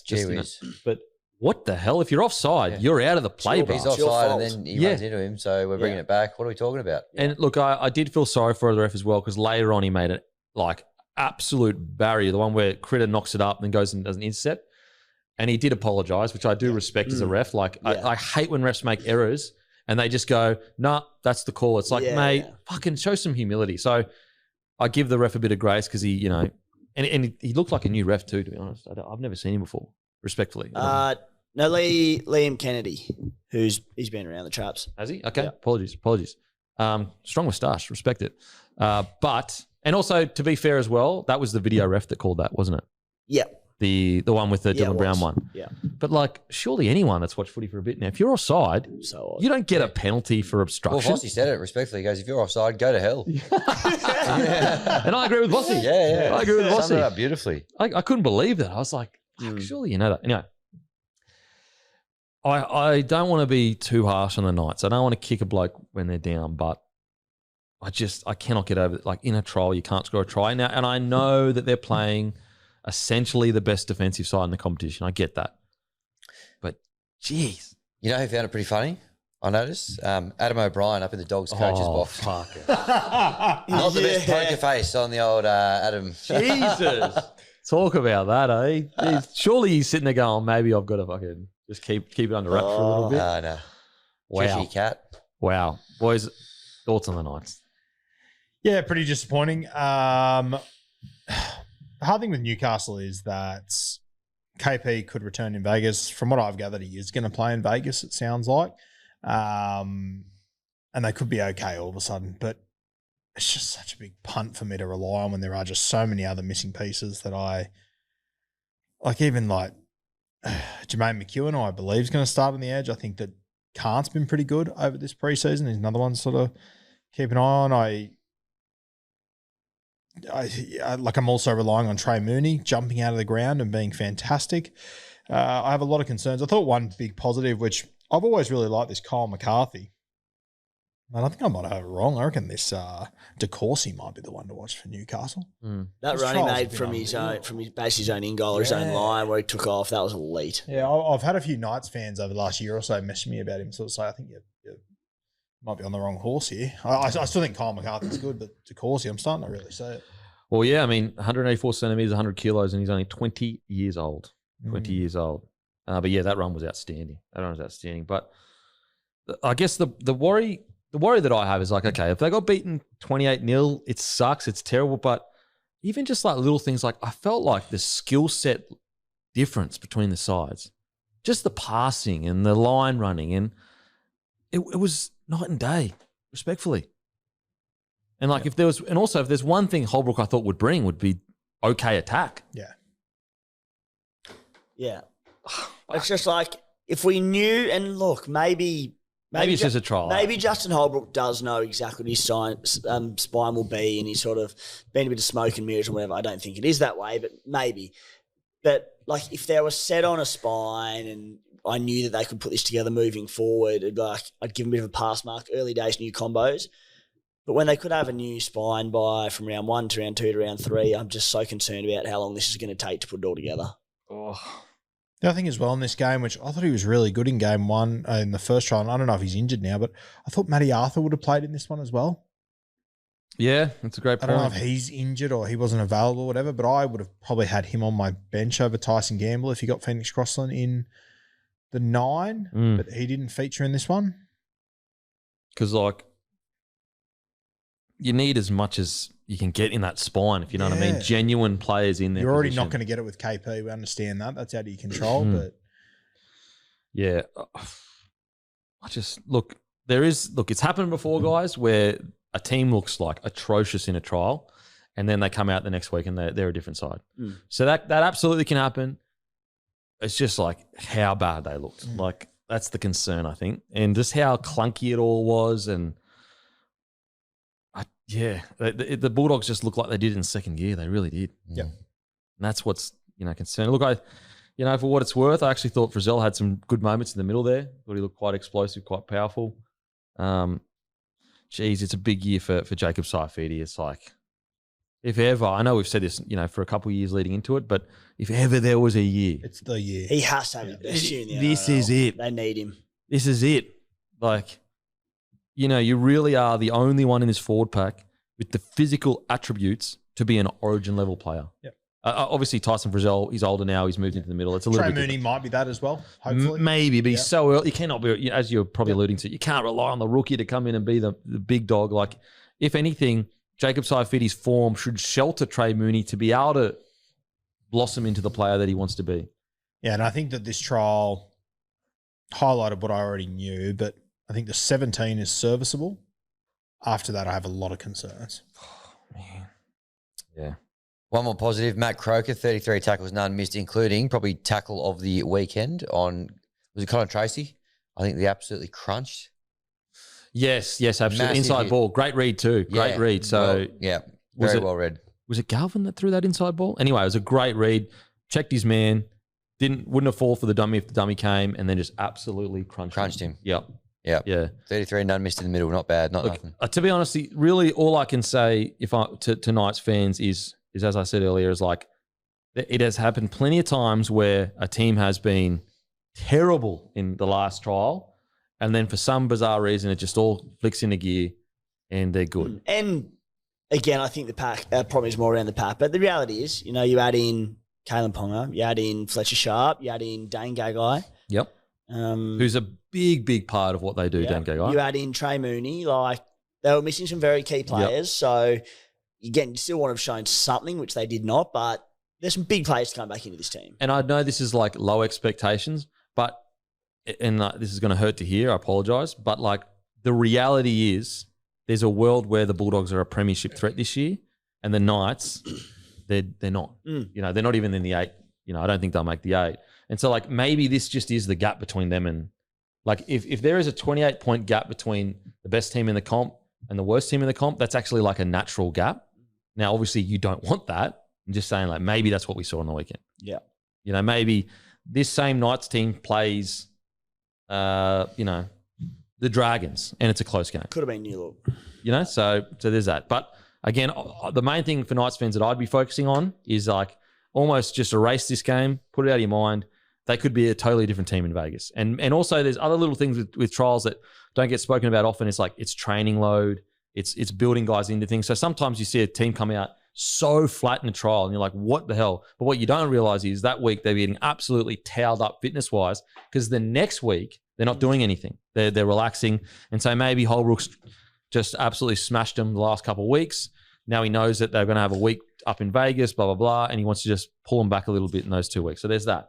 Rabbitohs defeat the Dragons 28-24. And I tell you what, our smart bloke of the week, brought to you by Revolut.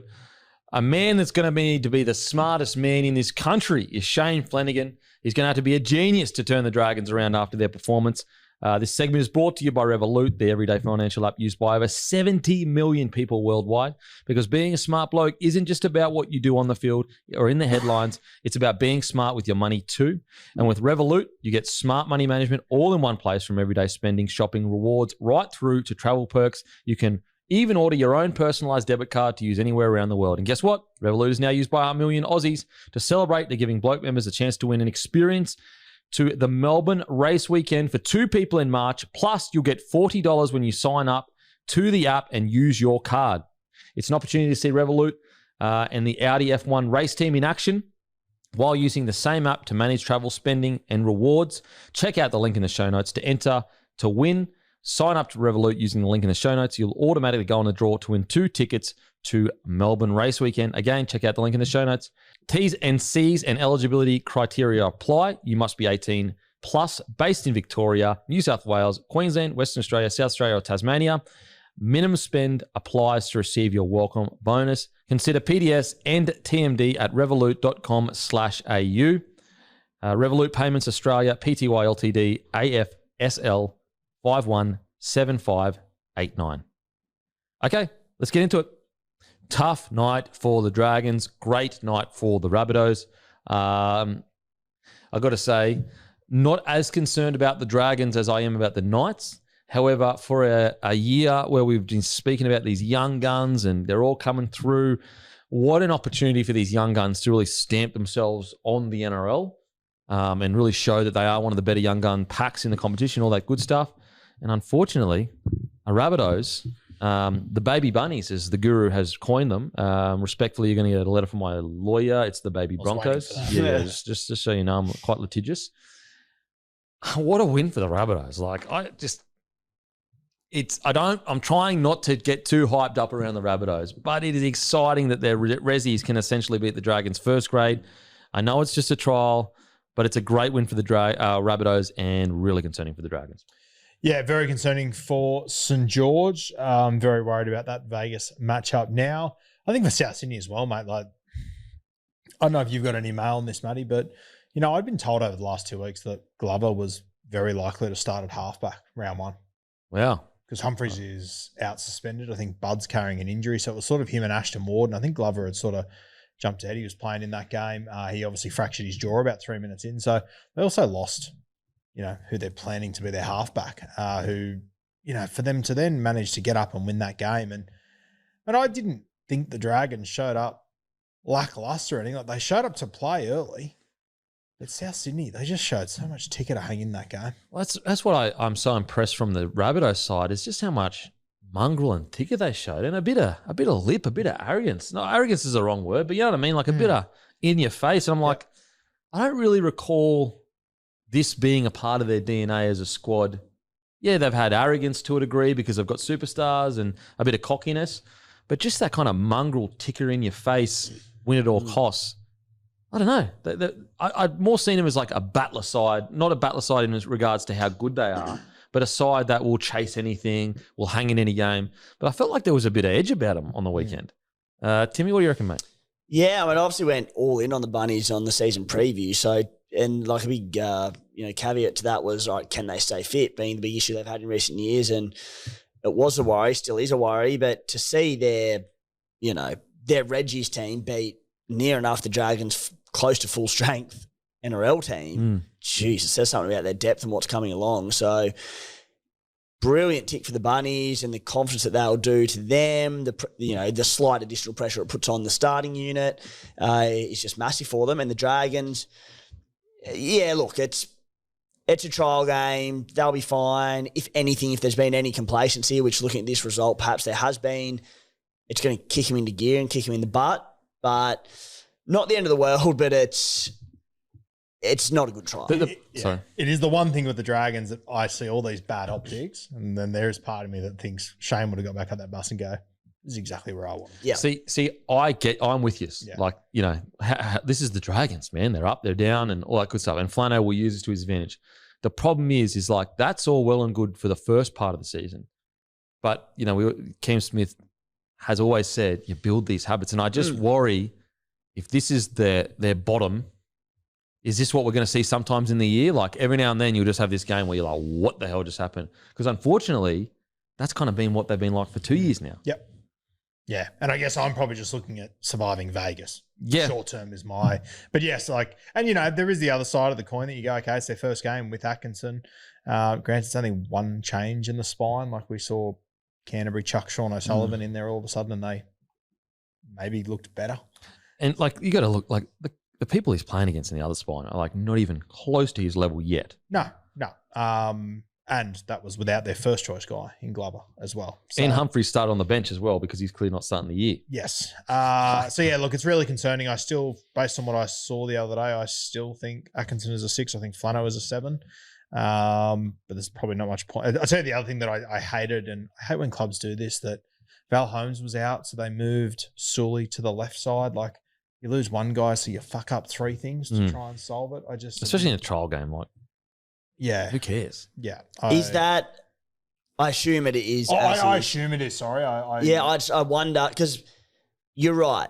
If Sully is again this year playing right and Val's playing left, which you'd imagine so, like they were both reasonable last year. Val was very good. It's crazy to switch edges to this because Val was out. Yep. Unless they've done a doggies and they've gone, well, for whatever reason, we're going to switch him because Sully. I'm trying to think. He's had a few switches over the years, but I think his best footy. Yeah, he moved to the right last year to accommodate Val, and he wasn't up to his standard. The years prior on the left, especially defensively, he was much better. I wonder if there's something in that. Yeah, maybe. Maybe, I guess, hopefully, and maybe you trust Val to be able to adapt to that side. But I guess we'll see. But, yeah, with the Dragons, look, similar to the Knights in the sense, don't get me wrong, it's nowhere near as bad as what happened to the Knights, but similar to the Knights in the sense that these trials are just so weird sometimes. Like, you can wake up in a week's time and we can all be going, oh, my God, look at the Dragons. Like, I guess the worry I have is like, if it was a reserve grade side that got towed up or whatever, you just be like, who gives a shit, to be honest. Like, I guess this is a first grade side that, what do we speak about the Dogs? And I granted they're in different positions or whatever, but like, you don't see the top tier clubs first choice sides drop this low. Unless, maybe I'm misremembering, but like, that's the only thing that I go, like, in any day where a first grade side that is supposed to be fighting for top 8 gets done by a full-on reserve grade side, like full-on, It's bad. Bad. Yeah.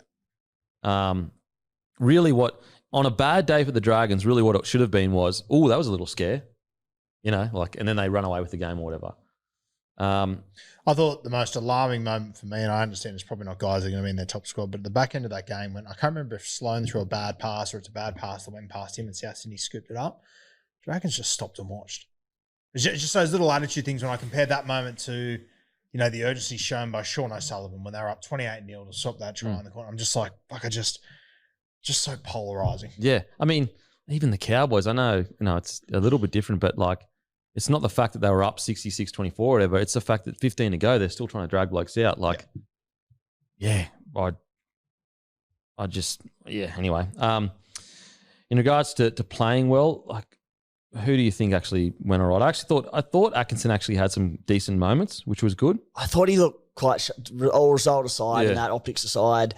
Yeah, I thought his running game looked really sharp. His support play was good. Like, he looked all right. Yeah, I do too. I know I want to harp on it, so I'll try and not speak about this much during the season, but he's a 6, man. He is a 6.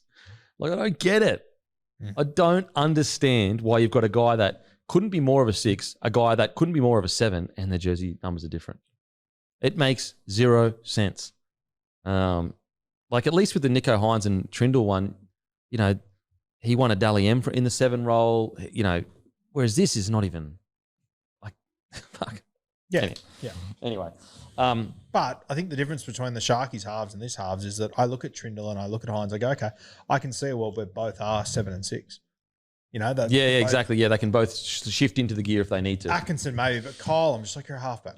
You're not a hooker like we told people. You're not a hooker like you're not a 5'8", like you're a halfback. Yep. Yeah, I'm with you. Some other positives. I thought Leilua had some decent moments as well. Looks relatively fit. Yeah, looks fit. Cookie had some decent moments aside from that little drop on the support play or whatever.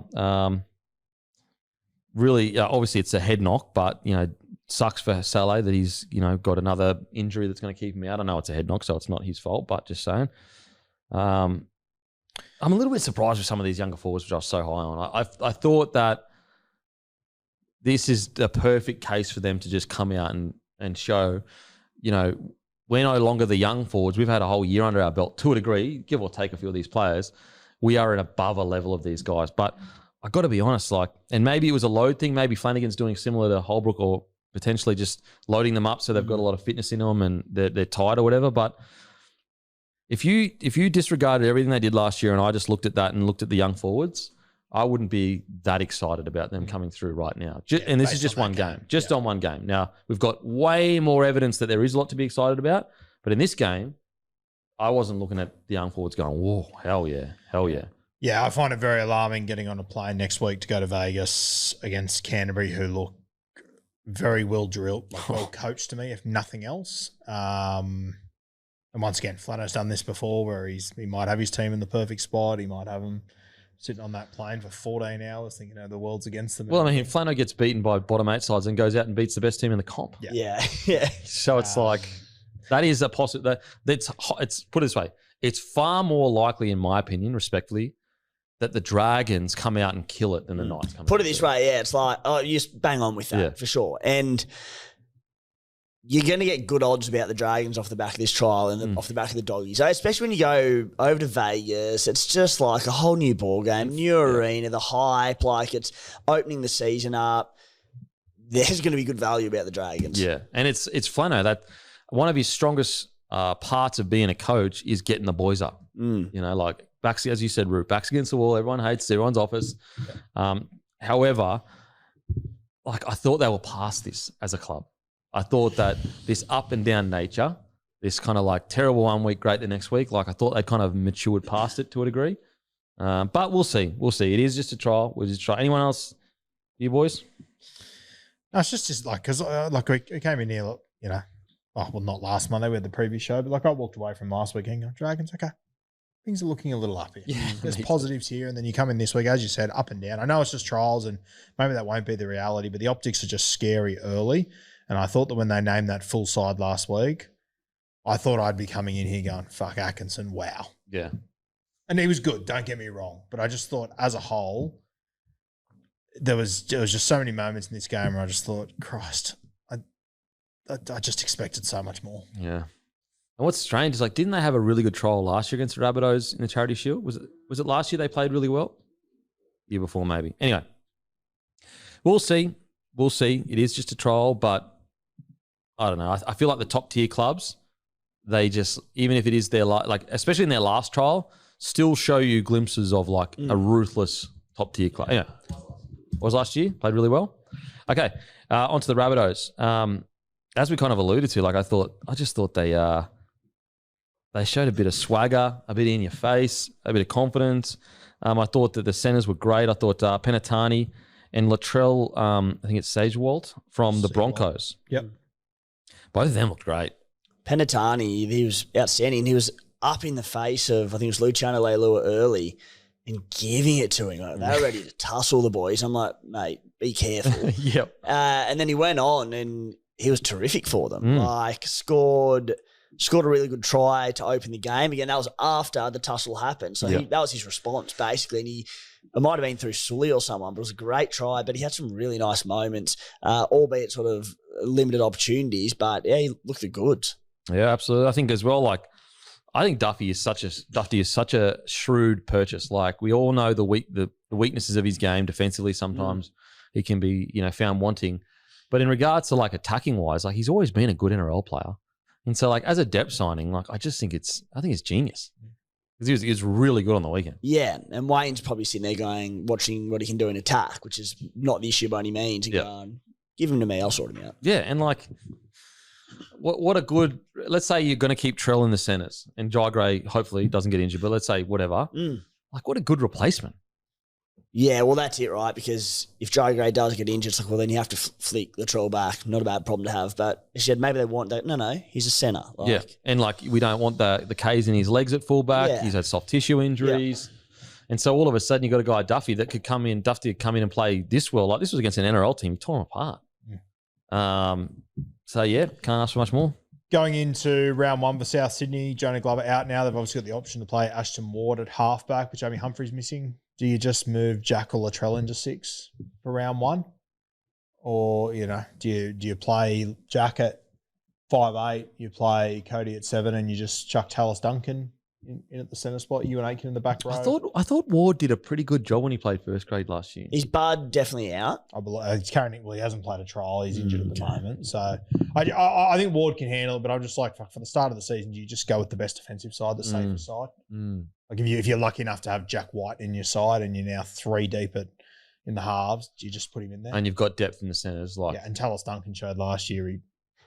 I'd probably just play Ashton Ward. I think it's a real lack of confidence in Ashton Ward if they're moving their back row to centre, the centre to the halves.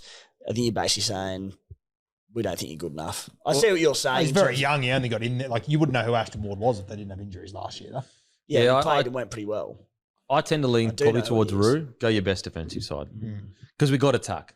Do you think that's not a big FU to the confidence of Ashton Ward? No, I don't think so. Like, it's... Yeah, I don't think he's like... If it's middle of the year or something, I think it might be different. Just round one, like, do I want to, he'd be a spot, I reckon, round one. Like, I think he's already fallen behind Jonah Glover. Like, I think, from what I've gathered, I don't think he's top of the pops by any means. But either decision I'm happy with, but I probably would go the best defensive side. Whenever in doubt, I just usually go defense. Yeah. Go defense. Outside of that, what a good win. What a bloody good win. Some of these young forwards really stood up as well. Even Bronson Garlick playing at 13, interestingly. Very interesting that he's at 13. Maybe they just assume that he can play 9 as well. Well, the other thing was Mamazelos starting at 9 in the trial. There were reports, I think you might have been saying, Roo, that perhaps Cheese starts at 9 come round 1. Just interesting that they gave it that he played in at Mamazelos. That's what I'd do. I haven't heard that. Okay, that's how I would do it. But, yeah, I was a bit surprised to see Mamazelos featuring this side. Yeah, I mean, it's a bloody good problem to have, really. Their forwards are so stacked they can afford to pull Cheese in. And I guess you got to ask, like, is Cheese best position 9? No, but he's still a good 9. Like, he's still decent service, get around the park. Yeah, I think for that first 20 minutes, it's perfect. Yeah. Just keep it simple and get through your defensive work. Because I don't like Mamazelos right now being an 80-minute 9. I don't. No, I don't think he should. Honestly, unless you're the exception of the rule, like a Blake Brayley, I'm not an 80-minute guy. Like, I get it, you know, your Harry Grants and that can play it at club, but if I can get you off the field for 5-10 minutes, I would Especially do it. now at the 6-man bench. If you can play 80 when we desperately need you to, fantastic. But I don't want to go in for 27 weeks with a plan for you to play 80 minutes. Yeah. It's just unnecessary. Boys, Totola, off the bench. I reckon this is another one that was sending a bit of a wake-up call. Yeah, off the bench too. Now, maybe that's an evidence more of like, look, I just want you to have game time, you know, so you're off the bench for whatever. But surely if you want a good hit out, you start him and just give him that first 10, 20 and just get him off. Yeah, I think there might have been something in that. And there's so much depth there. Like, I mean, they're not going to miss the bench now because it's a 6-man bench. But when it was a 4-man bench, one of like Adam Elliott, Lachlan Hubner, potentially a Totola have to miss again before it went to the 6. As I said, it's like, mate, you're not locked into this team. What do you got? Yeah. I've got a feeling he might have come on quite late to it. Like, Maybe it was just minutes. Stats aren't there, but yeah. Late suggests to me, surely minutes. Surely Totola's not coming on late because he's that fucking far down the pecking order. Wayne is known for a bit of a kick up the bum. I reckon it was kick up the bum, yeah. I thought Kepi was pretty good. Yep. You know, did his job. We know what his potential is. So, yeah, great win for the Rabbitohs. Great win. Okay, on to the last game of the round. Mate, the Eels looked outstanding. Outstanding. And my concerns, we spoke about it before the show, but like a little bit of concern with the Sharkies, just like key positions, not that much depth. And I know they've almost suffered under the fact that they've been relatively injury-free to a degree and had pretty good depth with Pudu and Atkinson as well. Big one. And so Atkinson obviously leaving. Obviously, Pudu was there on the weekend. But like even in the fullback, like what's happening with Leeson, is it? Lyson. Yep. What's going on there? I was a bit concerned about the depth with the Sharkies. Like they got pumped by essentially an equal side in regards to like first grade experience and that. Unless, you know, maybe I'm getting that wrong. But maybe the Eels were a little bit more. But they still had like Talakai. They had a great pack. Hazelton. Yeah. But 40-6, and really, in my opinion, Eels looked to me in control a lot of the game. Just like very, very on their line. The Sharks just couldn't score. And that's what a little bit worried that the depth in the halves, you don't want it, but like Hines and Trindle goes down or whatever, that's a lot of injuries. And I get it. You could say about a lot of other clubs if both halves go down, but like just the level gap between that it seems like quite a lot for the Sharkies. I think, Campy, it's like, you know, you don't want to sound hypocritical when you're judging teams in trials who were missing players and some were more stacked than others, etc. Like it's hard to do when we're talking so much footy, but I think you could just go 40-6. We haven't come out of this trial going, oh, geez, they look light on halves and fullbacks, like key positions, halves in particular. We had the suspicion going in that with Daniel Atkinson, who's been just the ultimate backup 5'8" half for them across either position for a couple of years now, was already a concern. And this really sort of hammered it down that, geez, next in line is like a Puru or somewhere who is solid, but they lose one of those two halves. They now don't have Daniel Atkinson to rely on to come in. It's a big issue. Yeah, it could be season defining. And then, you know, I thought the 14, like, so commendable that he can play 9 and he can play fullback. But, like, whatever's happening with Liam Ison. Well, Ison was, I think fullback's right. Like, Ison was named, and I don't know why he withdrew, but like, surely there's another guy in the extended squad of the top tier that isn't a utility 9/fullback. Well, they can probably also play Iro at fullback if need be. So like say it was like Kennedy, then Ison. If there was another injury at fullback, you could probably put Iro there. But like, and he did a serviceable job. I'm not knocking him at all because he's he's got so much utility. But I'm just surprised that there wasn't a young gun that you could just chuck there and give him a mad opportunity. Well, I guess, you know, last year it was, you know, Cade Dykes, Ison. If Dykes is left, Ison's gone. I do think Iro would be that second or third choice. I think he should be second choice personally. But yeah, you would have. Usually with these games, you can find someone to throw in there. And as I said, it's definitely not a knock on the bloke. Like he didn't play poorly at all, but I'm just surprised to see essentially a utility there to a degree. Yeah, not an outside. There's no one. Yeah, not a like a. You know, even if let's say you got Ison got injured late, I don't know, number 26 or 27 or whatever. So okay, here's your opportunity. Now maybe Fitzy's like being very patient, and there is a young gun there, but he's like, no, I don't want to put too much on his, but I don't know. Like that trial, like you'd have to be pretty green not to, for me, if I was a coach, not to go, yeah, just have a crack, mate. Doesn't matter how you go. You know, you've got plenty of years to work on stuff. Like it's different to like giving him an NRL debut if you know, just throwing him out there. That's because like that guy was the guy that was. I shouldn't keep saying the guy. I should actually say his fucking name. But so Riley Jones. So who did a serviceable job, like 7 tackle breaks or whatever. But like he was named at 14, which I'd assume. Now maybe it's a trial and that's why. But the commentators made a point of saying that he can play number 9 and he's a kind of a utility style player. Yeah. They did have another fullback that came on late, Oliver Lester, I believe, who came on the field pretty late. But I'm not sure how accurate this is, whether he ended up playing or not, but the SG Ball did play directly before that game as well, the Sharkies. Okay. And I know, well, Lester was named in that one as well, so I'm not sure if he played double there, but maybe that had something to do with it. Yeah, fair. You know, the other one that might even be on that list, if you're going to try guys, might be Hiroti, who was playing all sides as well. So, yeah, okay. Yeah. Okay, fair enough. Riley Jones, 1 NRL game. Oh, Newcastle Knights, 2023. Yeah. there you go. What position did he play? He's a hooker that can play in the back line, it says. I don't know if he played that game. Okay. Like, I guess my worry is like that's 2 positions in the spine. Number 9, obviously, they're sorted. Jaden Beryl is a gun. I'm less concerned about fullback. Halves are the big one, that if one of the boys goes down, like Puru would be next up, we reckon, Roo? Yeah, and I'm probably not as confident on him as I am on his brother, if I'm honest. I actually quite liked his brother. I love his brother. At 13, Player, yeah. And I actually wrote in my notes, like statistically, you know, wasn't nothing to write home about. But like if Cam McInnes doesn't hit the ground running, I'd be super interested to see, because he's played there before for Sharks and gone okay. Well, I think the other one is that Jesse Colquhoun's jumped him as well. Okay, at 13, yeah, because they had Billy Burns and who was on the other side towards the back end of the year? Teague Wilton. Yeah, okay, so Colquhoun at 13. Yeah, interesting. I think Purdue will probably be that 14 for them this year. Yeah, okay. Okay, as in the 13 Purdue, not the half Purdue. Yeah, okay. In regards, look, I thought initially Talakai, I thought his defence was quite strong, which is, I guess, a good sign. Interesting that they're starting him on an edge, I guess. Just, you know, I know he can play everywhere, but he would usually come on through the middle of the bench.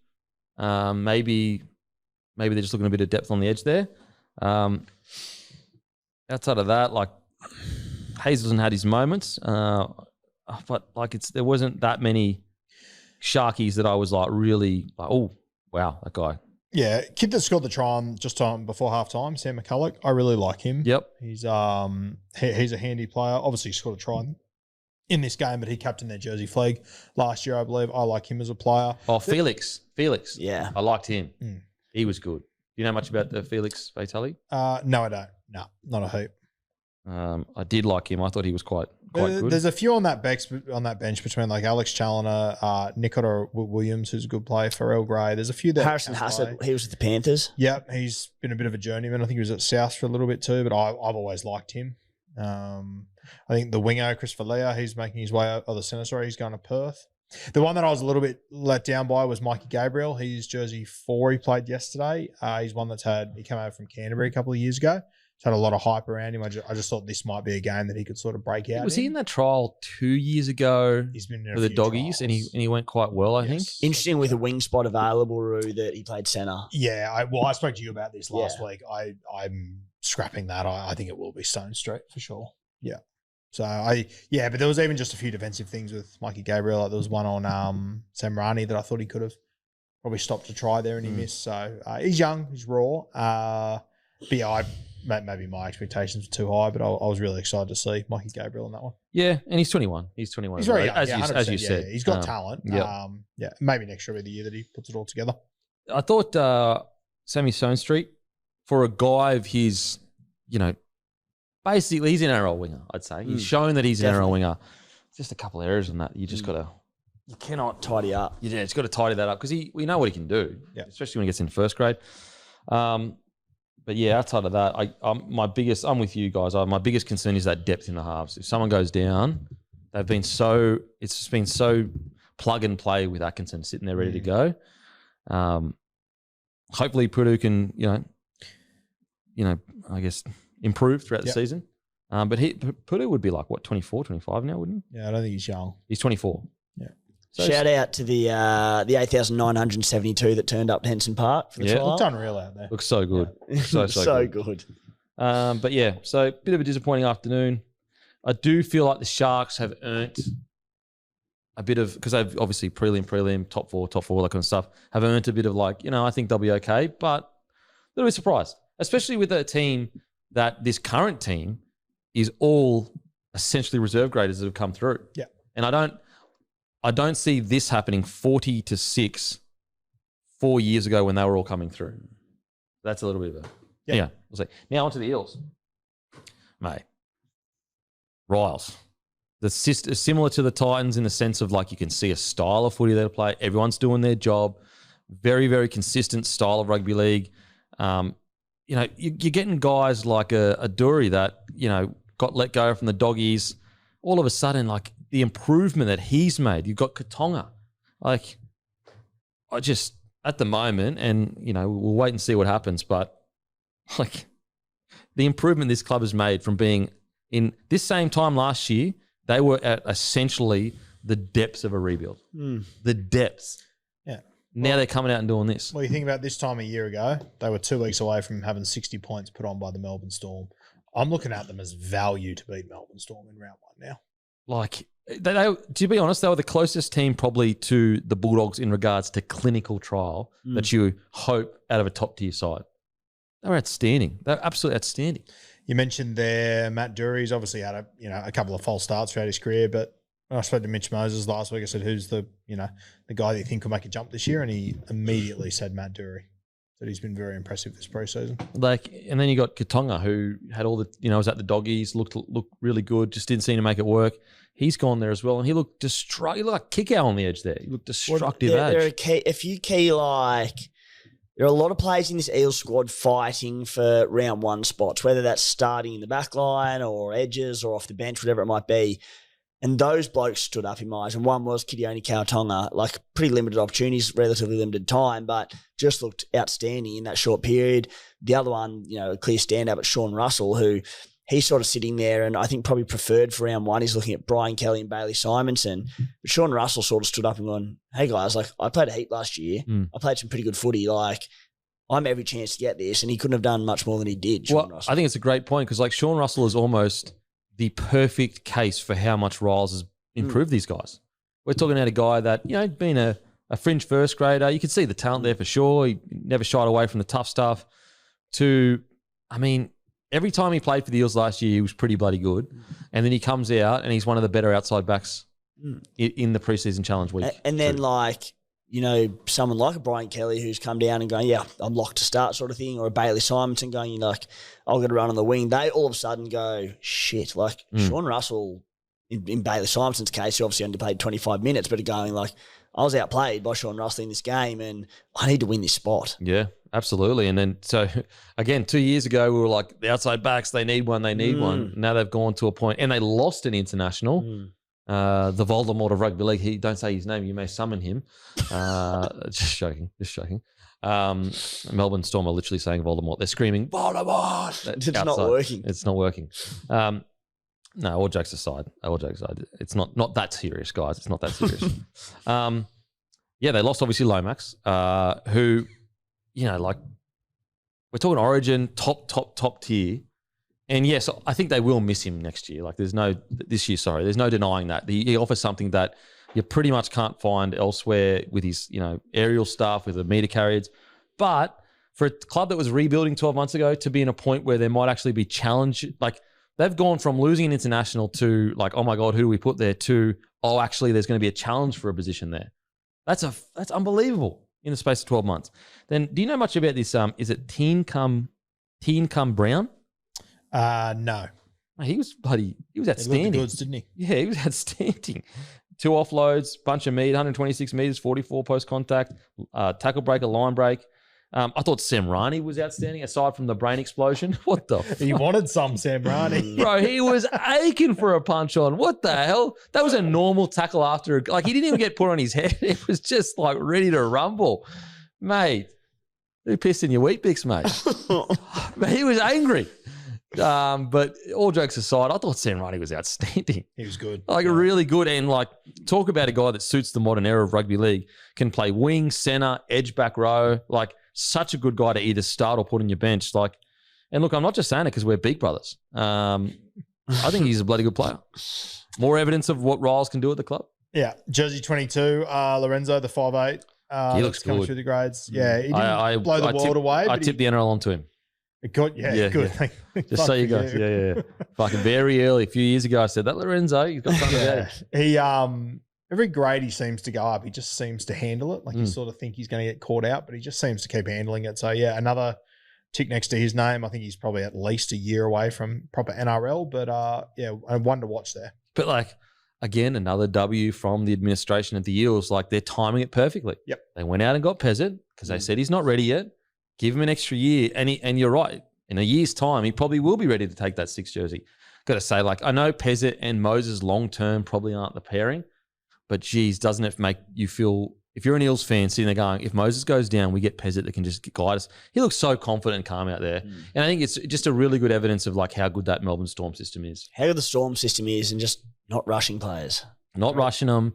Like, you know, although technically, really Pezzett is a reserve grade player right now. He's played like 13 NRL games. So like pretty much a reserve grade player, but he looked like an NRL veteran in that trial. He looked like a guy that was like, this is kind of easy mode for me right now. This is not something that flusters me. I get the boys around the park. I don't need to score 1 million points over 1 million try assists. And as I said, I know long term they probably don't suit each other, the style of play. But I tell you what, if you can take just a little bit of pressure off Mitchell Moses in regards to kicking and that, so that defenses actually have to worry about both halves kicking, I mean, I think I just think it's such a great buy for them. Such a smart decision from ever since. It's a new CEO that took over a couple of years ago, isn't it? I think so, yeah. Mate, the decision this bloke has made is fucking unbelievable. You know, yeah. So outside of that, there was plenty other, players to like. We spoke about him. He weighed team of the week, but I thought now his name is longer than this, but it's down as Appa Twiddle, I think. 2 tries, 1 try assist. He's just one of those players where, like, he might not run for 250 meters, and maybe he usually does, but anytime he was just around the ball, something was going on. Something's happening, yeah. And you can't really measure that. It's not on the stat sheet. Now, obviously, he scored 2 tries, but there's just something about him. He's not the biggest, he's not the fastest, but he's just making stuff happen. I really like what I saw there. Now, granted, we spoke about depth on the other side, so he's 3 behind. So you've got Iongi. Iongi, which, by the way, that kick that he put in yesterday for one of the early tries. Oh, bro. Fucking vision, man. And that's just the start, him building that part of his game out. Then you got Papali'i, who also had moments of brilliance. Then you've got a guy like, could you move? You could probably move Sean Russell back there if you had to. Russell if you needed to, yeah. So that's like the depth they have in that key position is insane. To think that, like, and granted, he's still a ways away from first grade, but like, let's say, terrible injuries happen, 3 or 4 down the pecking order, he's there ready to go.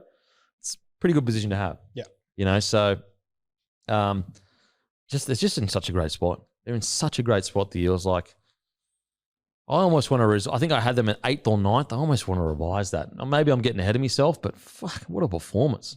40-6 against a side that had, do you reckon? The back line was Reggie's. The pack was top 17 players. Yeah, so like we'll put it this way, the Sharkies had more NRL players starting, you'd say. Well, their whole back line were Reggie's, except for Stone Street, and that's only because Mully Taylor's injured. Probably even. We'll just say even. We'll say it's even, and then to beat them 40-6. Jeez. And I'm sure there's I'm sure there's a Sharky fan going, hang on a sec, they had 7, we had 5 or 6 or whatever. Relatively even in regards to NRL players. Yeah, bloody good win. Bloody good win. Good stuff. Bit of a futures one. I touched on at the start of the show, the top team try scorers. So every team's try scorer markets, they're now live. You can actually multi those together. We're always kind of at each other on Face the Music, enjoying seeing each other not succeed. But I thought this could kind of bring us together. We could almost build one together here. So if everyone puts their who'll be the top try scorer for their club, Guru, I'll let you choose any club that isn't taken by one of us. Does Roo have to pick a club this year? I'll let Roo answer that. It's probably not a today job, but maybe we can have a look at it. Yeah. Okay. So for the purpose of this, you can take a wild card one, but Kempy, obviously, I'll let you have the new ball. For the Broncos, I'll give you the top couple in the market. Karapani, $3. Mariner, $3.75. Reece Walsh, $6. Stag, $7. Shibasaki, $10. Is this for top try scorer? Top try scorer for the season for the Brisbane Broncos. Okay. So just for that club. Jesse Arthurs is $10 as well. Obviously, he played a little bit last year. Okay, and if we win, do we get the $19 or whatever? Yeah, you know what I mean? added in season score for sure. But what we're trying to do is we're trying to win together here. So if you want to just win together. This is an opportunity. If you want to pick the favourite, you can. I won't hold that against you. Oh, okay. Yeah. I'll go Dean Mariner. Dean Mariner, $3.75. Don't mind it. Roo, who would you like to go with? I'm going to back in my boy from the Cowboys. Give me Braden Burns to be the top try scorer. $6.50 for the Cowboys. Nice. Raiders are hard. I'll go Tamale at $3.75. Yep. I had that in. Who are you going to have, Matty? That's okay. Alex John, $1.67. That is short, but I'm going to allow it. And then for the Tigers, we've spoken about him earlier in the show. Makasini, $10 before this weekend. Now he's at $7. Multi those together. Tell you what, $1,068.53. Hell yeah, boys. You beauty. Giddy up. If it's on my show and we win, is that my money or is that? No, back it yourselves, back it responsibly. If you want to. Obviously, back it responsibly. Yeah, guys. but Don't be silly. go and make your own multi. They're all up there at the moment, so that's the best way to do that. Just head straight to the team try scorers multi hub to do that. Good hustle. Okay, boys, I think that's it. That's it. Did you watch any more footy after that on the weekend, or you just No, packed her up? unfortunately missed the rest of it. Yeah, okay. Alrighty, that is us done and doosted, guys. Sorry, this is going to be out a little bit late. I got caught up this morning, so I was in a bit late today. So usually it'll be out at 3 o'clock. Just got a bit late today. So as usual, we will all go fuck ourselves. Have a great week. What's gambling really costing you? For free and confidential support, visit gamblinghelponline.org.au.